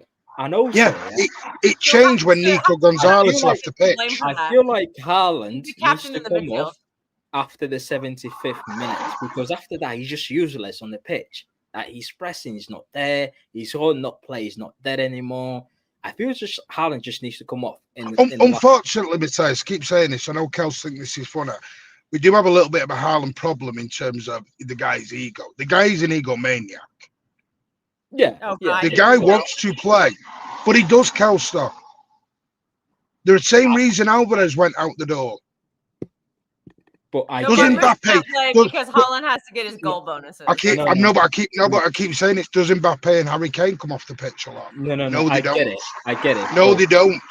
No, they don't. But the thing is, after the 75th minute onwards, Haaland is just useless on the pitch. He definitely was in that type of game. Yeah, once it becomes a end-to-end basketball, ball going left and right, he's pointless. Then. I agree with you. Yeah, the press is not there anymore. Like he just, I feel like the only time you see Haaland is just when he needs to defend a corner. Yeah. I mean, like, unfortunately, Kelsey, when you have got the world's best striker and he's on the most money and most everything else, he is the main guy. Actually, Harry Kane is coming off of a lot of games. I'm looking at his minutes. In what minute? Okay, 64th minute, 78th minute, 85th minute. One game he only played 31 minutes, 83. Not so he's. But he's still coming. He's still coming on. Right, so Marmoush then still gets 7 minutes, so he comes off at the 83rd minute. 84th minute. He's still getting. You're never going to take Haaland off for Haaland. Marmoush doesn't come on for Haaland. Marmoush comes on when we need the goal. That's the problem.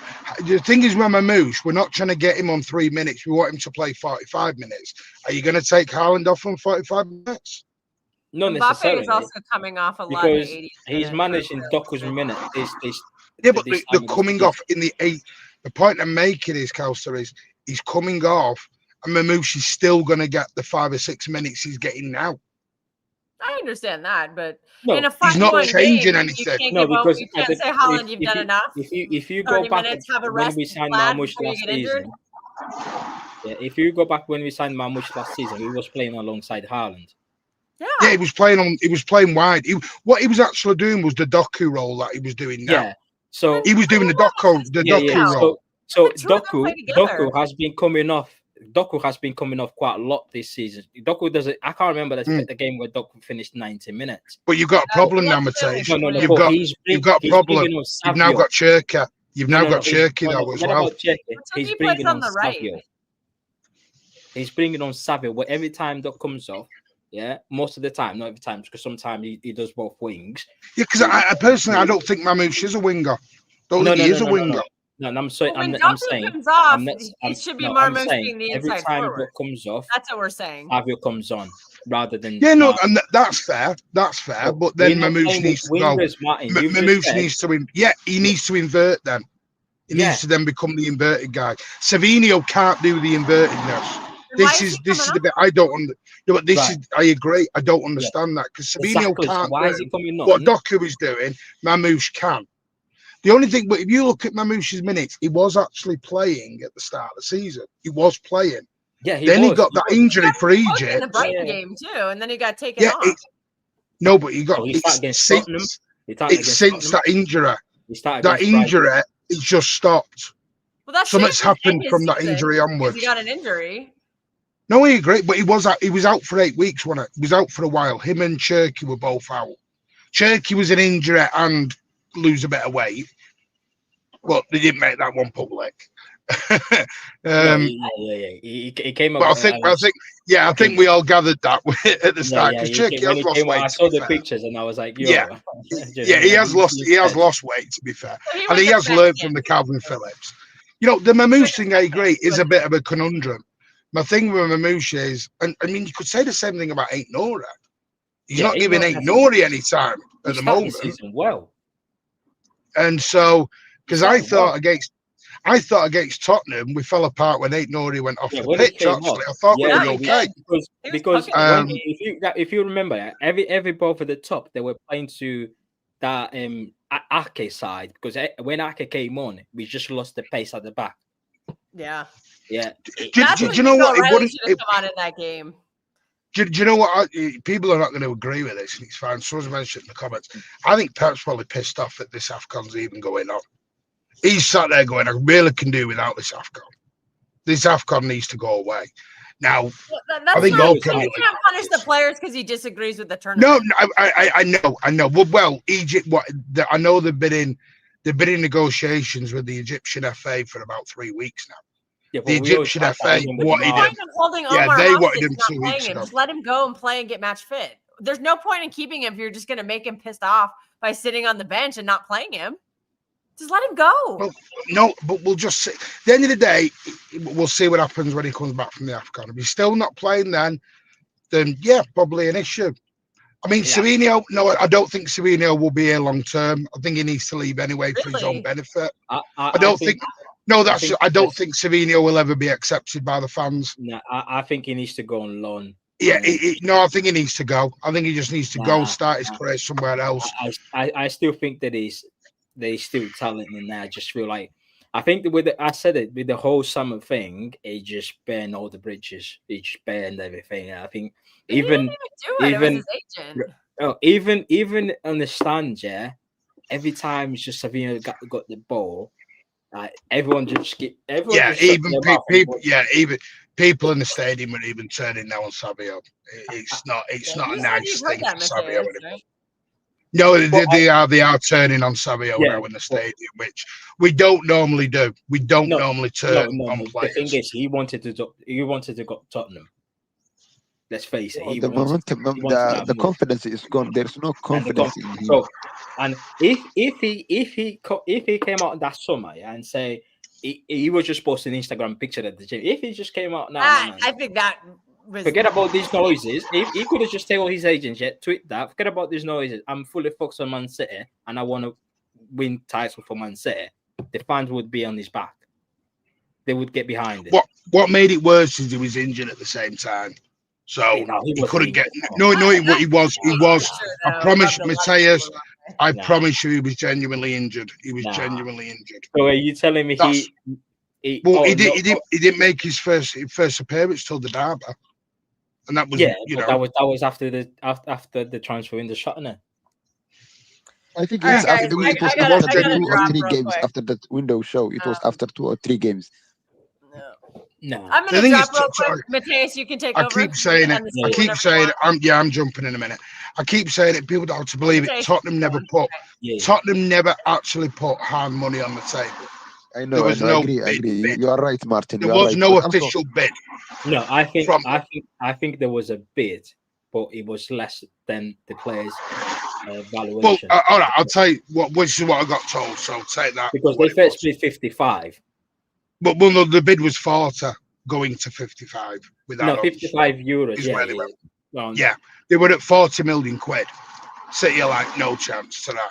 I don't know where this 7. I think that was just something Fabrizio, and you know, people say things, bit like the Galatasaray. We're going to bid for Ederson. Well, stop saying you're going to bid for Ederson and bid for Ederson.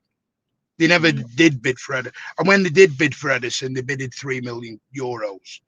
Yeah, Like you're taking the piss. I think you're right there. I think the 70 million came from Tottenham. It was like, yeah, I don't know where that. Yeah, that was pie in the I sky think it was stuff. more like to appease, like it's just to make Tottenham fans happy. Or we're trying to sign him. Look, we bid 75. I think Tottenham was like playing that game, right? Let's sell Fabrizio. We bid that, and he's only gone to 75,000. You know, he's only on 75k a week. That was with his pay increase. He's still on quite low wages for a City player. No. He's not on huge wage. It's not about. It's no Martin. No. It's not about for the City players. It's about the quality. No, but I mean, hang on. There's championship players. There's championship players getting fired. No. Doc is there is. No, but he's getting a new contract. Him and Gavardio will get a new contract, and Doku will get a much bigger pay rise than what Savio got. Yeah, much bigger pay rise. The difference in quality is massive. Yeah, I agree, because Doku stepped up. No. I still think there's a player there. I don't think the patience is there. I don't think the patience is there anymore. No, and I don't think the fans are not. I think the guy's confidence is so on the floor now. I don't think you're ever going to pick it up. I don't think you're ever going to pick it up. No, it's like Oscar Bob now. I think Oscar Bob's lost all his confidence. Yeah, but the Oscar Bob thing is just himself. It's not like the fans are. That's just him. I think I'm not sure if it's weird because since he's come back from that broken leg, he seems a bit tepid. It seems like that broken leg's got into his head a little bit, and sometimes as a young lad, and you get that first serious injury, it can shake you a little bit. It can get into your head. I agree. You're right. Yeah. Also, we need to understand it. Because you got to remember, it wasn't even on a pitch. It was done in training. Snapped his leg in bloody training. It wasn't even on a pitch. He's not right wing. Also, he is attacking 10. He's a 10. He is. He's not right wing. I don't think he's not. I don't think he's a right wing. He's a midfielder. He's attacking midfielder. He has no base to play a winger.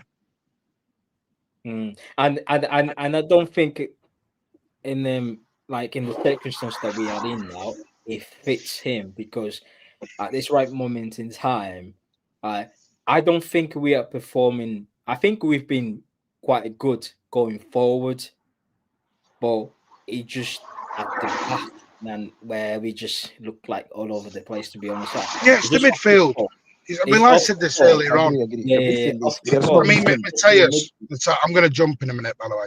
If you take Declan Rice and Zubimendi out of the Arsenal team, and they're stuck with Norgard for like 20 games, and they've got nobody else, they will eventually suffer.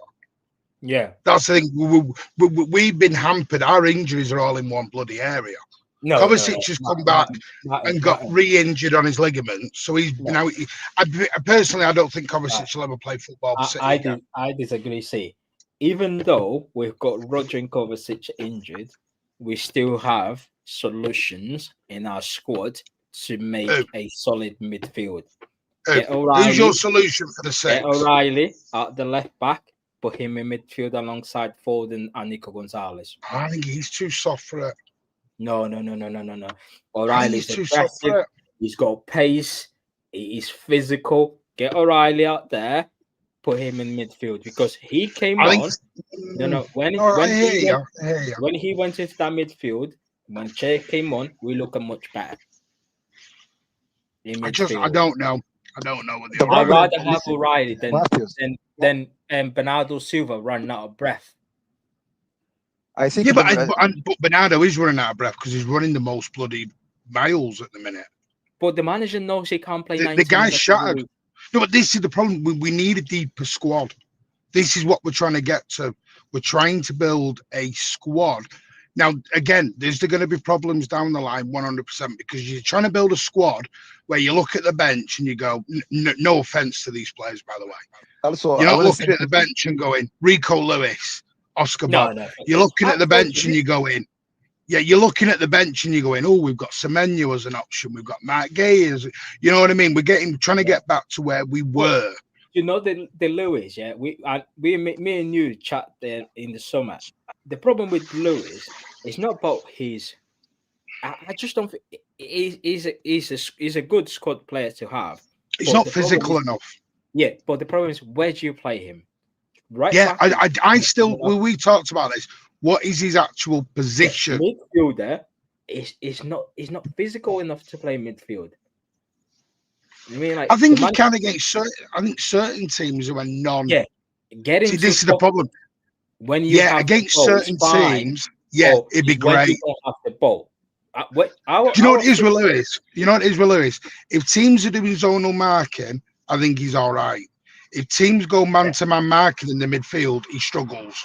Yeah. And I think that's the major problem with Rico Lewis. Yeah. And how many teams play zonal marking? That's the problem. Not many. No, man. Everyone's gone physical now. Yeah, because especially with those, they know, we get knackered on the 60th old minute. So they know he needs the space. He needs space to move to. Yeah. Let's stay in the game for the entire first half. Let's give them the ball in the second half of the first 10 minutes. And after that, they tired because they've been rested. Let's go at them. That's why we've been suffering in the second half. And I'm like, personally, I think Rico looks better in Champions League games at times. Because there's more space for him to go. I don't think there's a future for Rico in this club. I think we need to. And I think he needs to think about his career, because if he wants to make it into the England squad, I'm not saying about the World Cup, this World Cup, but in the Euros coming, and he needs to be playing week in, week out, in my opinion. I don't anyway, think I'm going to jump. Ever be. Nice one, Martin. Yeah, listen, take care. I don't think Rico will ever be this kind of consistent football player for like top six or one of the biggest clubs in the world. I don't think that he will be mid-table Premier League player. He will have a good career for Nottingham Forest or Burnley or those kind of teams. He don't have physicality. Yes, he has technical ability. He has technical ability. He's an intelligent footballer and he has a technical ability. But this generation or this football we are playing now, physical football with high pressing, he can't do that. He's so soft. He can't do that for big club. Yeah. He can play for Nottingham Forest or Aston Villa or those kind of mid-table teams. He can be like Adams, this American guy who plays for Bournemouth. He can sort of have those kind of career like that. The other problem is, I want to say something is, we need Nouri back in this team. Nouri is so important for this team in attacking area also. If we cannot defend it, so we have to have our best attacking footballers in the lineup team. That's the kind of things I want to say. Also, what? But would you? Where would you? Rico Lewis would even. I don't think Rico Lewis would start for Brighton, mate. He can with a tax of a club. There's tax. They would start. They would rather start 40-year-old Milner than Rico. His biggest disadvantage, Matthias. His biggest advantage? Physicality. If he has some kind of physicality, he will play a good amount of football in our club. He don't have a physicality. He will push away every time he got pressed. He will push away like a child, like some kind of amateur. Yeah. Nah. I think yeah. The problem is, I think I had to jump back on. How do you not feel about tomorrow? I just had to jump in because I don't know, Mateus. Honestly speaking, Mateus, I don't know if my heart, could take another Fulham game. I don't see us winning tomorrow. Why? No, more Rashid. No, Mateus, let him say that because he said that against Fulham and it worked. So as long as you say that and it goes against if it's No, reverse how did we? psychology, Okay. Listen, I I hope. think you are result based analyzing. We'll talk about the performance. We were one action away from drawing that game. One action, and you will not say that to me now. Wait, One action. Mateus, can you hear me? If Gvardiol Yeah, didn't yeah, save yeah, yeah. that ball, what will you say Yeah. now? What will you say? I've been You say talking that this whole time, and I wasn't sure if anyone could hear me. No, no, no. We can hear you, bro. Don't worry. What's Rico Lewis special at? What is he elite at? Mathematics. Honestly He's speaking, good at Daniele, mathematics. I'm not Wait, wait. sure. I'm gonna answer. I'm gonna answer. I'm gonna answer. Go I'm gonna ahead. answer. Go ahead. He's good at getting to pockets. Okay. How often does that happen in a game? What is he Well, elite at? What is he elite at? the manager told me he's one of the smartest player he's ever worked with. He's so smart that he can't do a line. Come on, man, stop it. No, I will answer for you. Let me answer for you. The guy is a mathematician. He can be a mathematics teacher. He's good at mathematics. If you ask him 2 times 3, 200 times 4, if you ask him those kind of questions, he's so intelligent. Our manager told us he's so intelligent. The guy is so intelligent. So he can be when you mathematics have teacher Pep or physics teacher. Guardiola, He's good at that. when you have Pep Guardiola in Manchester City and you've won this much, and you've signed special players, and you have the academy, you start to think that everybody that comes through the academy is special. No. Some of them are average. They're average on an above average team, so you think that they're exceptional. Manchester City is almost like the perfect environment where everything Daniel. Remember when Rico Lewis came into the scene, yeah? And the fan base was celebrating Cancelo when Cancelo left on loan to Bayern because we've got Rico Lewis now, we don't need John Cancelo. Cancelo was world class, bro. John Cancelo got three. Someone said to me, Hold on, you know what's Moshi. mad? John Cancelo got 3 big moves: Saudi, Juventus, Manchester City. They all paid big money for him. I'm sorry. If Nottingham Forest played for James McAtee and then they came back for Rico Lewis, that is the bar. He is a James McAtee player today. And James And McAtee, you know what? like him, You know he's what is average. worse? And you know what? Remember when we played Al Hilal? Cancelo just showed who is the boss. I mean, we have to be honest. Some of them are not good enough. And then when the game puts more weight on physicality and you're not physical, because see, players like Vitinha and John Neves, they are either world class athleticism or they have world class IQ. Calling Rico Lewis smart doesn't mean that he's stupid, but it means his IQ isn't also at the level of, say, a Vitinha. Yeah, but the manager said that Nunes is not smart enough to play midfield, but Rico Lewis is one of the smartest players he's ever worked with. Mateus Nunes was on the team when we played against him. He made 2 passes, and Pep Guardiola said he's one of the best world class passes he's ever seen. Maybe this manager's got a bad eye sometimes. Maybe what he thinks is smart isn't smart. It's average. I'm sorry. Compared to what he's had, and I'm not trying to slight the kid. Compared to what he's had, good player. But no, he needs to go out and develop and improve. He'll get better by playing, by seeing, by reacting, by dissecting, by trying things that he does not try on the City team. I've never seen Rico Lewis do a line breaking pass consistently. He doesn't do it. Yeah, and he's a midfielder. So what type of a midfield His is he? passes is on this. Is like sideways or backwards. So is he the type of midfielder that needs everything to be right, set right, in order for him to succeed? Because I'm gonna tell you right now, that's not happening outside of Manchester City. I can count on my hand how many clubs have that for young players. And if that young player is not elite, they get rid of you, which means you have an average player that needs above average conditions. You can't have that. Yeah. I hear you on that, bro. I hear you on that. I also heard on the Oscar Bob because Martin said that he's not in a good place. Yeah, he's not in a good place, and the manager is also responsible for that. How he's managed him, the expectations, the instructions that he's given him. Oscar Bob hasn't helped himself, but neither, if I'm going to be honest, neither has Pep. Because while he wasn't playing great, he took every opportunity to put Savio in, whether it was for Doku or whether it was for Bob. So you couldn't even find the confidence because, like Morshid said, guys started playing timid. And then you're coming off of an injury and you've got a team that's not a perfect situation either. I mean, am I Nah, surprised? to be fair to Bob, yeah, he didn't play much in the Club World Cup, but I was really surprised that he started against Wolves. Albeit he had a good game against Wolves in terms of the defensive work and win the ball back.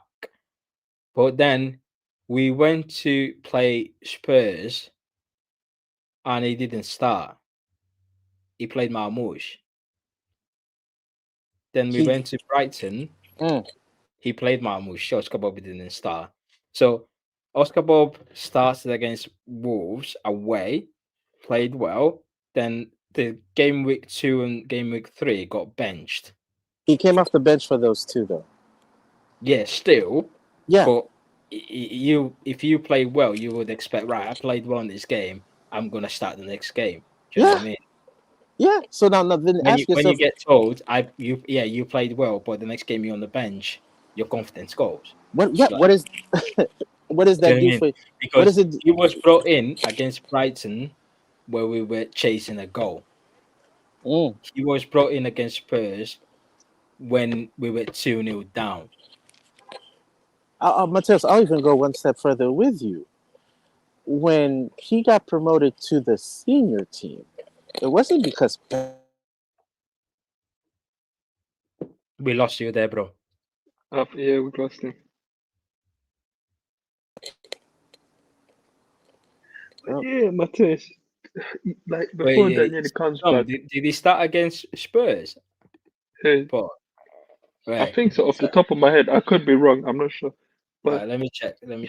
Yes. Can you hear me now? Yeah. Go on. Yes. Yeah. When he got brought from the academy to the senior team, it wasn't Pep that brought him up. It was Cheeky that made the recommendation. Because he was the Academy Player of the Year 2 seasons in a row. And the plan, I think if I remember, I'd have to go back and read and find some of the press releases and the interviews. But the plan was he was supposed to be going out on loan as well. But instead, he got integrated into the first team. He'd been practicing, but that was Cheeky. Cheeky's not there anymore. So now you got Pep making and pushing some of these decisions. Yeah, guys are going to be losing their confidence, and if they're not helping themselves either, it's a recipe for disaster because Pep's looking out for Pep. He's not looking out for anybody else right now. Yeah, he's looking out for his job who's under pressure. Do you know what I mean? Like the way that's why he was asked today in the press conference, what do you make about the goals we've been conceding? And he started laughing. I was like, well, bro, there's nothing to laugh. Do you know what I mean? This is not good enough. If you come out and said, Matthias? You come out and said, "Oh, I've got a feeling that we're gonna have a very good season. The vibes in the training ground, all this and that and the other." But when you're conceding goals like that, yeah, we've conceded 6 goals against 17th Leeds and 14th Fulham. 6, yeah, and stupid goals. You can't be going challenging for titles when you're conceding goals. Don't not disrespect to anyone, but you can't concede 2 goals against Leeds at home or Fulham 4 goals against Fulham away. Yeah, what would you expect when you get to a Champions League knockout stage against proper teams? You get me? Because against top teams, you won't have a lot of the balls. You won't have 60, 70 odd percent possession. Possession will be even on both sides because you're playing against top quality players as well. And they can hurt you big time. If your midfield is like that, if you go into midfield with whether it's Rodrigo or Nico Gonzalez, and you play Foden and Bernardo Silva in front of him, it doesn't matter who is a DM, we're gonna get overrun, because when you line up like that, you're only thinking about in possession.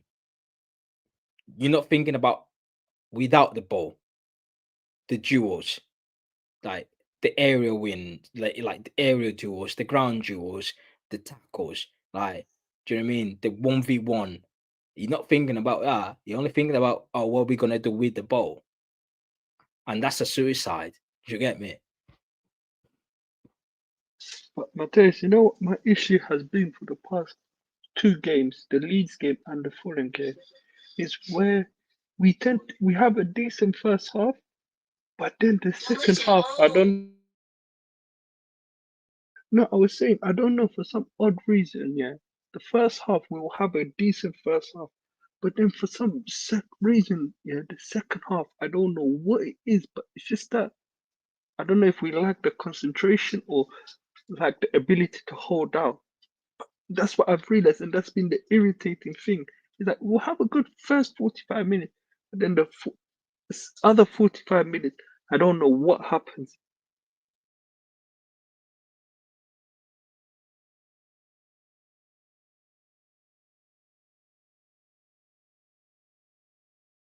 You there, Daniele? Yeah, I'm there. Can you hear me?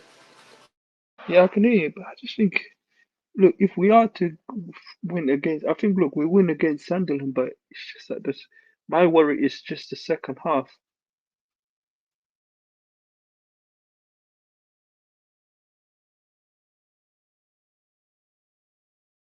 I think we win, but it's going to be a close endeavor.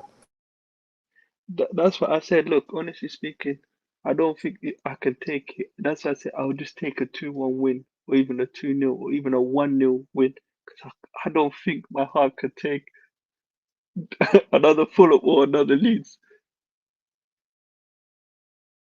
Yeah. That'd be tough.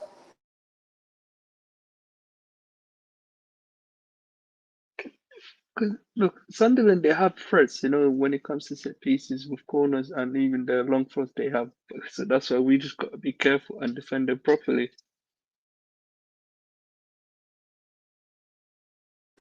Wait, repeat that again. No, I was saying Sunderland, they're very good at set pieces in long throws and corners and free kicks. So we just got to be on our A game.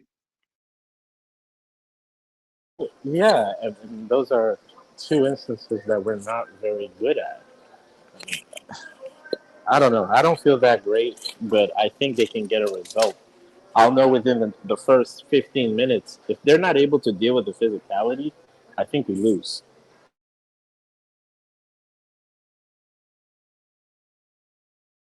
What would you do to what team would you put out there that will per se potentially get the win? I would start Kusanov. Where, right back or at centre back? At center back. And then who would be your midfield three then?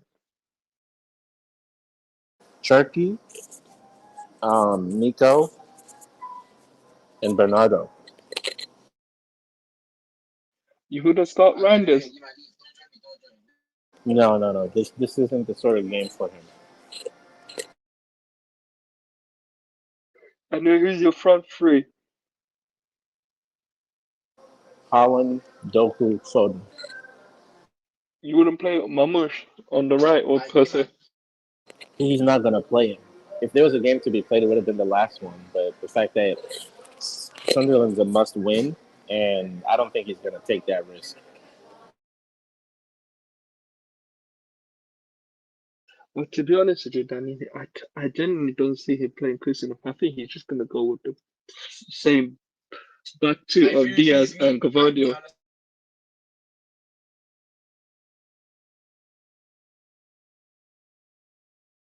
No, I don't know. I might even see him doing John Stones in midfield, honestly.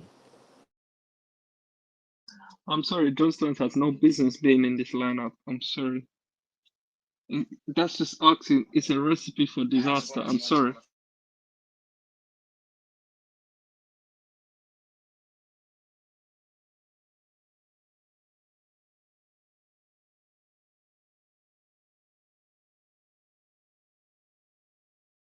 I don't. Do Sunderland have any pacey players? Because that's what I'm saying it doesn't make sense Both to the forwards, the two yeah. So forwards are pacey. then it doesn't. Then it's a recipe for disaster to play. What's his name? John Stones.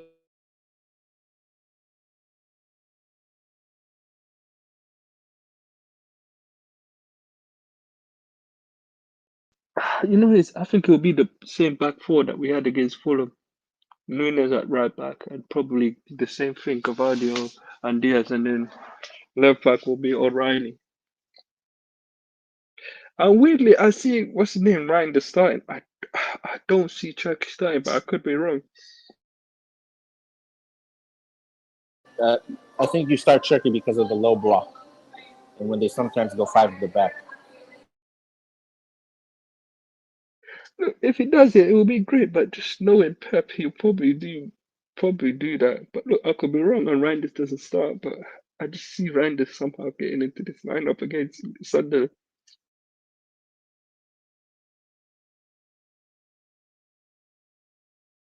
He subbed him off versus Fulham.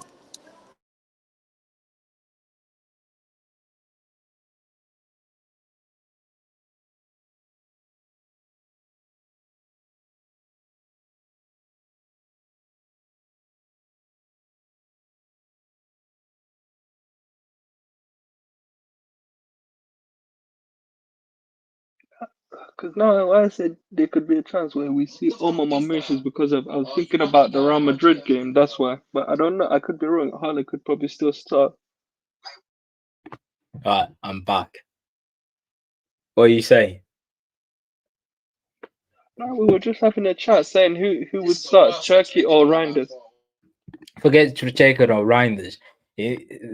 Sunderland is going to be a difficult game. I don't think we're going to win against Sunderland, but yeah, I think it's just he needs to make some changes into in the starting 11. We can't.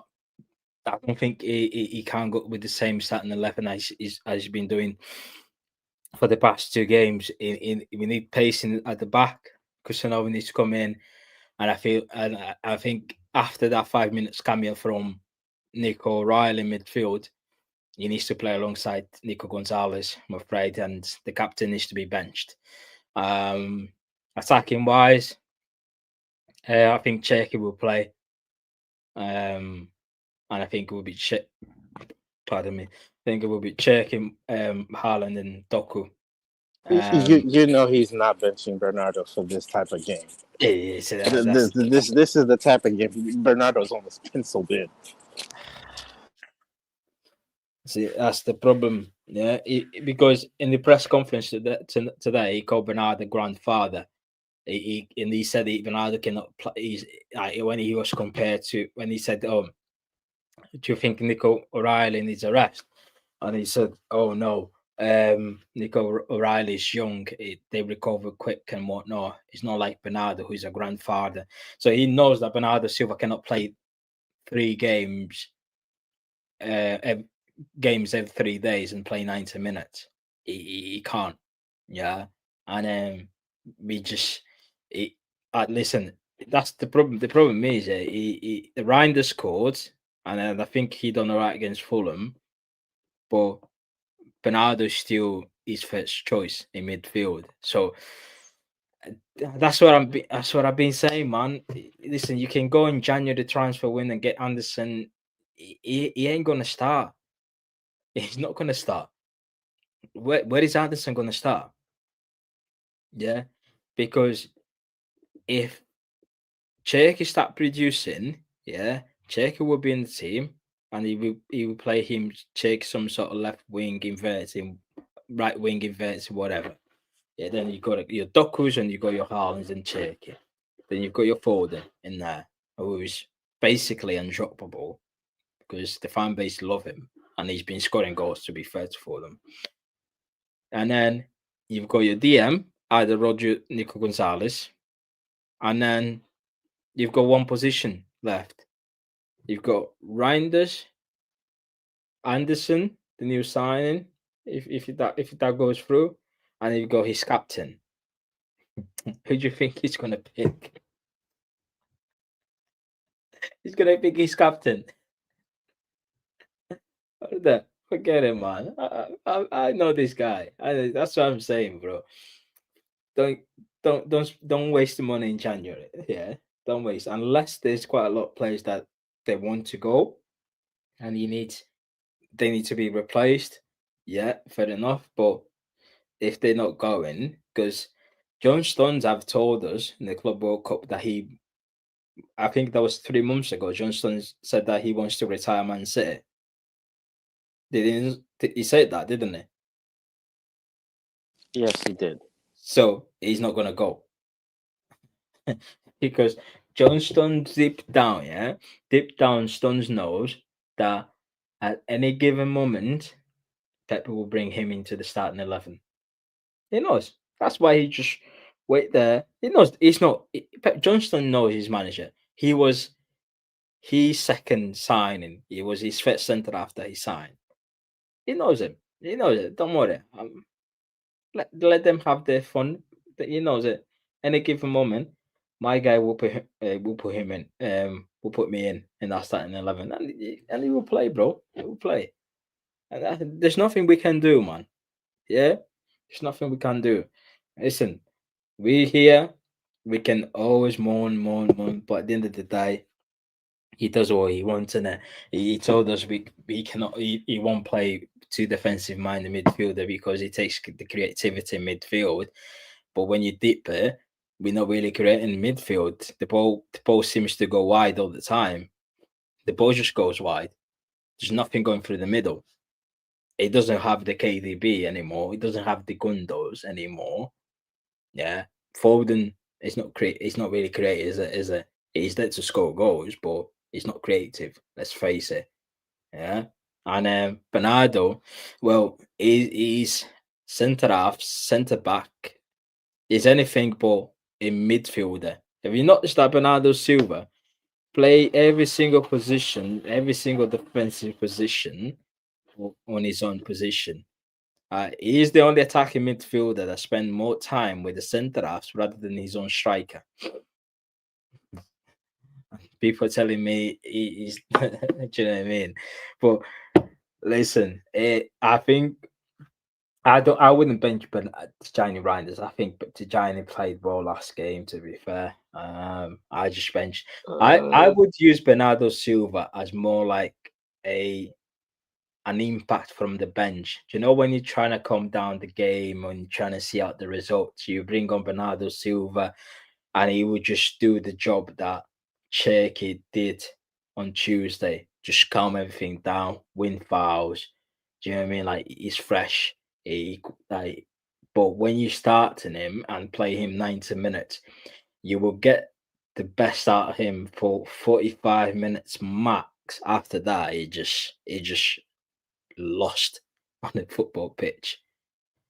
But yeah, it's just it is mental. But it's going to be a very difficult game against Sunderland. I can't lie. No, it's Matthias. It's not going to be easy, but I think we'll probably win somehow. We'll win. Look, I think we'll win, but it's probably going to be a narrow win. It's going to be a painful one, but it's going to be a narrow one.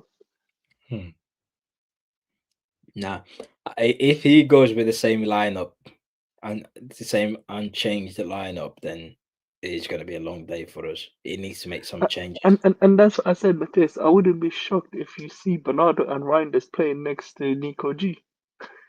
Because you know I say Cherky, but I would not be shocked if Pep goes with the same back line, yeah, and the same midfield, even the same front three. Nah, he's not going to drop Foden. Foden, to be fair to Foden, he can't be dropped because he's he's been one of our best players recently. So Hey, Mateus, you see this Kelster and Steve? They made me become a bloody meme. what do you mean? You didn't see the WhatsApp GC of me praying. You see what the club has made me do, man?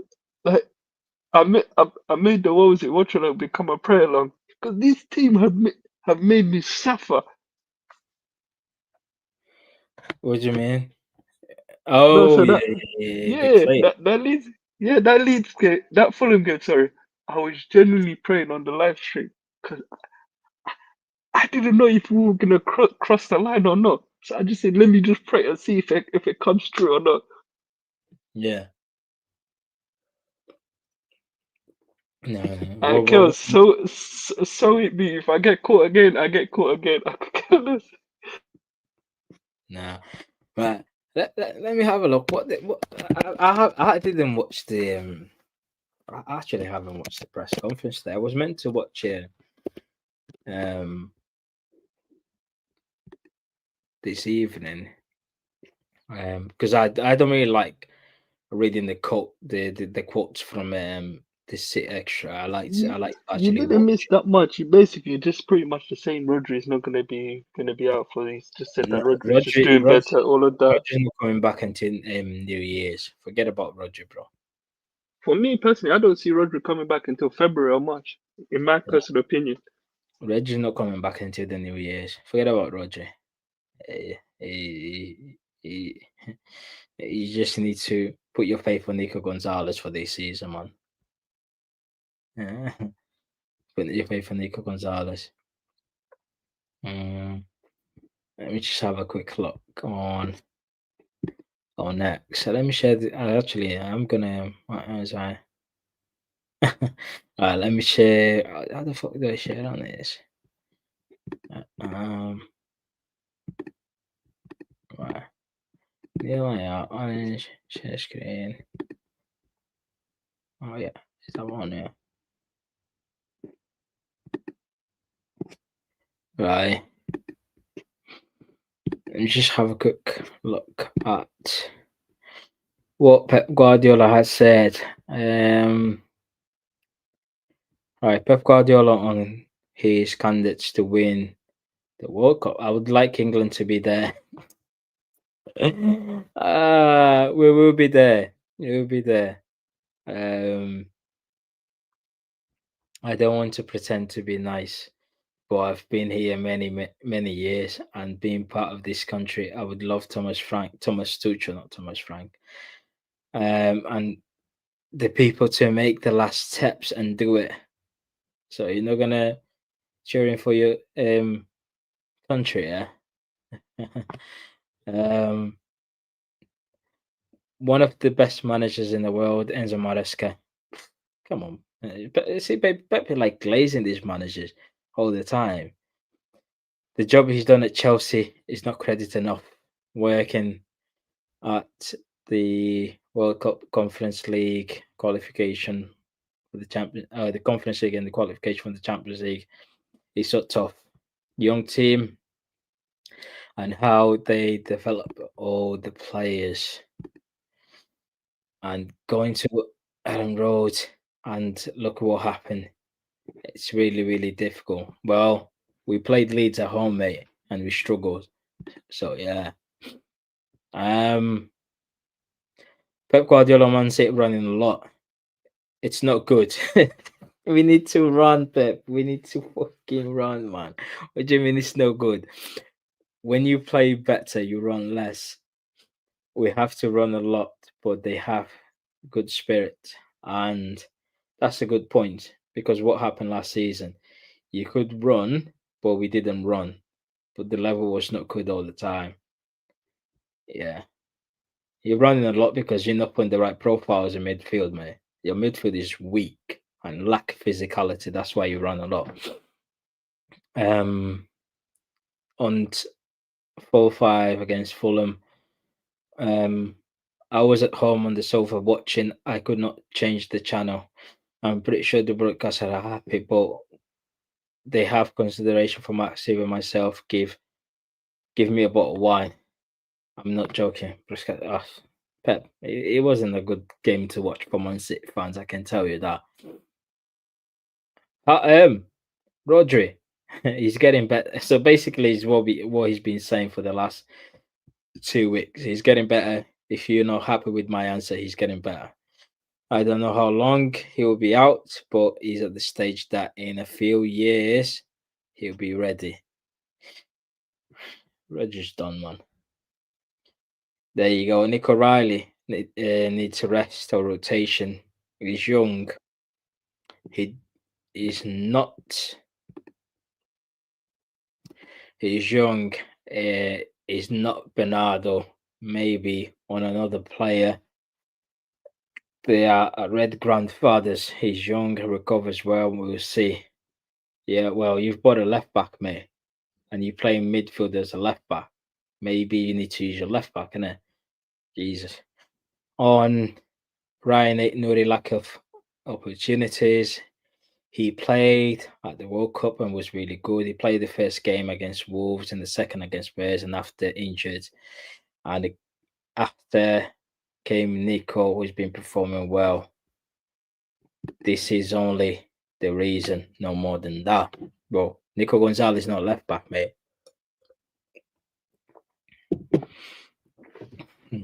Fernandinho was covering Walker when he got injured, but you didn't keep Fernandinho as a right back, did you? We're really pleased with Aït-Nouri, and I know he's going to help. And he came for a long time. He knows the Premier League. He can play outside and inside, and he can play in different positions. But now Nico is playing really good, and this is the only reason why. Play players in the right position, Pep. Of course, I don't like to concede 6 goals in 2 games, but at the same time, we are a team who scored the most, and we have to build from now. I don't have enough words to express what I've lived in mainly good moments, but bad moments as well. What was he on about in here? Oh, the incredible people I've met has been an exceptional journey. It's been top. Pep Guardiola and Sunderland, they deserve to be where they are after 14 fixtures in the Premier League against these opponents. To be in a position they deserved. Well, they've done pretty well, to be fair to Sunderland. On the 4-5 win against Fulham, it's forgotten. Learn, and a good learn. Hopefully, it is forgotten. Well, you can't forget the way you defended me, yeah, because you need to do better. Well, he didn't say much. Oh, right, okay. So there'll be more quotes coming from the embargo, because embargo starts at 10. There'll be probably more quotes coming from the embargo press conference. But yeah, he didn't say much today. Is it Hamza in there? Yeah, I think it's Hamza. I don't know which Hamza he is. I don't know either. He just signed. Hey, are Right, you there? let me go through the comments. Theo said the defense makes Donnarumma look like Ederson. That's very true, my mate. I couldn't agree more. I could not agree more. Yeah, it's not even the defense, to be honest. It's the midfield. The problem is, yeah, you know, at the start of the season, I think the players got too gassed when Donnarumma was making save, and everyone was kind of, every time he was making a decent save, you could see like Ruben Diaz going high five, Nick O'Reilly high five, Vardio high five, and whatnot. And all of them, they got really gassed and they became a bit complacent. Do you know what I mean? They were like, oh, let them shoot. Our goalkeeper's going to save it. But at the same, that's what was one of our problems against Fulham. We were not closing down quick. We were letting them have a shot from outside the box.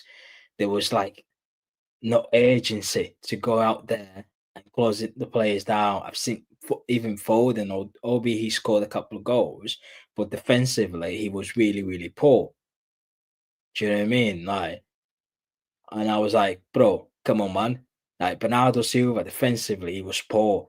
Like, there was even the Emery Smith Rowe goal. Penalty was just looking at Smith Rowe making all that run from left to right and going head the ball. No one was following him. It's all well and good you play well with the ball, but when you haven't got the ball, you still need to be a bit physical. Do you know what I mean? Win your midfield battles, man. O'Reilly has to play next to Gonzalez. Yeah, man. I've been saying that. Bro. Martin's always right. I'm Martin Glaze.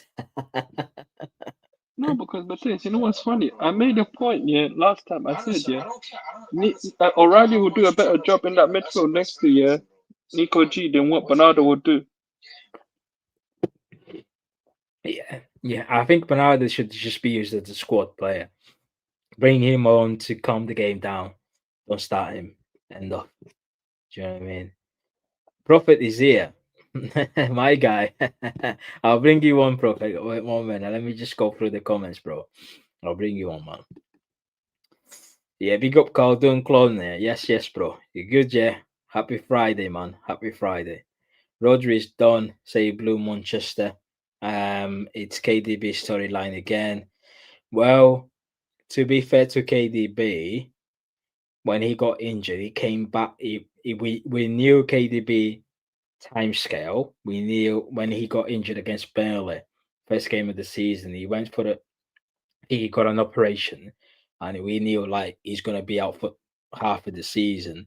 And he came back against Newcastle, and to on the right time frame. With Rodri, he came back at the end of last season. He played in the Club World Cup. He starts, I think, he starts against. He played against Brighton, didn't he? Or was it Nico Gonzalez? No, Nico Gonzalez played against. No, it was Nico G. Nico G played against Wolves. Who played against Wolves? Was it Rodri? I forgot which game it was that Rodri came off. Spurs? Rodri came off at one of the games around, I think, the 20th minute. I know Nico G played against Spurs when he had that madness with Trafford. But we played Arsenal game week 4, isn't it?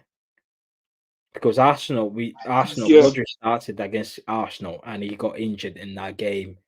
Nico G came on for Rodri.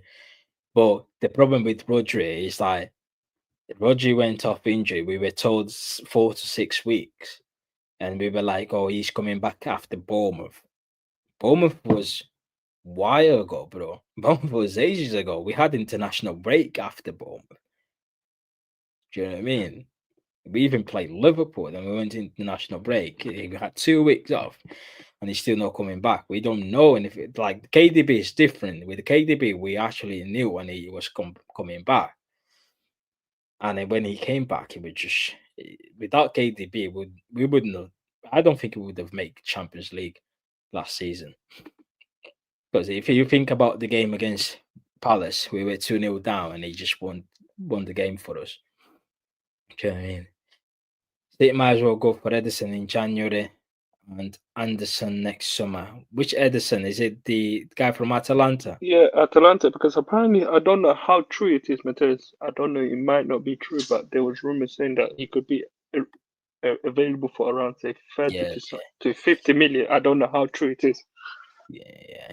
People blaming Donnarumma Trafford fans' agendas. That's true, bro. They never wanted Donnarumma because in their mind, in their imaginary world, it was like Edison would. They want Edison to stay for another season and Trafford be the number 2, and because they already were coming up with excuse, oh, Trafford is gonna be understudying the Edison role, so he can be number 2 for next season. Then, to a point where Edison he was told to go, Edison wanted to leave anyway, and we brought in Donnarumma, and they changed the narrative to oh, we promised Donnarumma the number 1. We promised Trafford the number 1 spot. I feel sorry for Trafford. No. Fuck that. This is not a daycare nursery. It's an elite football club. Yeah, you need the best players you can get. Yeah, listen, anyone who's having a go at Donnarumma is just Trafford fanboys. Do you know what I mean? Without Donnarumma PSG and win the Champions League. Facts, bro. Facts. That guy they've got is shit.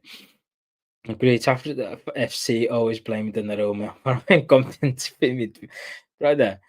They blamed Donnarumma for just Covardio penalty because why Donnarumma saved the penalty but he punched the ball straight into the opposition player. Yeah, brother. How about having a go at Josh Covardio who was playing Mortal Kombat in the box? Do you know what I mean? It's baffling.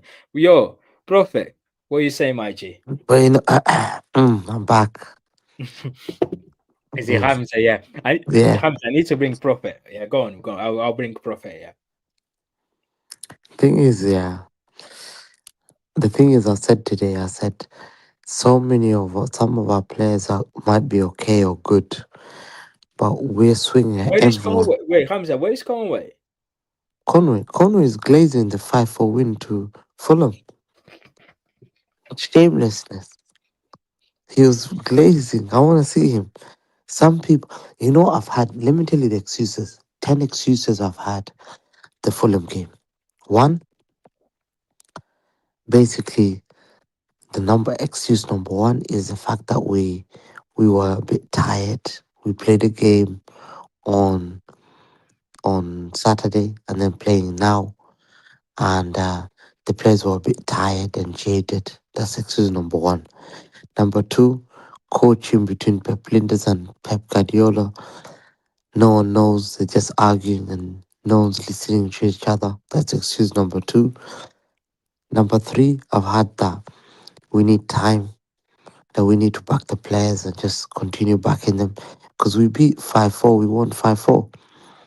Excuse number five, I've had that we beat a team that's called Leeds. Look, Chelsea struggled to Leeds. So we beating Leeds is like, wow. Excuse number six, going to Fulham away is a tough ground. We have to respect it. We played well. What you make of the Leeds game, bro? And bro, let me start first. Do I start the Leeds game? Or did he start the Fulham game? Or did he start at the Tottenham Let's game? start at the Leeds game because Both jobs. Because we were 2-0 up half time and we were like, yeah, we're playing good, we're controlling the game and whatnot. We came out of the second half and we just looked completely shadows of ourselves. We played Fulham, we were 2-0 up, and then we were like, oh, let's go and get the third, because we were kind of thinking, and back in our minds, we were like, oh, remember Leeds, do you know what I mean? Let's go and get the third. We got the third, then we conceded the first goal. We went 3-1 at half time, and then we came out the half time. We scored the second straight away. We scored the fourth, straight away, and we were like, yeah, right, okay, 4-1. But at in the back of our minds, it's away. Remember, we gave away 3-goal lead against Frankfurt. Was it Feyenoord last season? Was it Feyenoord? Yeah. Yeah, Feyenoord. Yeah, and they're like, oh. But then we scored the fifth, and we were like, right, okay, 5-1 up. We're cruising, playing beautiful football. Let's just go in and smash them, make a few subs, bring in Cherky, bring in Marmoush. Let's just toy with Fulham. They scored the fifth, they scored the second, and all of a sudden, the manager decided, right, I'm going to take Doku off and Nico Gonzalez, and I'm going to play John Stones in midfield, and I'm bringing on Savio. Yeah. What? And then, long and behold, Savio gave away the corner. They scored the third. They scored the fourth goal. No, they scored the third from the corner. Oh, no, it was the fourth from the corner. I'm like, brother, really? Bro. Against Fulham as well, even the substitution against Fulham. Like, Fulham equalised in the 64th minute. Yeah, they scored on the 54. They scored the 2-1. 65th, they scored the 2-2. And we were just chasing up the game for the next 20 minutes.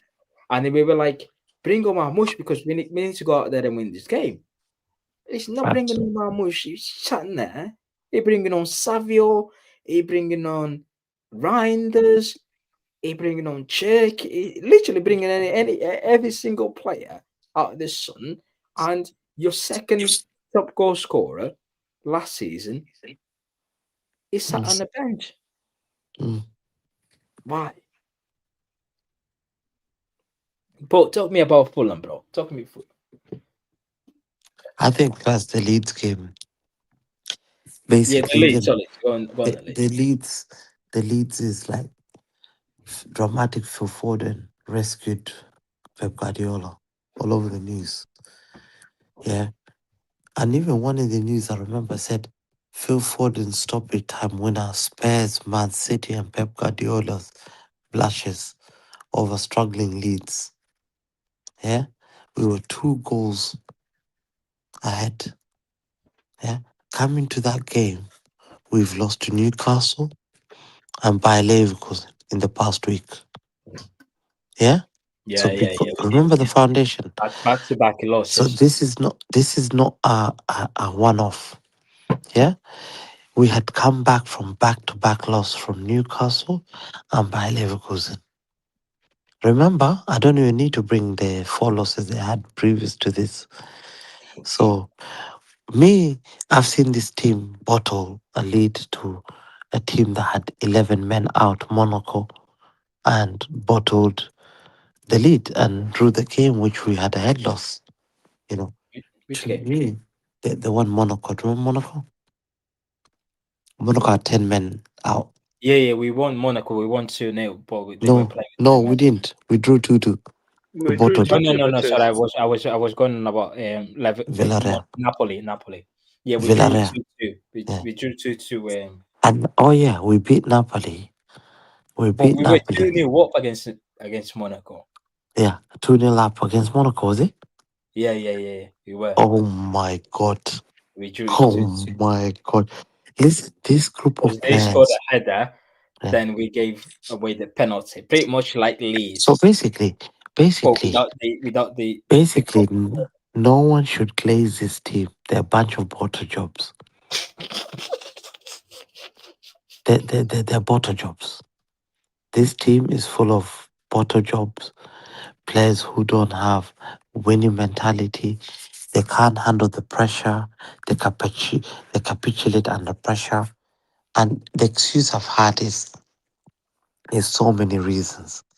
Yeah, this whole team, Leverkusen had 9 players out, but they were glazing about us, Pep having dropped our players. I said, hold on, you're shameless. You're at home against a team that has 9 men out, not even Bayern Munich, Leverkusen, and we go beat 2-0. So to me, you look at this, you think, which one is the worst? Losing to Leverkusen, winning at Leeds, or winning at Brentford? I think these losses at Fulham win was the worst win. I tell you why. We were 4-0 up. Just forget the 5-1 score. We were 4-0 up. 5 minus 1 is 4. We were 4-0 up with 30 minutes to go. And we conceded 3 goals. Every 10 minutes we conceded a goal. We could have lost that game easy. How can you respect this team? How can you look in people in the eye and tell us that this team is good enough? Yeah?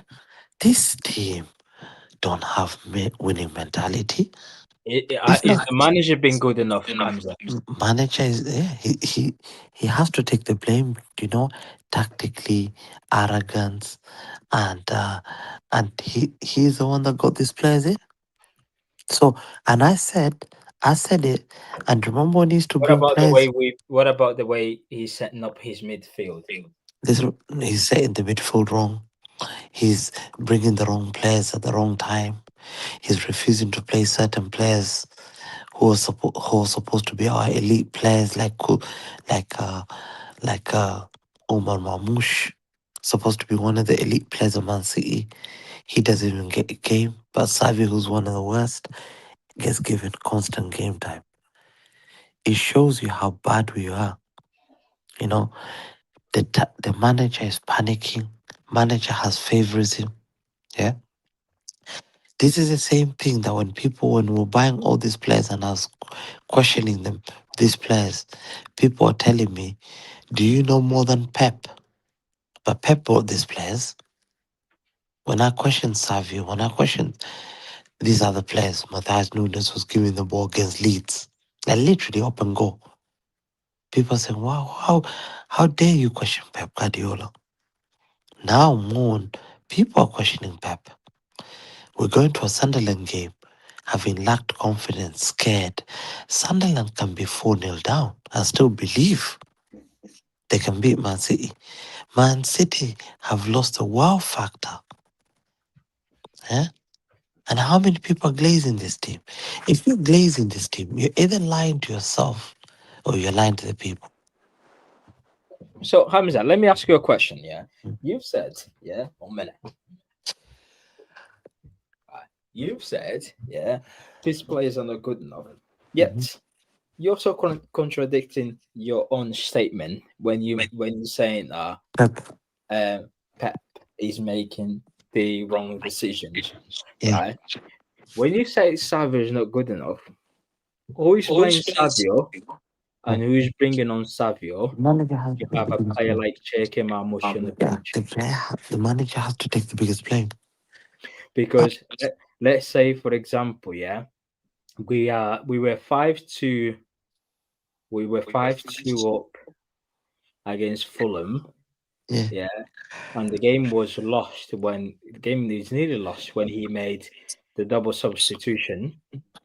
Right. And he brought in Stones and Savio. Was when he knew that what he could have done is he could have either put Nunes or O'Reilly into midfield to solidify that midfield to compensate the loss of Nico Gonzalez in terms of win the ball back and win the duels. Yeah. But he still chose to bring John Stones and we got outplayed. We're going back to Brighton. Yeah, Brighton away. When Brighton scored the first goal, we were playing well. But when Brighton scored the first goal, he panicked. He took off Marmoush. It was our best attacking player, not Haaland. Marmoush was our best attacking player, but he decided to take off Marmoush and bring on Doku. Yeah. Then he made another sub. He made a double substitution in that game. I can't remember what was the other sub. I think he brought in Bernardo in that game for Reinders, someone like that. Yeah, and when he brought in Savio. Right. These games, where Brighton, if he kept the same team who was playing well, we probably could have overturned that game. But he panicked and made some random substitution that made the team worse. Against Leverkusen, he decided to change the whole 11. We went in a game where we had to go strong, win the game, get the 3 points, be close to that top 8, and then there is not so much pressure on the upcoming games, i.e. Real Madrid away, Bodo Glimt away, and Galatasaray at home. You win against Leverkusen, you could only think about, right, between them 3 games left, you can get 3 points. 3 points, you get that up top 8. Now, he made the whole changes. He decided to, I'm a genius, I'm going to change the whole starting 11. Got their goal beaten. And then, right, my players is under pressure to go and win the next game. So what he could have done is Leverkusen, let's play the strongest 11. Let's get the 3 points, moving on to the next 3 games of the Champions League. Against Aston Villa, we lost. He decided to go John Stones into that defense, dropping into midfield, and he decided to play Tijani Reinders in the 6. Whilst we could have done is Villa got pace at the back. I'm going to bring Kusanov in there, moving on this into midfield, O'Reilly, move it 8-0 or just convert into that left back, keep that physicality that you lost from Nico Gonzalez. So these sort of decisions that he's making, knowing that he's got the right profile to make this team click, is what is costing us. The squad, we've got enough quality in the squad to play better. We've got enough quality in the squad to look a better team defensively. However, he's choosing the wrong profile and playing players out of position. Nick O'Reilly was playing midfield throughout the start the season. When he was coming on from the bench, he was playing midfield. In the Club World Cup, when he was coming on, he was playing midfield. But he got an injury from Nico Nori. He decided, right, okay, let me fill that hole temporarily with Nico O'Reilly in there. But all of a sudden, that's Nico O'Reilly's position now. It shouldn't be that position, because if you go back years ago, when Kyle Walker went out injured and we were playing Fernandinho, that wasn't Fernandinho's position. That was just there to fill up a hole. When the right person comes back, you play the right person. Why is 8-0 not going back into that left side of that defense when he was playing well against Brighton? He got injured in the second game of the season against Spurs, and now all of a sudden, Nick O'Reilly, who was coming on as a midfield in them games, is now a left back. Yeah, and you willing to sacrifice the physicality in midfield just because you don't want to play the midfields in the midfield, but you want to play midfield as a fullback. How is that on the players when you have the right profile to actually make this team work?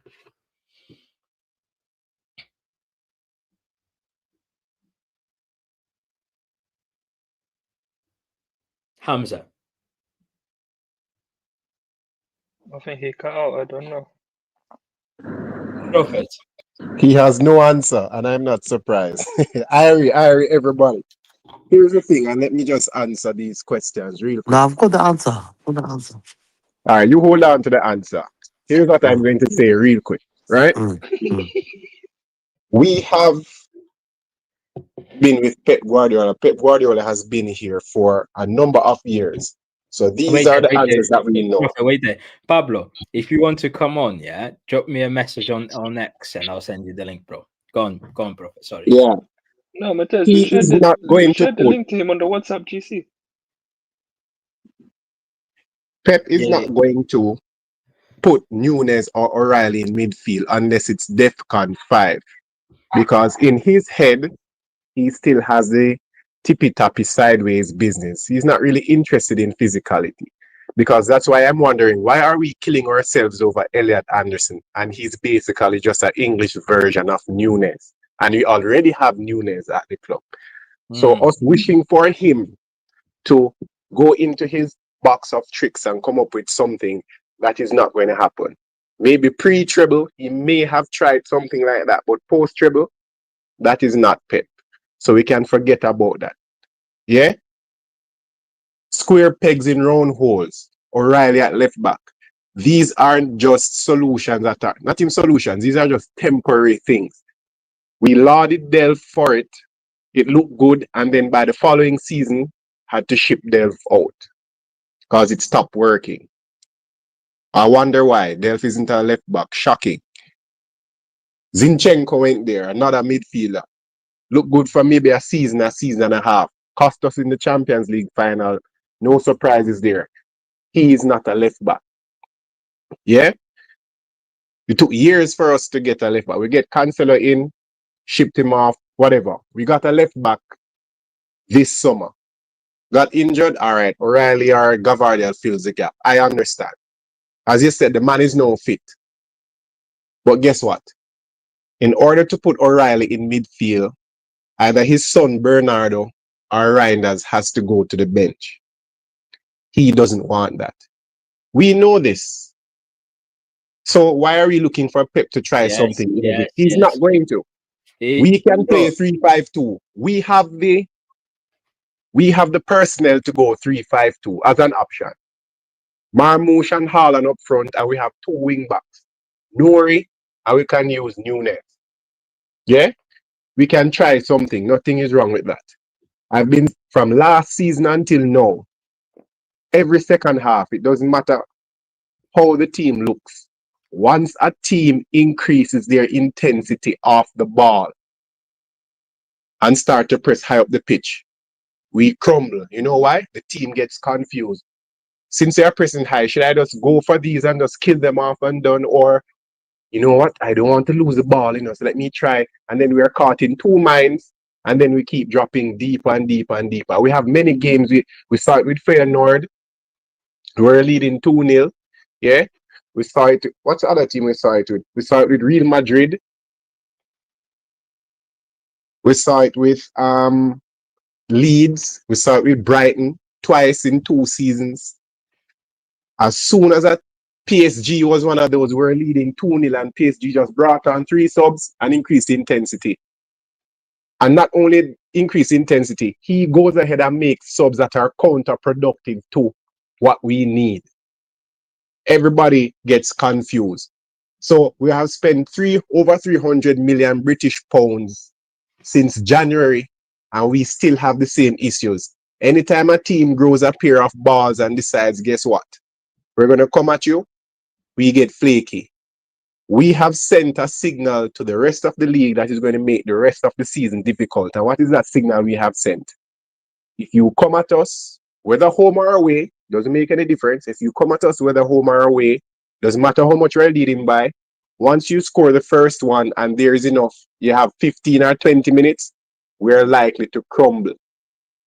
If we had dispatched Leeds 4 or 5-1 as they should have gotten, the Fulham 5-4 does not happen. Prophet, sorry to cut you off here. What I don't get is last season, Nico Riley came and I think he filled up that role, that left back hole, and he's done well. During the Club World Cup, Nico Riley was coming on as a midfielder. He was coming on off the bench, he was playing midfield, and I was like, okay, maybe the plan is actually to put Nico Riley into midfield. When the season started, and I think it was against Spurs and Brighton, Nico Riley came on as a midfielder. He was playing as a left 8, box to box, come and get the ball, pick it up with the ball, driving the ball forwards. Why is there Aït-Nouri got injured? Yeah, cool. Obviously, Aït-Nouri was our left back and Josko Vardy was playing alongside Diaz. You don't want to break that partnership at the beginning of the season, which is fine. Yeah. Nico Riley is done well at a left back position last season, back in the last season. He can go out there in a temporary basis. He can do the job up until your left back comes back from an injury. Yeah. Why is it now he comes out in the press conference and telling us the reason why Nouri's not play is because Nico Riley's there?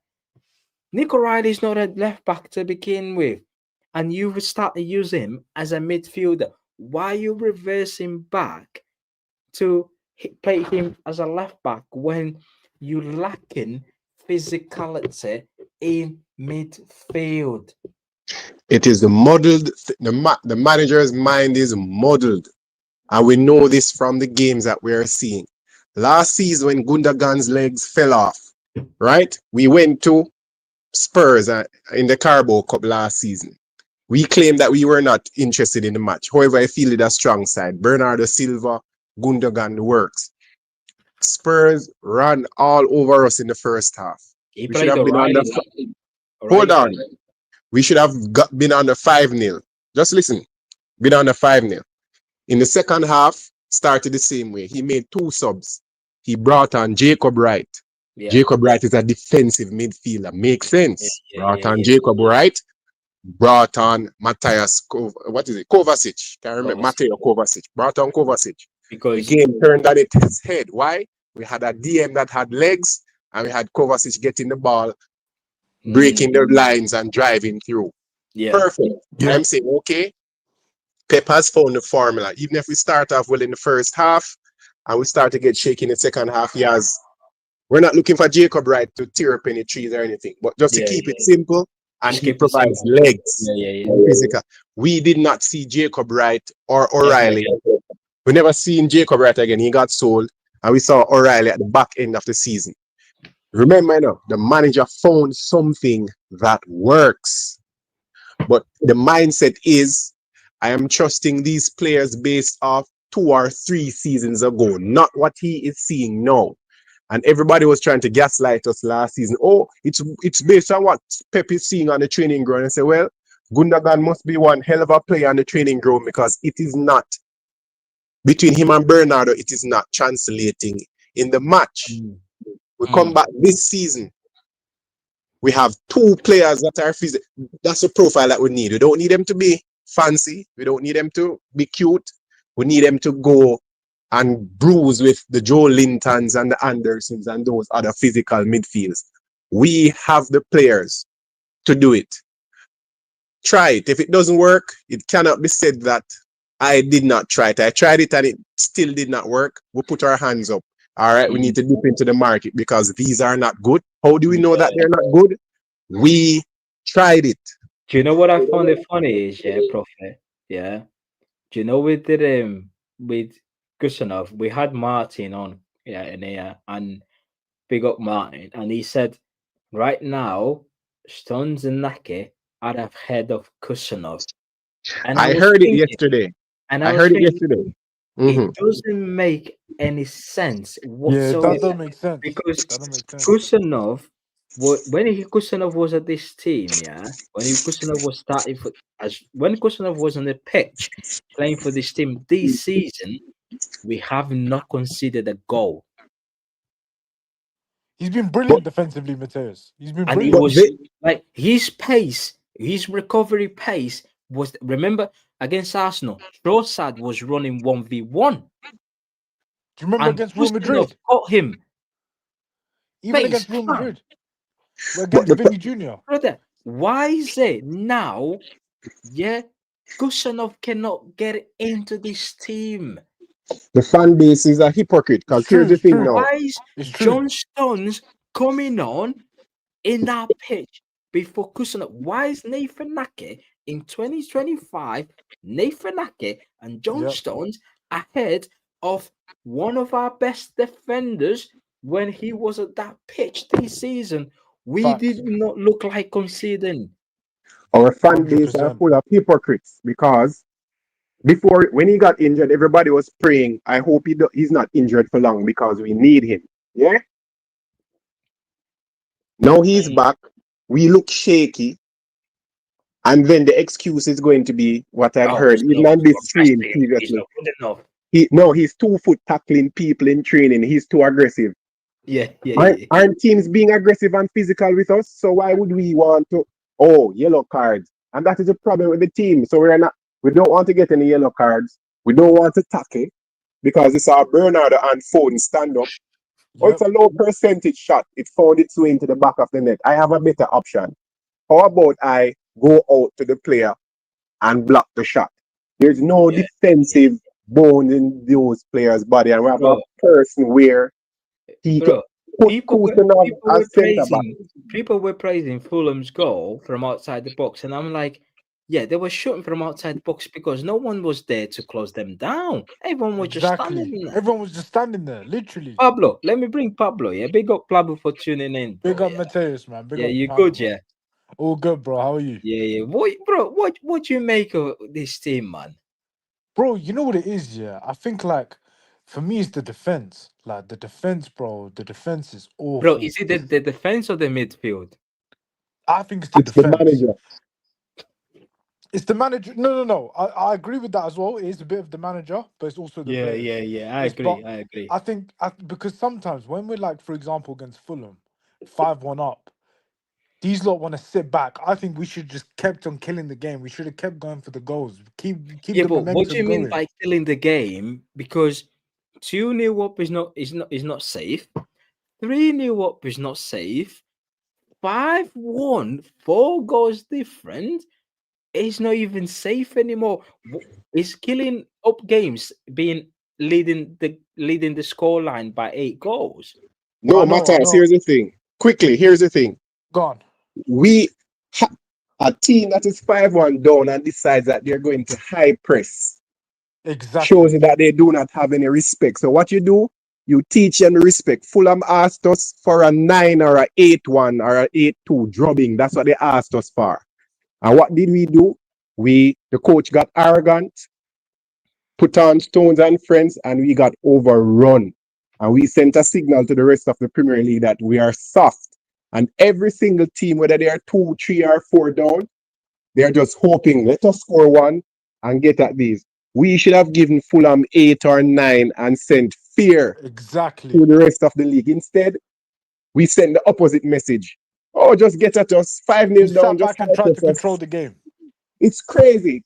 But the opposition is asking you to give them a spanking. They're not trying to just lock up shop and say, let us not concede anymore. If they do that, then you can control the game. But the team is continuing to, at 5-1, coming at you. Why are you going to back off them? Give them what they're asking for. They want to get muddied in front of their home crowd. No problem. Let us oblige them and give them 7, 8, 9. Instead, we sent a wrong signal. And now, after spending so much money, we are here fretting about what we're going to do against a promoted Sunderland team. That's outrageous. It's madness. I think we beat Sunderland, to be honest. I think the boys will turn up. That's my opinion. But I think it's going to be a close game. But I think we'll win. I shouldn't be saying this, that it's going to be a close game, because really it should be a thumping, because we're Manchester City. But the way we're defending, I don't trust the back line at the moment, man. Like Ruben Diaz, for me, like he's been decent, but I just don't trust him, man. Yeah, I don't think trust him. he's been making blocks, but he's just that ball over the top where you need a bit of pace, and he hasn't got He's that. done. He's done. Yeah, yeah. You see that now? I've been saying that Diaz has been decent-ish this season. And most of the times, when teams are coming through at us and you look at the frame, you don't see Diaz. You either see Nunes, Gavardiol, or O'Reilly, because Diaz is somewhere back in the background because he can't make up the speed. But guess what? He's experienced. When are we going to pick players based off what are you doing on the pitch? Screw your experience. What you're doing for me on the pitch. Because we used experience last season and we had to fight for top 4. And we are not learning our lessons. We are still experiencing the same thing from last season. We give teams an inch and now they're taking a mile. And the arrogance and I don't know what is it with the manager. He's not trying anything. And then the first thing after a match is finished and City does madness, or we barely scrape through. I think he's trying, but I don't think he's using the right profiles. But he knows the right profiles. We see what the problem is. And the first thing after every match, got the players for that. We have the players, but the first thing after every match is everybody's trying to distance the manager from the performance. You can't blame Pep. Can't blame Pep. So after every match, it's can't blame Pep. How can we have the profiles that can go into midfield and don't use it? But we want to spend 80 million pounds or 100 million pounds on the donkey Anderson. Yeah, Prophet, yeah. Because I'm telling you, yeah, if we got there and get Semenyo, yeah, Semenyo will only start when Bernardo Silva is not there. Yeah, because if Bernardo Silva is in midfield with Foden, he will not start Semenyo because he knows that is too attacking. And in order for him to start Semenyo, he would need to change the profile of the midfield. That means he can have Foden in there, who is going to play in that pocket in that 10 in midfield because Ford is not creative. You might have Darwin, Semenyo, and Haaland, but his midfield needs to be a physical midfield. Yeah. It needs to be like Rodri and Nico Gonzalez, but he's not going to be willing to do that because he said it himself in the press conference before Burnley. He said, when he was asked, can Nico Gonzalez and Rodri play together when Rodri comes back? And he said that's how he answered. Yeah, yes, they can play together, but I prefer not to, because if we were playing with two hold midfielders, it would take the creativity from the midfield. It would take the creativity up front. But you don't. But that's madness. You don't have to play them as two DMs. Nico Gonzalez is like 8. When Rodri played with Kovacic in the 4 in a row season, and we started to run away with the matches. The funny thing is, we're not even creating from midfield. Every time we attack, the ball goes wide. Exactly. It is madness. And I'm telling you, but Pep told you himself, he prefers not to do it. So the reason why we're not seeing any physicality in the midfield, or you're not seeing Nunes and friends that he's tried, he does not prefer that. So I've maintained my stance from all season. Anything that goes wrong, I'm putting it at the manager's door. Because it is not, he knows it. Pep is smart enough to know that this is needed and that is needed. He has just decided that it isn't the way that he wants to go, and that's just it. And that is fine. Let me just read this comment, and I'll let you two go, and I'll let you two run your narrative. And let me just read this comment. Yeah, shut down Arsenal, shut down Vinny Jr. I know you love the Nobbins narrative about Kus, but even he has changed his stance a bit. See, that's what people are doing. Yeah. We were asking for Kusanov at the back end of last season. We were being told, "Oh, he's just got here. He's a new signing. He still needs. He doesn't know learn English. He needs to adapt first." In the Club World Cup, we were told Pep is taking his time. Kusanov will be used this season. We start the season really well, and people say, "Oh, see, I told you, Kusanov is going to be." Now Pepe just was managing his time. Pepe was just biding his time. Now this is the season he's going to start using Kusanov. Now Kusanov is not playing. Oh, he's too aggressive. He's this and that. It's this and that.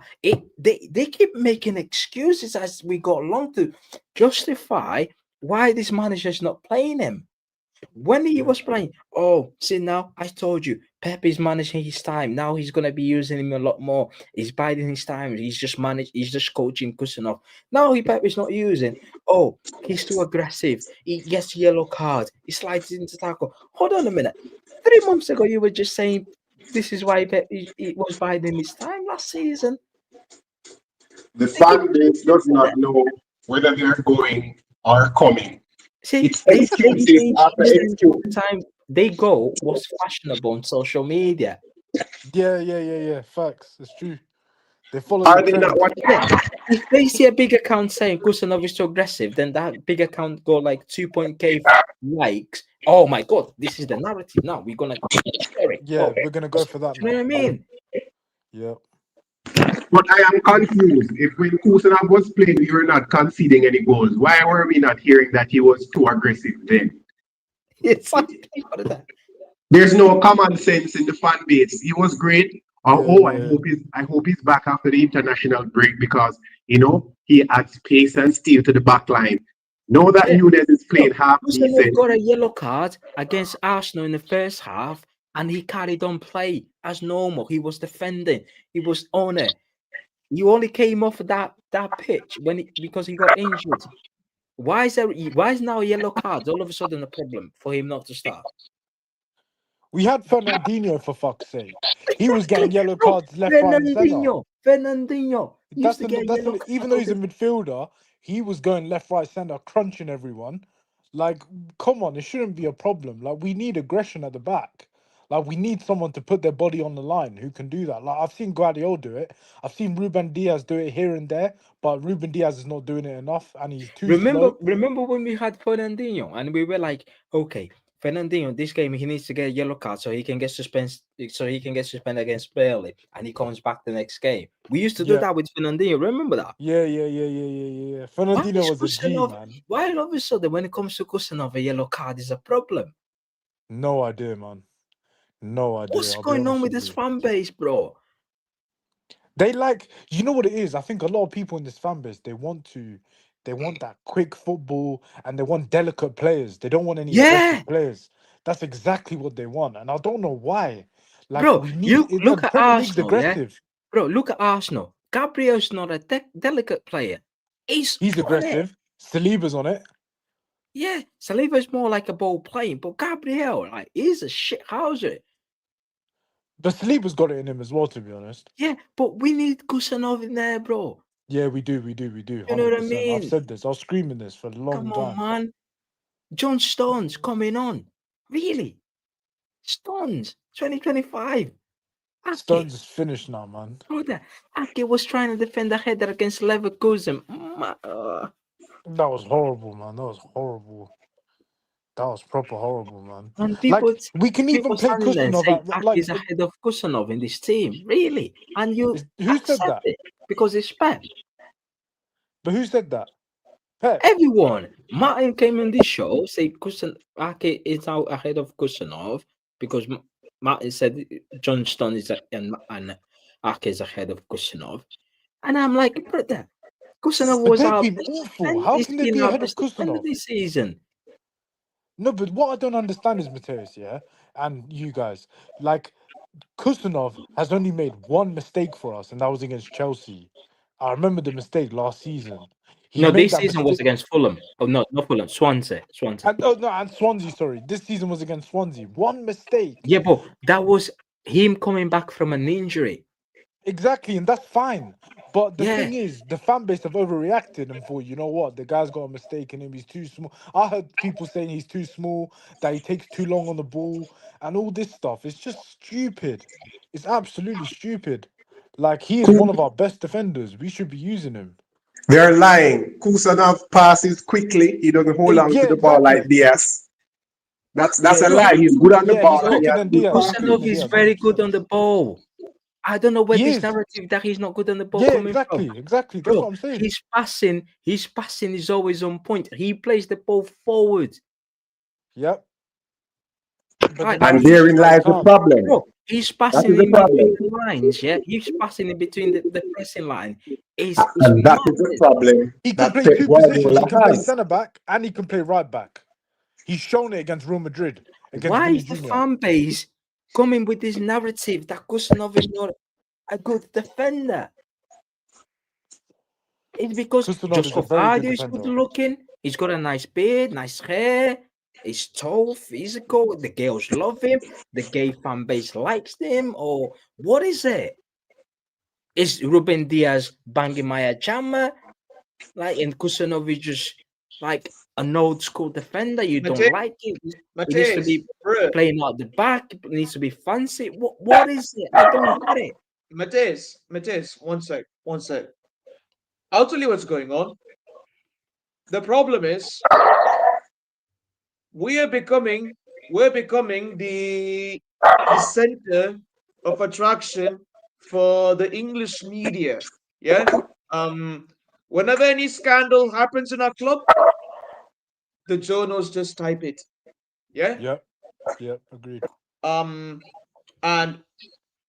the English media, English media are so biased towards us that even if they spot a scandal, like say with Ruben Diaz and Maya Jama, they make some big drama headline about what a shocking affair between Ruben Diaz.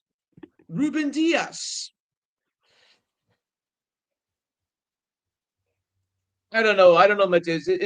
It's just come to a point, man, that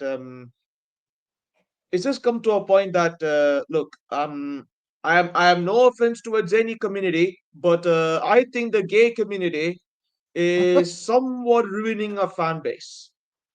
Is what I think. Bro, yeah, right. See, Josko Vardio, yeah. Josko Vardio made a mistake. Oh, he's carrying a knock. He's exhausted. He's been playing way too many He's games. overused. Oh, It's just I feel excuses. sorry for Vardio. Right. Kusanov made a mistake against Swansea. Oh, he made a mistake. No one said, oh, he's just coming back from an injury. He's getting up to speed. None of them. Oh, he made a mistake. He shouldn't be starting. Just go Vardio. Play Mortal Kombat in the box. Like, can't watch his shoulder. Every time a cross comes in, he got lost. Oh, I feel like Josko Vardio has been playing way too many games, so he needs a rest. He's excuses. exhausted. What? Josko Vardio is the most expensive defender in our club history. Exactly. Let that sink in. Yeah. Yep. There's 190, there's nearly 200 people watching us. Josko Vardio is the most expensive defender in our club history. We broke the bank, yeah, for him. Yeah. And the guy has bozo all over him. Bozo. Not just this season, last season, and Last even season in as well, previous Mateus. Last season. season, you've seen plenty of it, Mateus. I've seen But plenty. I've had you enough. make excuses for him because he's left footed, he's got that aura, he's good looking. Oh, look at his beard. Oh my god, he's so gorgeous. What? What? It's crazy. It's crazy. Because Kusanov is traditional, like old school. He's old Like school. Exactly. aggressive. Right, he's always ready for a fight. Oh no, we can't have that. We need to be aura, passing out from the back, building up. Aura. Aura. Honestly, Is brother. the name of the game, Mateus. Aura. Aura is the name Bro, of the game, what are we Mateus, doing around here. here? Bro, the What defense are we doing, has man? no pace. Yeah, the back line has no pace, and you would not play Kusanov because I like Josko Vardio more because he's more elegant. Oh, I like Diaz more because he's banging my chamas. It looks nice for the picture. Every time a team is lining up in there, look, Diaz and Vardio look sexy. So I cannot have Kusanov, although Kusanov is the better option because we need pace at the back, but I need aura more than pace and aggressiveness. What are we doing here? Exactly. This is It's not Love become a Island. joke. This is not fucking Love Island. It's an elite level sport. It's so true, man. Like we're missing players like the guy who got in the back, the guy that Abdullah's got in the back, company. You know what I mean? We used to have defenders like that, like proper warriors at the back. Abdullah. Marmoush is a top player. Why is Abdullah, Savio playing more games than Marmoush? Why is Savio played nearly 900 minutes this Exactly. season That's and Marmoush another played question, Mateus. 340 Why? minutes? You know what? You know why Savio's there, yeah? I think it's because he's Brazilian, he's got tats, he's skillful, and they think, you know what, yeah, let's just play him. He's a good guy, he's calm. Like he's good with the manager, he listens to what the manager says. Because some players want to have freedom.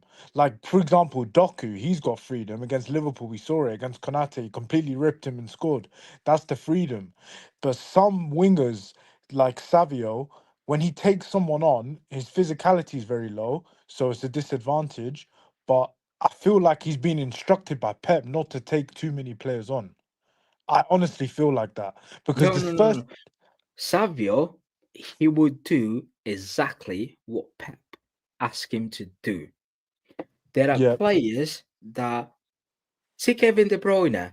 Kevin De Bruyne is just he didn't Kevin listen De to Bruyne Pep. was probably the only player that was allowed to do whatever the fuck he wants because he just KDP. Kevin De Bruyne was the only player that we've seen live telling the manager on the touchline to shut the fuck up. Yep, exactly. No, what? How many players in that team would you think it would tell the manager to shut up No one. when the cameras No are one. on? But The reason why Kevin De Bruyne could have done that and be on the team and the first name on the team sheet the next day is because he was that world class. 2-0 down against Crystal Palace. Kevin De Bruyne is grabbing the ball. We're not losing this game. Aston Villa, 2-0 down. Kevin De Bruyne is tidying up his shoes. That's it. We're not fucking losing this game. Kevin De Bruyne first season, PSG quarterfinals, yeah, assist in the first leg, 1-1. Come back home. I'm gonna win this game, and I'm gonna take us to our first Champions League semi-final against Real Madrid. Yeah, top Mentality. players.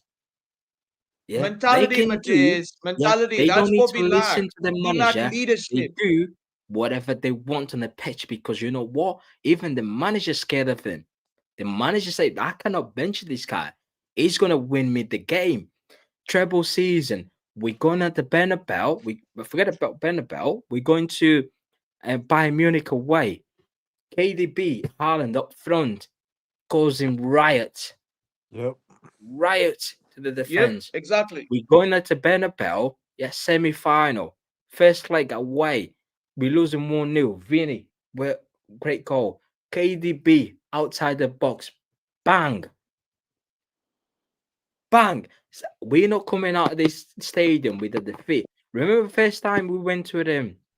Remember the first time we went to our Champions League semi-final before COVID? We won at the Bernabeu, the 2-1. Oh, yes. I remember. That was against Real Madrid. Assist.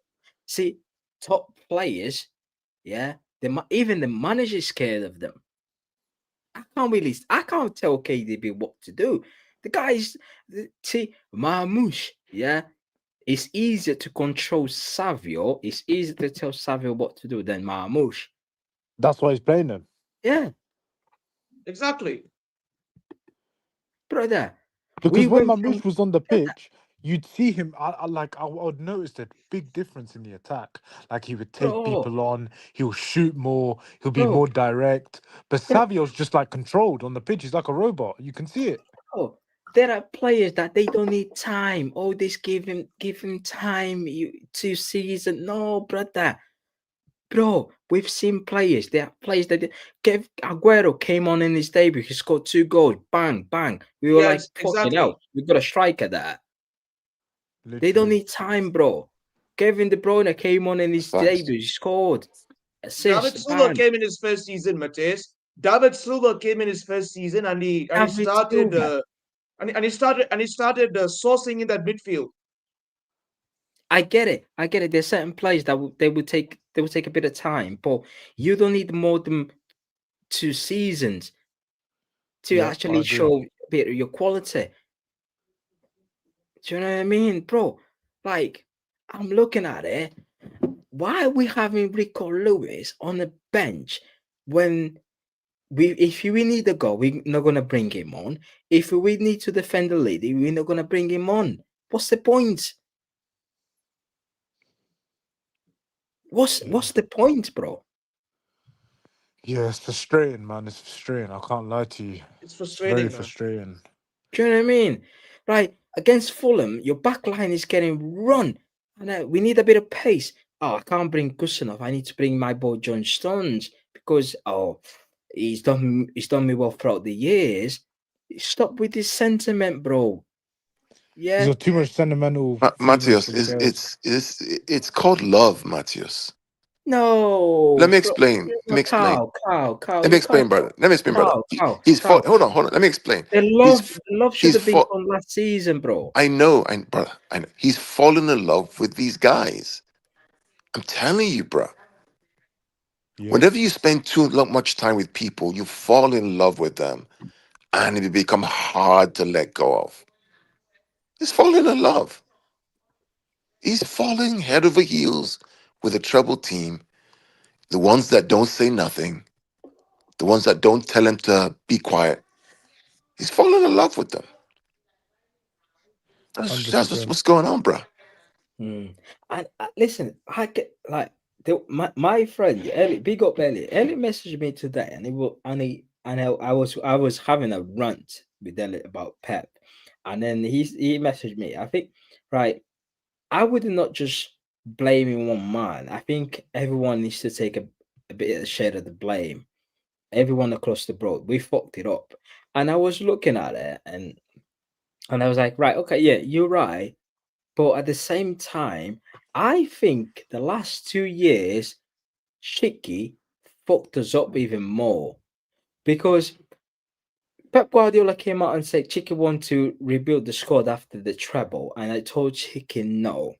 Right, you delay one season, right? Because when your sporting director started, right, we need to rebuild.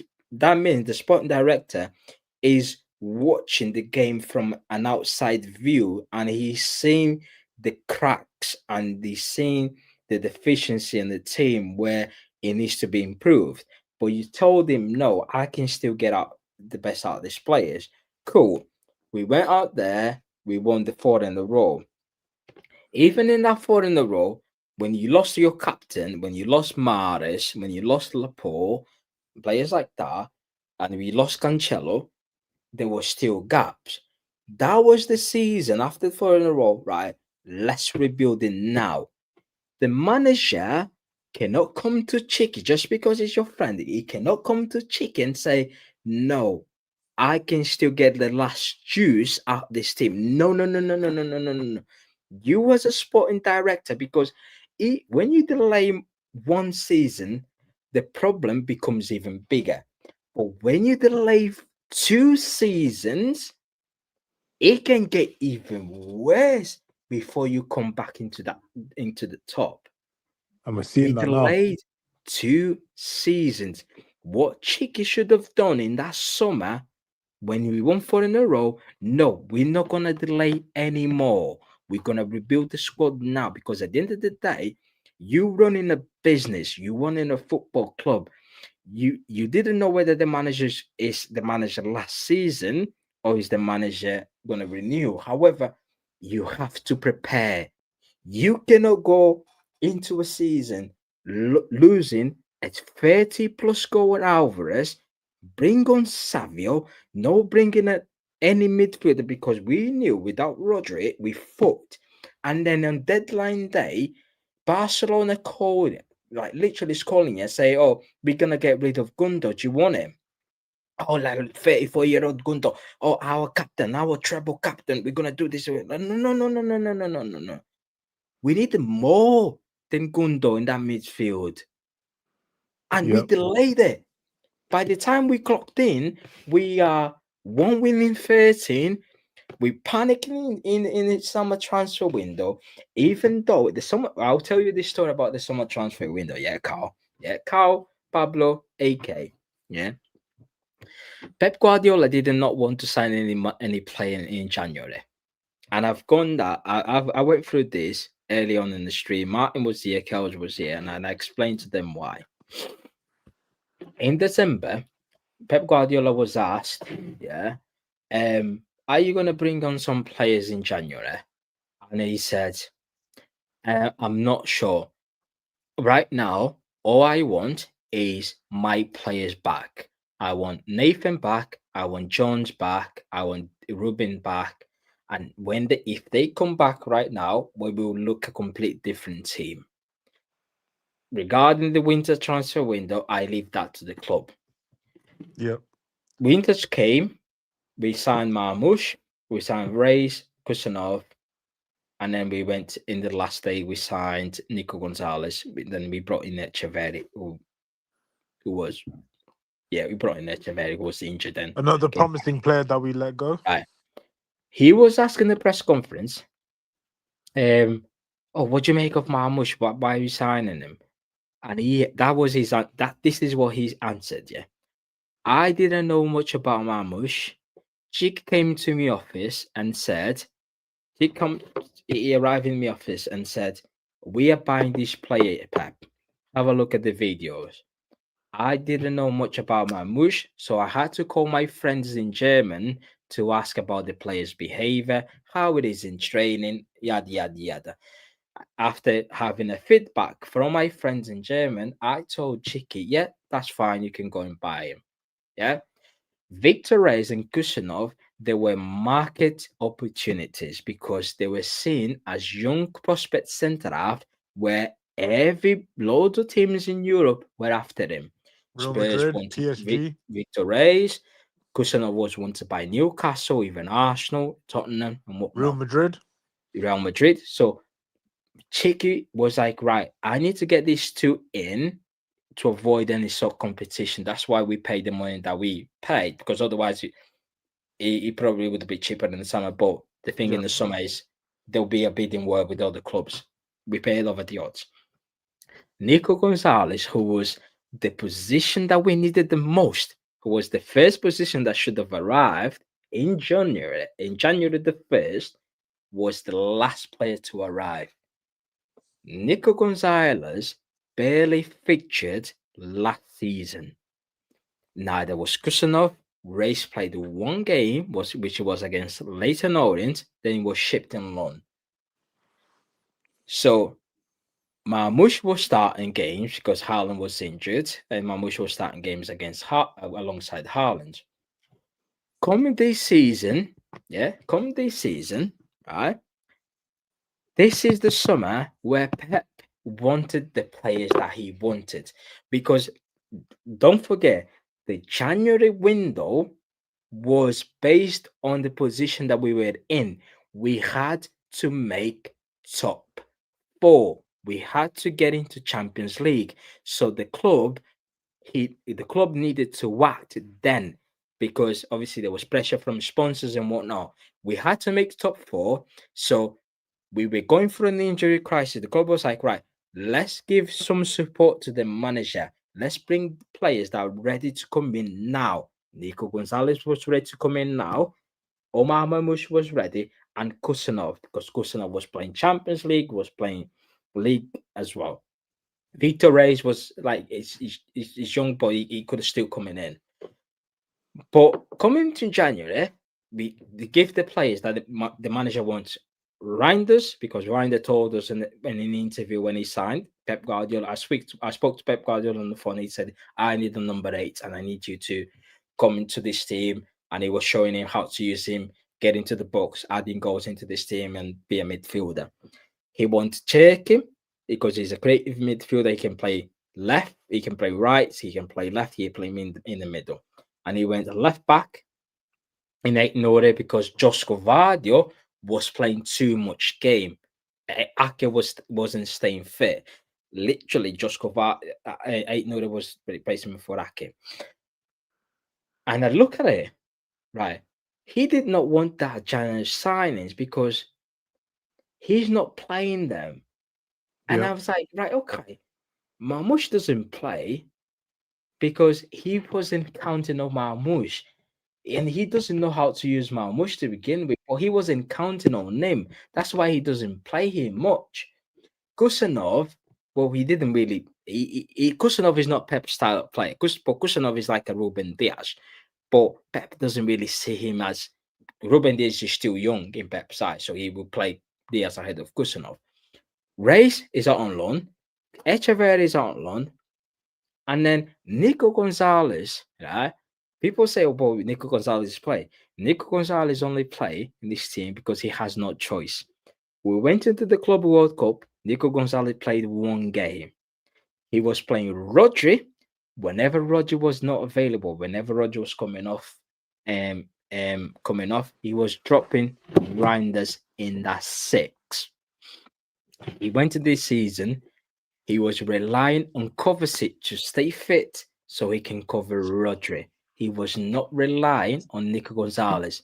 Luckily, Kovacic was injured. Well, no, I can't say luckily, but unfortunately, Kovacic was injured and Rodri was injured. Yeah, because I can guarantee you, if Kovacic was fit, we would not see Nico Gonzalez in this team. Why? Because them January transfer window was club signings, so as the club say, we give you the tools, go and make sure you get that Champions League football, because our sponsors with the Nike deal, a £1 billion deal for the 10 years, and the Viagogo with the ticket deal, we needed Champions League football. So the club gave him the tools in January, albeit he didn't want them players. He's not the players that he's after. Yes, but the club still got the final say. There's the tools. Marmoush is fully ready to come in and help, because Nico Gonzalez is coming in fully and help. But he was not willing to use them players. Gundo was meant to be in this team this season. The only reason Gundo left because the club just decided, right, we need to get rid of this guy because he's on a massive wage. You need to get him out the wage bill because you've already got Nick Reinders in there and whatever. So we need to get him. You need to get Gundo. But Pep didn't want to get rid of Gundo. That's why in the Club World Cup, Gundo said, "I'm looking forward for this season. I'm looking much fit now." And there was a report from the journalists or the puppets from the club. Oh, Gundo changed his diet and whatnot. So when to the point where when Gundo left on deadline day, when the club terminated his contract, I don't think Pep was happy with that because Pep was counting on Gundo. Nico Gonzalez was never on the cards. Reinders didn't work as a 6, and we saw it. So he had no option but to make Nico Gonzalez work. But Reinders, Kusanov, Marmoush, they're not Pep signings. That's why they don't play much. Yeah, I agree Reinders with only play because of injuries. Because I can guarantee you, if Kovacic comes back and Groch comes back fit, you will not see Reinders on that, and you will not see Nico Gonzalez, not Reinders, sorry. You will not see Nico Gonzalez on that pitch. So the summer signings are his signing. That's why they're playing the most. The January signings, the club signings, that's why they're not playing. So I don't think there's been a misunderstanding in between the club, the sporting director Chicky, and because let's not forget Chicky was under pressure as well. Because if we didn't make top 4 and Chicky and the club knew that Chicky delayed the rebuild for 2 seasons, doesn't matter what Pep told Chicky job would be on the line. Yep. You get me? Because Chicky is Pep's boss, but Chicky answered to the executive at the club. You get me? It's mental. It's absolute mental, man. Yeah, they're all listening to Pep, innit? Because obviously Pep's got credit in the bank. And it goes back to Carl's point as well, where Pep has fallen in love with the players. Like certain players he's fallen in love with, like Stones, and like he's just fallen in love with them, innit? And there's nothing we can do. The only thing we can do is just, I guess we just have to wait. We have to be patient as City fans, unfortunately, and see what happens in January. Matthias, I'm just going to read this super chat from African Guru Yeah. again. He said, I was about to go and read the super chat. Why are you blaming the players while Pep's in the press conference twerking for Rodri, saying that? Sorry, my apologies. I had to laugh at the bit where he said twerking. So I don't know who wants to answer his question. Why are you blaming the players? I'll let Carl answer the question, bro. What was the question? I'll put it on the screen. It says, why are players? you blaming the players while Pep is in the press conference twerking for Rodri, saying that he wouldn't concede a goal against what's their name? I don't know if that's a question, man. I don't know. I'm sorry for laughing, but I have to laugh. No, I mean, listen. It's complicated, man. The whole thing is complicated. Guys, can I come in? Can I come in on this? Wait, Yeah, go ahead. 1 minute. Yeah, I'm gonna come in on this. Look, the problem with our fan base is we just have this deep love for Pep Guardiola, and right now they're at a stage. Yeah, they're at a stage that if Pep leaves, the fan base is in meltdown.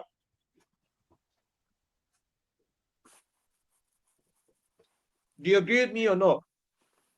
Oh yeah, I mean, I I'll agree say with you. partly. But listen. The guy is the goat. Don't get me wrong. I'm not. I'm not, He's the nobody's. goal. Yeah, He's the goat. I definitely, mean, he's the goat. definitely. But I think that even Superman has kryptonite, right? you know. Yeah, Superman has kryptonite. No man is Yeah, infallible. but There are always things that. all I'm saying is, sorry. All I'm saying is that we have to be ready for change. We have to be ready for change because once Pep goes, then we have to easily let the new manager get to know the players and work well with the players. Yeah. That's I'll tell you why. It's because remember when Mancini got the sack, Pellegrini came in. He won us an FA Cup and a Carabao Cup. Yeah, 4 times in a row, by the way, 4 times in a row. He's won that in his first season, and then the following season, obviously following the following season, um, he flopped. Not gonna lie, he flopped. So what I'm saying is, yes, look, I am not discrediting Pep Guardiola. Yes, he's the GOAT. He's won us the Champions League, our first ever Champions League, by the way. He's won us our first ever treble. He's won us our first UEFA Super Cup. He's won us our first ever Club World Cup. Amazing achievement. He's won us multiple trophies. But if he keeps going on, I'm just scared for him that his image will be tarnished. I think in my opinion, I think we wait until this season, see if he signs a contract or not, and then go from there. Because if we sign any players in January now, it's going to be pointless because Pep wants players that will play for him and play his style of play. So if Pep ends up signing players in January and then leaves, it's going to be more difficult for the other manager. Yeah. Colin, the only thing I would say is that, is there are moments like the 5-1, the Leeds game, right? Uh-huh. When we were 5-1 up, that team that was playing can beat anybody in Europe. The Yep. way we played Bro, that 5-1. we were playing beautiful football, man.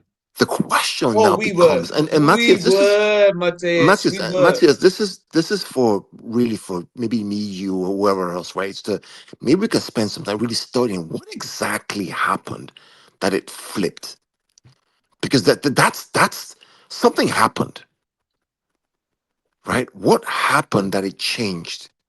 What did Fulham do? What did we do? What didn't we do Yeah. to address that? That's what I'm trying to solve. Against Fulham against Leeds.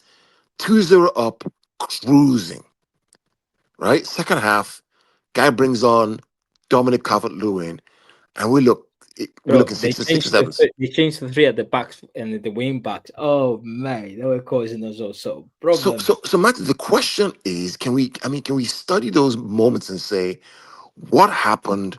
What did our manager do? What did the players do to adapt to exactly what's happening? Because we played Liverpool, we played Arsenal, we played United. Everybody's talking about Arsenal.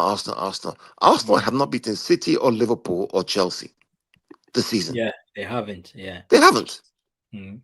right? And they still have to play United. Did they play United already? They beat They United, have. right? They beat United at Old Trafford. It was the Okay. second game, the Okay. first Yeah. game of the season. 1-0. Yeah. Okay. Yeah. So yeah. So I'm not having Arsenal this and Arsenal that. Yes. So let me get till March, April. Yeah, And if we but have, what the Arsenal got and we don't is that that defensive organization. They're Agree. very disciplined. Their Agree. setup's very Football. good. The defensive Agreed. setup's And very good. when you're a team that is hard to break down, yeah, it doesn't matter where you can go into games where you may not look as fluid in the attack, like the Chelsea game, for example. But if you're a team that is difficult to break down, you can still get a result even though you're not in your best days. That's what they done against Chelsea in the game. Agreed. Yeah. But just going to January transfer window, I don't see us buying a player in January. Yeah, neither do I. 100%. And I agree. if we do, he would. Yeah, see, Pep is all about image. Pep is all about pride and ego. Sometimes it can actually be a good thing. Yeah, That's why he didn't sign a right back. His ego. But I don't see us go out there buying buy players in January unless there's like 1 or 2 players going out the door. The reason is because every time you watch Pep in press conference, he always comes and say, "I'm happy with the squad. There's a good vibe on the training ground. We will get there. I can see this. I've got a good feeling about this team." And when your manager comes out and said that, you would not expect him to go out there and buy 2, 3 players. You get me? Otherwise, it contradicts to what he's been saying. Unless there are players that are gonna go. Carl, you got a question for you. Yeah, Another super let's chat from read the super chat. Big up African Ray Guru, man. big him up. So it was Carl, the Oh, manager big up, is man. crying for Rodri. The guy the guy is what was it, stabilizing the team. Why guy not can't bring on Calvin just to Phillips? stabilize the team. The bit why the bit I'm laughing at is bring Calvin Phillips on. Yeah. Well, I mean, but Alan, he bought him. He's You another paid, one. you paid money for him. No, me and Prophet was going on about this, yeah, and we were saying, do you know when? Listen, we understand that Nico Gonzalez sometimes has to come off because he's knackered. He never played. He never been asked to do the amount of work he's been asked to do in this team, in his previous team. Even when he was, when as a porter, he was playing in a double pivot. That means the workload was sharing between the other guy next to him. In his team, he's playing as a solid 6, and that means that he has to do all of the defensive work by himself in terms of duels, area wins, and whatnot. It's understandable that at some point in the game he will be knackered, yeah. But if you're losing that physicality in midfield, you do not play John Stones in there, knowing that you've got physical midfield playing full backs. If you feel like you need to make some changes, but you want to keep that physicality in midfield and that pace, because let's face, Johnson hasn't got a pace. What you do is Nico Gonzalez can come off, but let me bring players like Kusanov, who's going to add pace at the back, and I'm going to move Nunes into midfield, and let me bring Nico Inore so he can help in the attacking phase, yeah, out there. But let me put Nico Riley in that midfield, have a double pivot, make Nico Riley and Nunes who are physical, he can win duels. Like Nico Riley is tall. He's massive. Yeah. I watch Nico Riley live every fucking weekend. And then whenever there's a corner in the south stand, I'm standing there. Bloody hell, that kid is tall. He's massive. Yeah, he's nearly the same. He's probably higher. He's taller than Haaland. But you've got a physical midfield in Nico Riley and Nunes. Why you putting John Stones in midfield when you've tried John Stones in midfield 2 seasons ago against Villa Park away when Roger was suspended after Nottingham Forest red card? It didn't work. We got battered at Villa Park 2-0. Then you've tried John Stones in midfield against Villa again this season. It didn't work. Why you keep trying John Stones in midfield when you know fully well it doesn't work when you've got Nico Riley now and Nunes? Why? It doesn't make any sense. Exactly. Bro. Good question. Good question. Yeah. It's not like they're starting. You only need these players to be in that position for half an hour, 25 minutes, because you're taking Nico Gonzalez out. You're not starting Pep's them in ego. that. It's Pep's ego. That's the problem. And That's why we didn't by get a right adding back. Kusanov, you added more pace at the back, you added solidity, and by adding Inore, you add a bit more creativity in the final third when the team is pushing up forward. Why is bringing John Stone and Savio? It doesn't make sense. Savio, brother. He'll start Savio. He'll start Savio against Sunderland. Come on, Be man. prepared, Carl, talk Mateus. to me, bro. Talk to me, Carl. Brother, I mean the Savio thing, I can't understand it, and I don't get it. You know, He's trying to save his face. listen, you're getting paid millions of pounds a year, and as a winger, you're telling me you can only use one foot, and you're getting paid 2, 3, 4, 5 million pounds a year. There are 9-year-olds who can use 2 feet, easy. Yeah. No, it's true. It's true. You know, Seen it. so I don't get it. I struggle. It really is baffling. And then in front of goal, you can't even shoot, mate. Yeah, I mean, shooting's very poor. take the shot. Guys, No. sorry, guys. I want to say this. Go on. If Viana is actually serious about the January transfer window, then what he needs to do is get rid of players who are not willing to play for the badge, yeah, and get rid of players who have been absolutely piss poor last season and this season, and get in players who will actually suit the system well,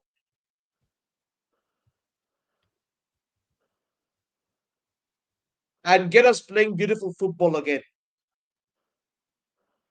No, but this is what I'm Do you saying, agree with because me on this or not? but Pep's not guaranteed to stay, is he? So this is what I'm saying. It might Hey, be a he's not. waste for the other manager if another manager comes in. Yeah, but Pep is staying until the next season. Next season, isn't it? Yeah, next season, yeah. Yeah, So but we've got another do you not season think then. that Chicky delayed the second rebuild, which was in last summer, because he was not sure whether Pep is staying or going, because So obviously, he's like delaying it again. from what he's done for the club, we kind of like we let you make your own decision. Do you know what I mean? We're not going to pressure you. But at the same time, he done us more harm than. Yeah, I think that's a good assessment. Because at the end of the day, if the club might have thinking right, okay, we're not going to we bringing in Savio and Tucundo. He's probably gonna go at the end of the season. Then when the new manager comes in, let's see how this team goes about this season. If they might not win the title the fifth in a row, but if they finish thereabout, we can bring a new manager, get the funds in, and get the players that the new manager wants, and then you can start sorting out players like Ake, Stones, who come at the age. Do you know what I mean? Yeah. But Yeah, you're right. That's a good analogy. I think I'll change my answer to that. Like, but I at the think, same time, Pep decided to stay, and when because you need to remember that Bernardo Silva was told he needs to go back in March. This before the season ended, but obviously, like with Pep staying, his fellow, which is Ake, John Stones, would come out and say, right, I want to stay. I want to finish off my career in Man City.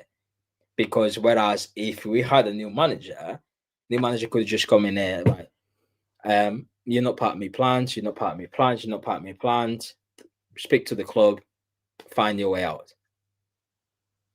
Do you know what I mean? But Pep will not come to John Stones and say you're not part of my plans. John Stones. No, because he loved him. He loves that guy. He loves that guy. Even Nathan Ake, bro. Yeah, I mean, he loves this. Listen, it goes back to Carl's point. He's fell John in love with the Stones won players. 6 titles for him and the Champions League. It's understandable. Do you know what I mean? It's understandable, but at the same time, you kind of need to see when a player's towards his end. Like Yeah, we but saw it with Walker. He was going to the age was getting to him, and it was hard to let go, but he let go. He needs to do the same with Stones and Ake. I'm sorry, yeah, and but he replace them wasn't willing. He wasn't willing to let go of with Walker. Carl Walker. Yeah, he wasn't. It was the Carl club. Walker had to, because if you go at the back in the press conference, he said, "Oh, Carl Walker didn't come to me. He went to Chicky." Okay. Yeah, Carl Walker never spoke to Pep. He went to Chicky Because and Pep asked to wanted him, go. innit? Pep Yeah, wanted him yeah, to yeah. stay. Because Pep would force him to stay. But Carl Walker wanted to go Bayern Munich. He nearly went to Bayern Munich. Pep took him into a Chinese and a red wine.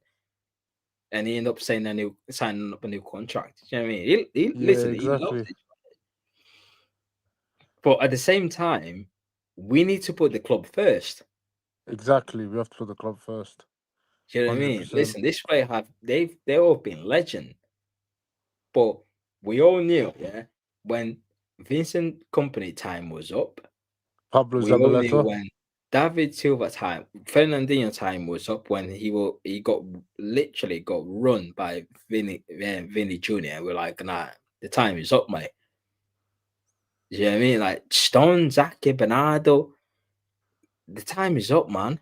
He needs to let it go, this players, bro. But I'm not gonna lie to you, yeah, with Bernardo, yeah, I don't mind him. Like he's not doing bad. Okay, he can't run for more than 60 minutes, but I like Bernardo. I like he's on Bernardo. 300 grand a week. That's the problem we have. What is That's the he problem. doing? That's Hey what I was Pablo, gonna say. It's the if money. you are on 300 grand a week, you would run like a road You runner. have to run for 90 minutes, exactly. Yeah, Bro, that's the problem. if That's what I Bernardo was was gonna say. used, yeah, if the manager was smart enough, I would use Bernardo as more like impact sub coming up. Let's say, for example, yeah, do you know, in the game against Fulham, 5-3, bring on Bernardo. And then you can run Calm the around, game. do the Bring on dog work. Bernardo. The Bernardo would be doing what Cherky was doing. Calm the game down. Do you know what I mean? But 5-3, Bernardo was starting. Is knackered. Final whistle. There's a picture of Bernardo literally run out of breath Yeah. because he played 90 minutes the game before, and he's going to be playing 90 minutes against Sunderland. Do you know what I mean? Like, bro, what are we doing? He can't play 90 minutes in 3 days anymore. He's not the young, but just because you see him running in the first half, he's not that player anymore. Do you know what I mean? 100%. And Matthias, look, I'm gonna criticize Pep on one thing. Why are you gonna place Savio in for the whole 90 minutes against Sunderland? I mean, if he does that, I'm gonna lose my shit. Like literally. Why? Carl's gonna lose his I shit mean, 100% if he sees Savio starting. against Sunderland, nah. He's gonna get ragdolled by Granit Xhaka. He's gonna get ragdolled by Sunderland's He's right gonna back. get cooked. He's gonna get cooked. If that The guy starts, physicality will he's get gonna to him. get he's gonna get cooked. He'll get cooked. Yeah, because Sunderland is going to be a pacey game, bro. Yeah, you need to Physical. have you need athletes in that game. You Athletes. need athletes, yeah. Bro, they quick. They are very, and they always make sure they've got one or two up top. Doesn't matter whether they're defending corners, doesn't matter they're defending throw-ins or set is. They always make sure they've got one or two up top. As soon as they win the ball back, launch it. They nearly Long won ball. against Anfield. They should have beaten Liverpool. They should have won. And the goal against They Chelsea should've. was the same. Remember the goal against Chelsea? Yeah, against Chelsea as well. Bro, what are we gonna leave that one against Ruben Diaz? I'll tell you what. I'll take Xhaka today. I'll take him. I'm telling you. Bro, Shaq actually would have done bits in this Yeah, league. I'll You know take what? him Xhaka today. won a league title with Bayer Leverkusen. He was very good that Yeah, I'll take season. him today. He's mature. He's grown. But the problem is, yeah, Carl, I was looking at it, yeah, and I came up with that suggestion. Do you know when everyone is so onto this Anderson guy, yeah? And I said it, I don't you go out there and get Anderson in January, he will not start him. 8 He million will, on the he bench. won't. Because let's say he signed Anderson or Semenyo. Let's say he signed Anderson, yeah. And it comes a game, let's say we play Real Madrid, yeah. Or yeah, say we play Real Madrid and you see the Real Madrid midfield is Tchouaméni, Bellingham, Camavinga, physical midfield. And then he say, right, he's got the option. Is Rodri fit? If Rodri's fit, he will play Rodri. If Rodri's not fit, he will play Nico Gonzalez. And then he will play Foden because Foden he brings goals. And in any moment Foden scores. And then you have the options between Reinders, Anderson, or his captain Bernardo Silva. Who do you think he's gonna pick? Out them three. I'm telling you, Forget what Mateus. you want. Forget what you First want. of all, Who do you Mateus, think? No. Mateus, Forget what you want. He's gonna pick Bernardo. Who do you think he's gonna pick out them three in that midfield? You've Bernardo's got one. right. See, he's not thinking about going to win the midfield battle. He's thinking about, oh, I need to play Bernardo because Bernardo's gonna give me this. Brother, forget about new signings. He's not gonna play them, bro. I've been telling people. Yeah, There's you are. 4 new signings sat on the bench. They're not playing. What makes you think a new signing in January will come in where knowing that you guys have been made like throughout the whole from January all the way up until May, you're making excuses why Kusanov was not playing. Oh, he needs to adapt. He doesn't speak any English. He's young. Nico Gonzalez is not playing. Oh, he's still young. He still needs to adapt. Remember Rodri. It took Rodri 2 seasons.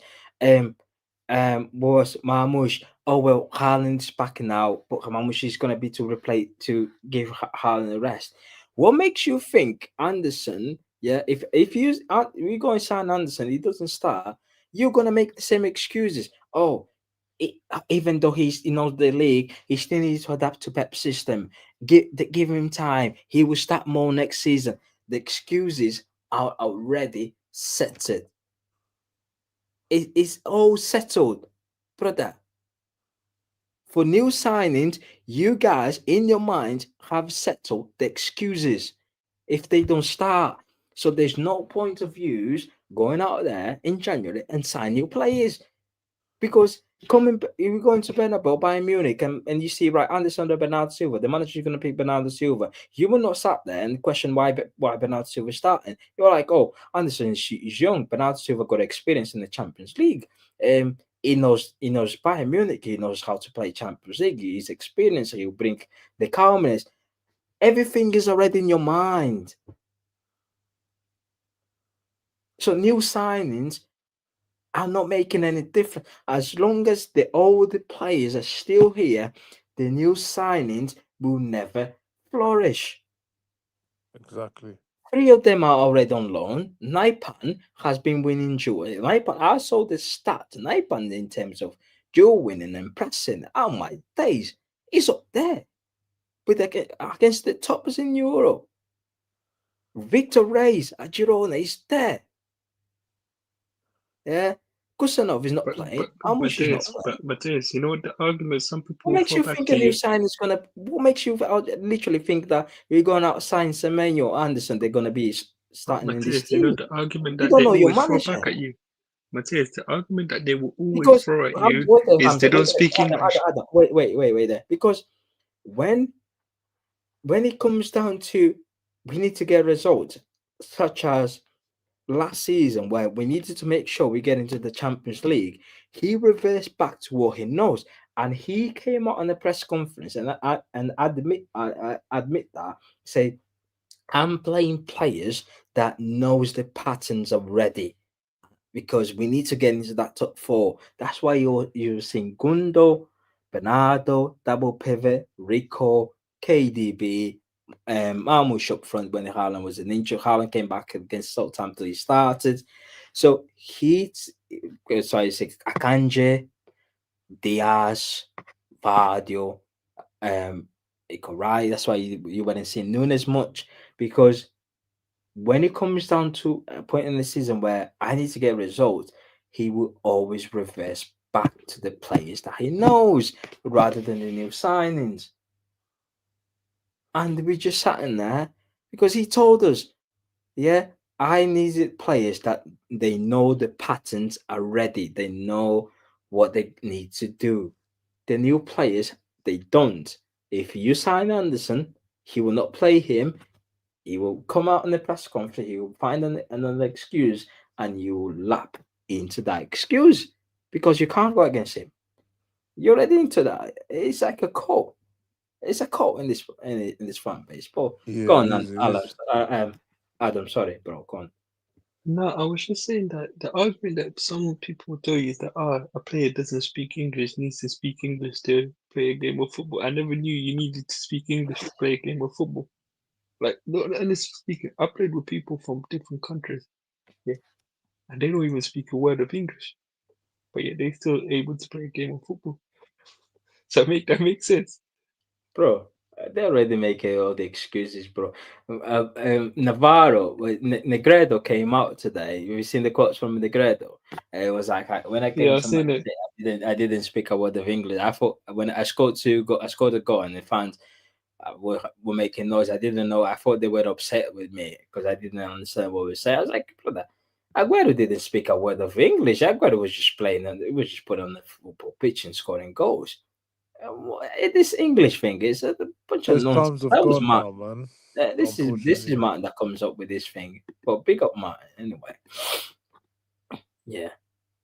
But I just, do you know what still baffles me, Matthias? yeah. Yeah, the fact that Stones and Ake are in front of Kusanov. I can't believe Martin said that. Like, big up to Martin, yeah. No, it's But not like, just I'm Martin said that. shocked. The actions from the manager actually backs that, because Stones is playing more games than Kusanov now. Yeah, he is. Yeah, exactly. Because every time the manager wants to go to a back five, who's the first defender that he brings in? Stones. It baffles me. I don't know why he does that. And do you know what I mean? So yeah, listen. What can you say? Is Stones Pep, more? innit? It's a cult. Is Stones more experienced? Is he faster than Kusanov? Is he a better defender than Kusanov right now? Listen, I'm sick and tired of these people making excuses, man. I think we need to start playing Cherky more, though. The problem is, yeah, if Cherky has a bad game, he goes straight on the He's bench. gonna get ripped. He gets straight to the bench. If Bernardo Silva has a bad game, he gets rewarded for another start. Same with Josko Vardio. Josko Vardio has been awful this season. Awful. Let's face it. He's been awful. He hasn't been great, has he? What? So Kusanov had a bad game, but the fan base was like, "Oh, he was bad against Swansea. He doesn't start." Well, Josko Vardio has been bad. Oh, without Josko Vardio, who's going to be there for the build-up? Well, I thought it's about performances. Now you're changing to it's important for the way we play. If it's about the build-up, then you would bring John Stones, because there's no better defender that can actually start the build-up better than John Stones. Yeah. Do you know what I mean? What is it? Is Yeah, it the Matthias, I form? want to comment. Is it the build-up? What I is got a it? question. What's his name? African Guru asked the question. Who would you bring if Pep leaves? Which manager would you Bring go me for? Haram football, Diego Simeone. Give me Pablo, Haram football. get out of here. I'm joking. I don't know, man. Who would I bring in? Haram football. For me, It's very No, simple I'm for me. joking. I'm joking, guys. It's very simple for me, mate. I mean, I just Luis Who are Enrique. you gonna say? Company. Uh, I thought you no, were gonna say Enrique. company. Luis Enrique. Company. Probably My Enrique. first So option is Oh, my first option has always company is been one option, Adam. Company is one option. It's a definite option, but if that doesn't go but he's through, not ready yet. Company's not ready. then if That's that the doesn't problem. go through, then I would take Luis Enrique, bro, or Nagelsmann. I only got two. My first option is Inzaghi. I want Inzaghi last season. My Yeah, it's second good. option is Yeah, Glasner. Inzaghi's a good player. He's a good manager. My second Oh, option he is is. Glasner. Who's your second one? Glasner. You're not being serious. Yes, Are you Glasner joking or or you be wait, Iriola. but is are you joking or you Iriola, being Matej, serious? I'm being Iriola. serious. Yeah, I yeah. will take Iriola right now. I will take Iriola. Has he won anything? No, I think Glasner would get the best out of these players, bro. Oh yeah, he would. He Because of would. his attitude, isn't it? Definitely. The way Yeah, he is. definitely Glasner. Right, let me go through this comment one sec. Yeah. Jeremy Doku, right? Is that the real Jeremy Doku? Bro, you need to get baptized again, brother. That's biological. Young players are in courses also needs time. No. Stop that. Leroy Sané only needed one season and he was 20 when he signed him. What are you on about? Do you know what I mean? And his second season was the Centaurians, and we saw the best out of Leroy Sané. Do you know what I mean? You don't need that. When you're I good, miss Leroy Sané, when you're man. good, you don't need that much What a time. player.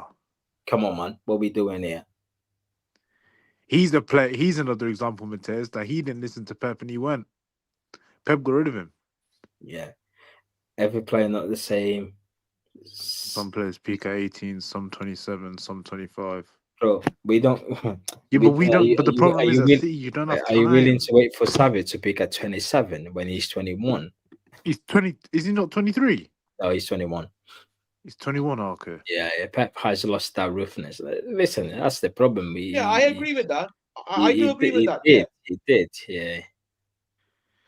Yeah, he lost a bit of he did. ruthlessness, to be fair.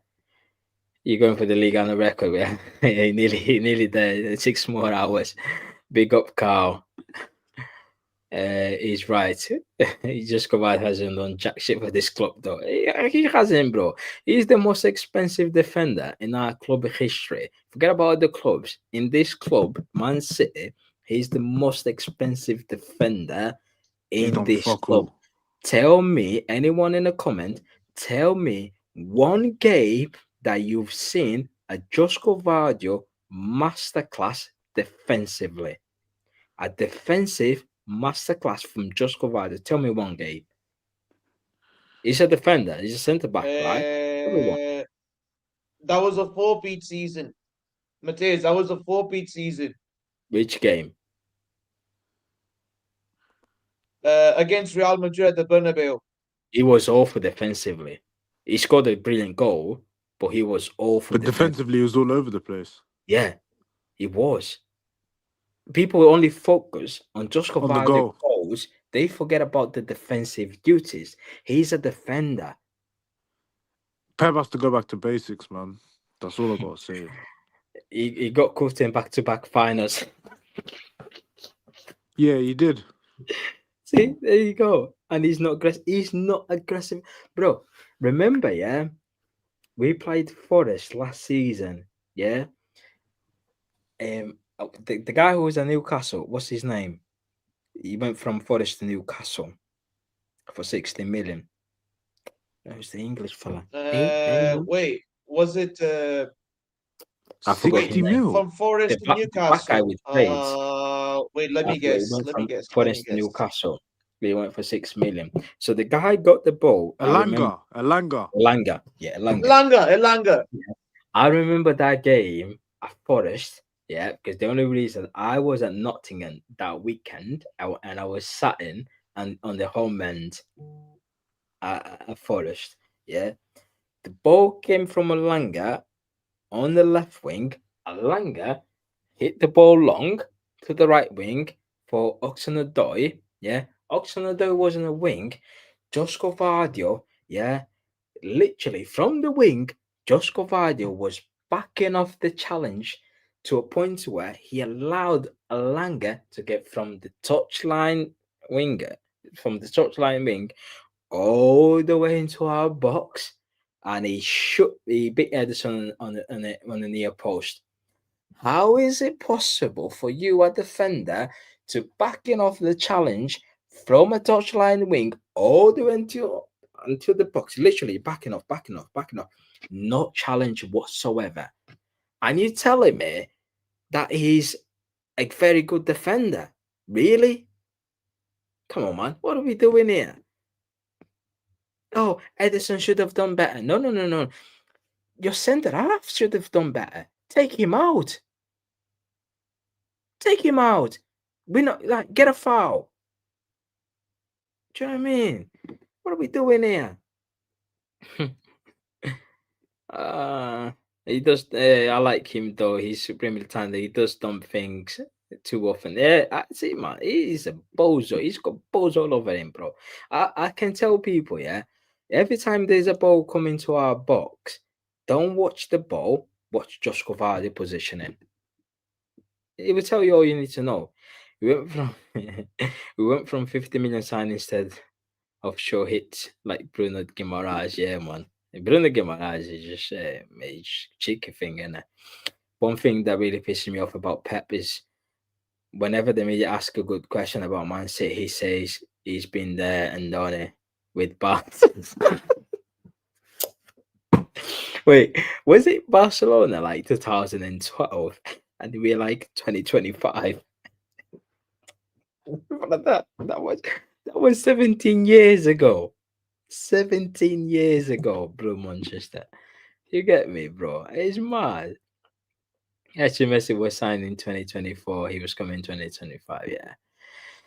The players we signed early instead of buying them 18 months early. But I think that what you say.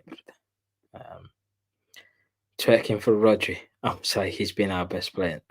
Bro, Rodri's. I don't know whether Rodri's coming back, bro. I don't think Rodri's coming back. I don't think he is.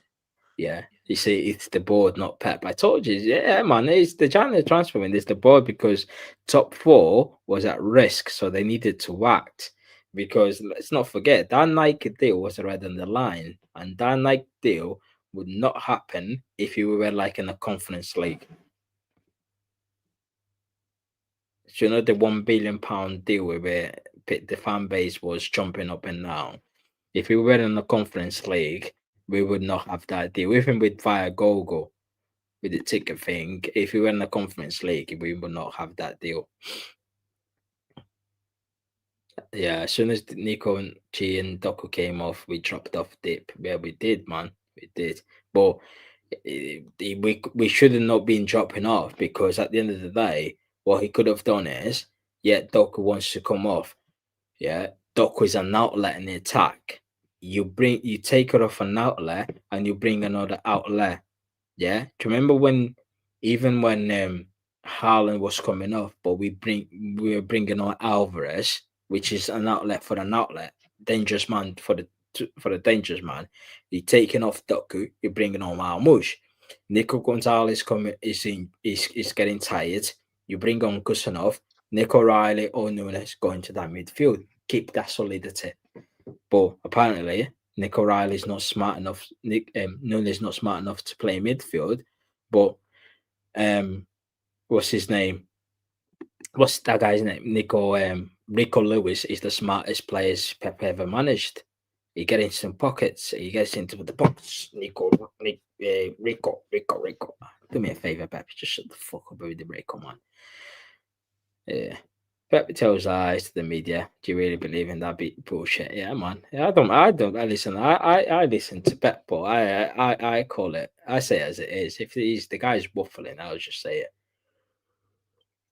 Nunes is a better 8 than Rico, Giroud, and Stones. There you go. But the fan base, yeah, because ever since, yeah, and I'll say one fun fact, yeah. When Nunes made this debut, was coming off the bench, he looked brilliant in his first season. Yep. Yeah. Yep.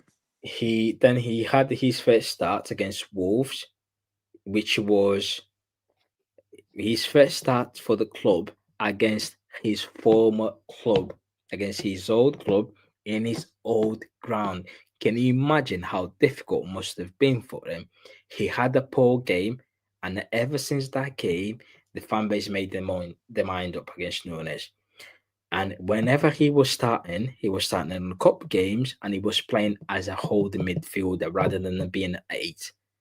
Oh, and being a hold midfielder for Pep Guardiola is not easy because you need to start the building up, receiving the ball with your back to front and whatnot. So the Pep was judging, and the fan base was judging Nunes from a number 6 position. That's why the whole narrative that Nunes is not good at the midfielder came from, because we never actually had Nunes give him a run of games in that 8 box to box coming down, because Nunes, yeah, he breaks the press so easily with his turn with the ball driving forward, but we've never seen that. Why? The fan base follow Pep, and Pep told us he's not the smartest player to play midfield. Whilst when he was starting games in midfield, he was playing as a 6.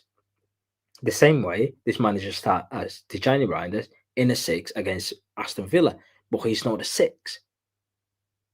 You get me? Why don't you start Bernard as a 6 since he's this versatile? Oh my God, he plays so many positions. He's a fuck off. Let's see. Yeah. You guys know Stones can do what he wants, best in his ability. He doesn't trust Nunes. Yeah, man. Why does he not trust Nunes? Nunes is a good player, man. Soriano broke Savio deal. Non-football people in the club making this. Soriano should, yeah. Soriano's, listen, man. He should just fuck off. He should just fuck off, Mateus. He should just fuck off from the club for that decision. Pepe is a fan of Savio. Why can't Pepe use physical midfield? Funny how all your mates who have legs can run like Phillips or Riley, known as a label not good enough in the mid. Yeah, man. There you go. There you go. Facts, bro. You speaking facts. Yep. Pep smile, people drip. Bro, you can see Pep style midfield. They're like skinny, short, not physical at all, just technical. Yeah, man. We're asking the same question. Yeah, only 50 likes here. Come on, man. Put the likes up, man. We need to hit 100, bro. Hey, smash up the likes, people. What are we doing here?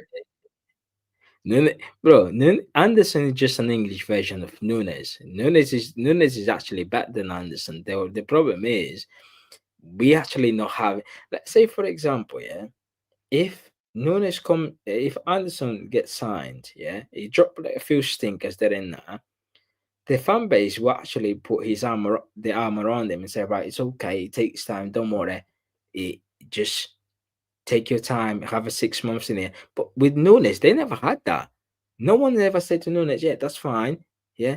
For some midfielder, you can take a year or 2. Remember Rodri, remember Bernardo Silva.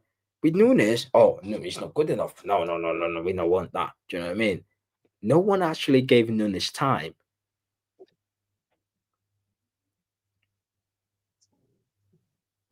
Yeah, see, I told you, Jeremy. Nunes lost the ball versus Wolves like 2 years ago in an 8, trying Nunes in a 6. See, against Wolves, against Wolves 2 years ago, yeah, that was his first start against his former club. Do you think that's easy? And you judge him because of that game? Come on, man. What are we doing? He's mad. Yeah, come on. Nunes is not good, brother. Come on. Nunes is one of the best midfielder we have, bro. Really pathetic morning, really pathetic to see Pep moan about Rodri. Like, what the fuck? You have spent much on the players. Don't tell me you can't coach them. Yeah, man, it's bizarre, brother. Omar Hallandoko would win us games. Yeah, bro, you can try that. It would. Definitely would. But if your midfield is Nico Gonzalez, right, Silva, and Ford, then it's just the same, brother. The midfielder can't win anything. I wish you looked great. Kusanov shouldn't start because ball playing, and why would you not start Ballon d'Or winner over Nico Gonzalez. Because of ball play. Where is that ball playing taking us? Is the ball playing helping us stop conceding goals? What are you on about? How was the ball playing against Leeds in the second half? How was the ball playing against Fulham in the second half? Did it help you not conceding goals? What are we doing here? Man, man. The new players will play if they're good enough.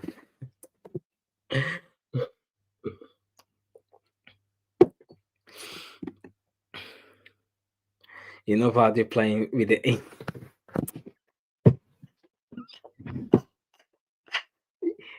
you know Vadio playing with an injury. Also, Gusanov and Diaz won't work. That's asking for problems. Shut the fuck up, man. Honestly.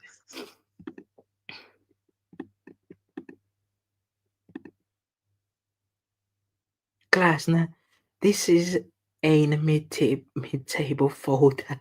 Oh, please. Well, we get Pellegrini when he was sitting fourth. Do you know what I mean? It's Pellegrini was Exactly. Mateus, a tell him, mid-table bro. Tell him. for fucking Tell him. Malaga. Tell Where him. did we get Pellegrini from? Well, Malaga. Real Madrid. Real Madrid. There you go. He was at Real Madrid years before, but he was at Malaga when we got him. Yeah, That's exactly. why we He were. was a That's why we Malaga, were linked. bro. That's why he brought in Demi Kellich from Malaga. That's why we were linked with Isco every fucking season. Do you know what I mean?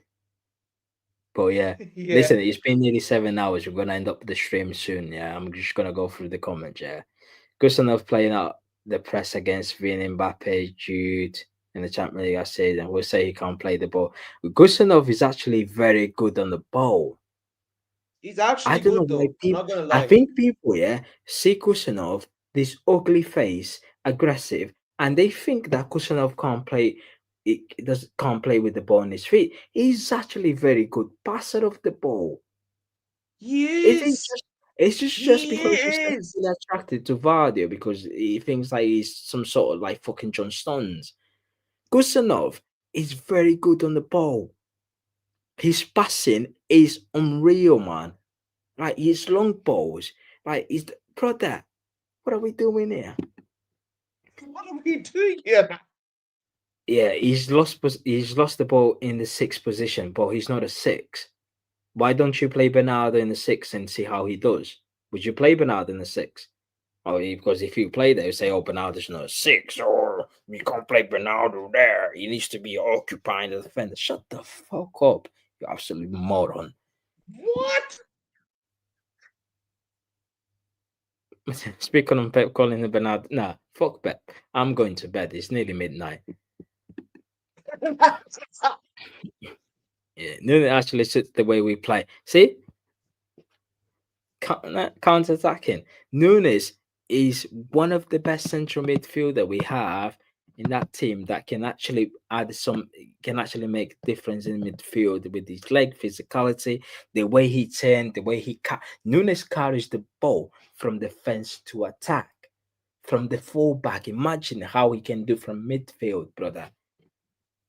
And we sat in there. Oh, he's not good enough to play midfield. Why? Because Pep told you so, and because he was not good against Wolves in 2 seasons ago.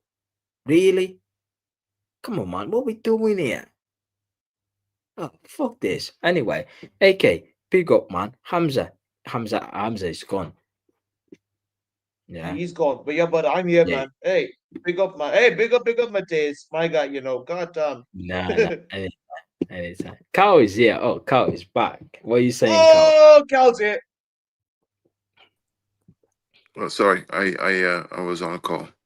No, it's gone. It's gone. Nah, we were no just worries, man. No we worries. were chatting about people saying that, oh, Nunes is not good in midfield. Yeah, he lost the ball.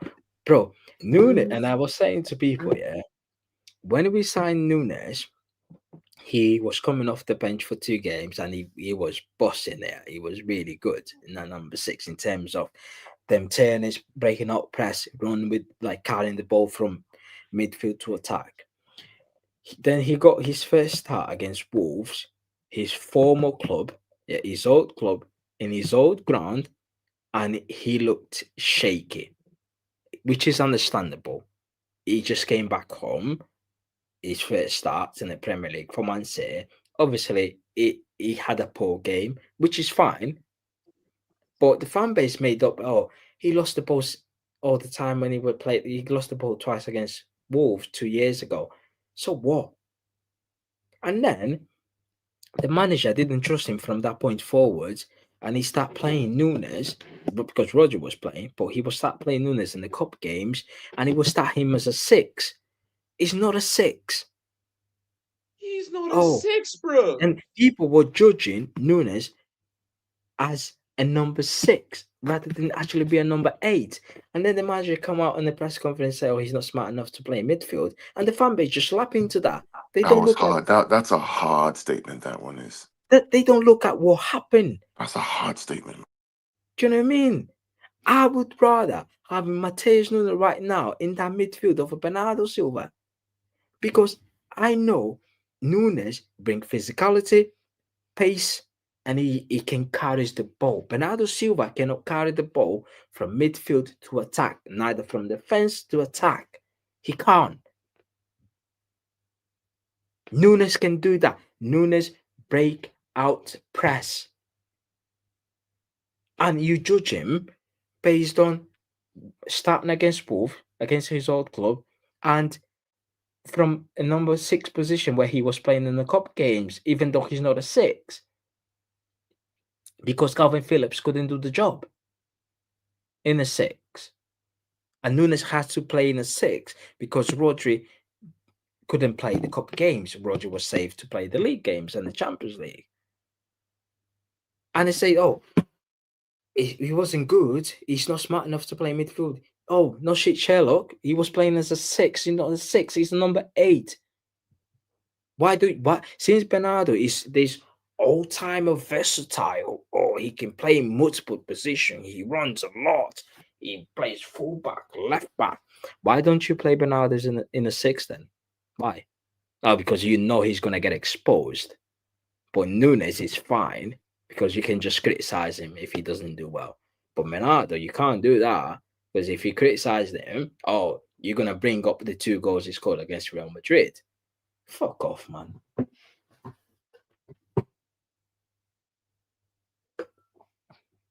Do you know what I mean, bro? It's jarring, man. Yeah, absolutely jarring.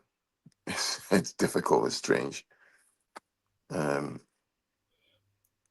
Yeah, well, we're playing today. Yeah, it's midnight now. We're playing today. It's Sunderland. what time is the game?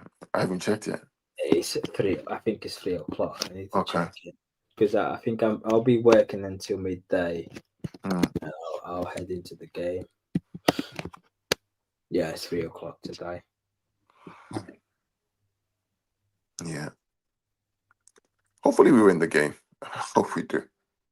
Yeah. Well, it depends on the lineup, innit? Depends on the lineup, man. Yeah. Basically, these days the lineup just defines the result.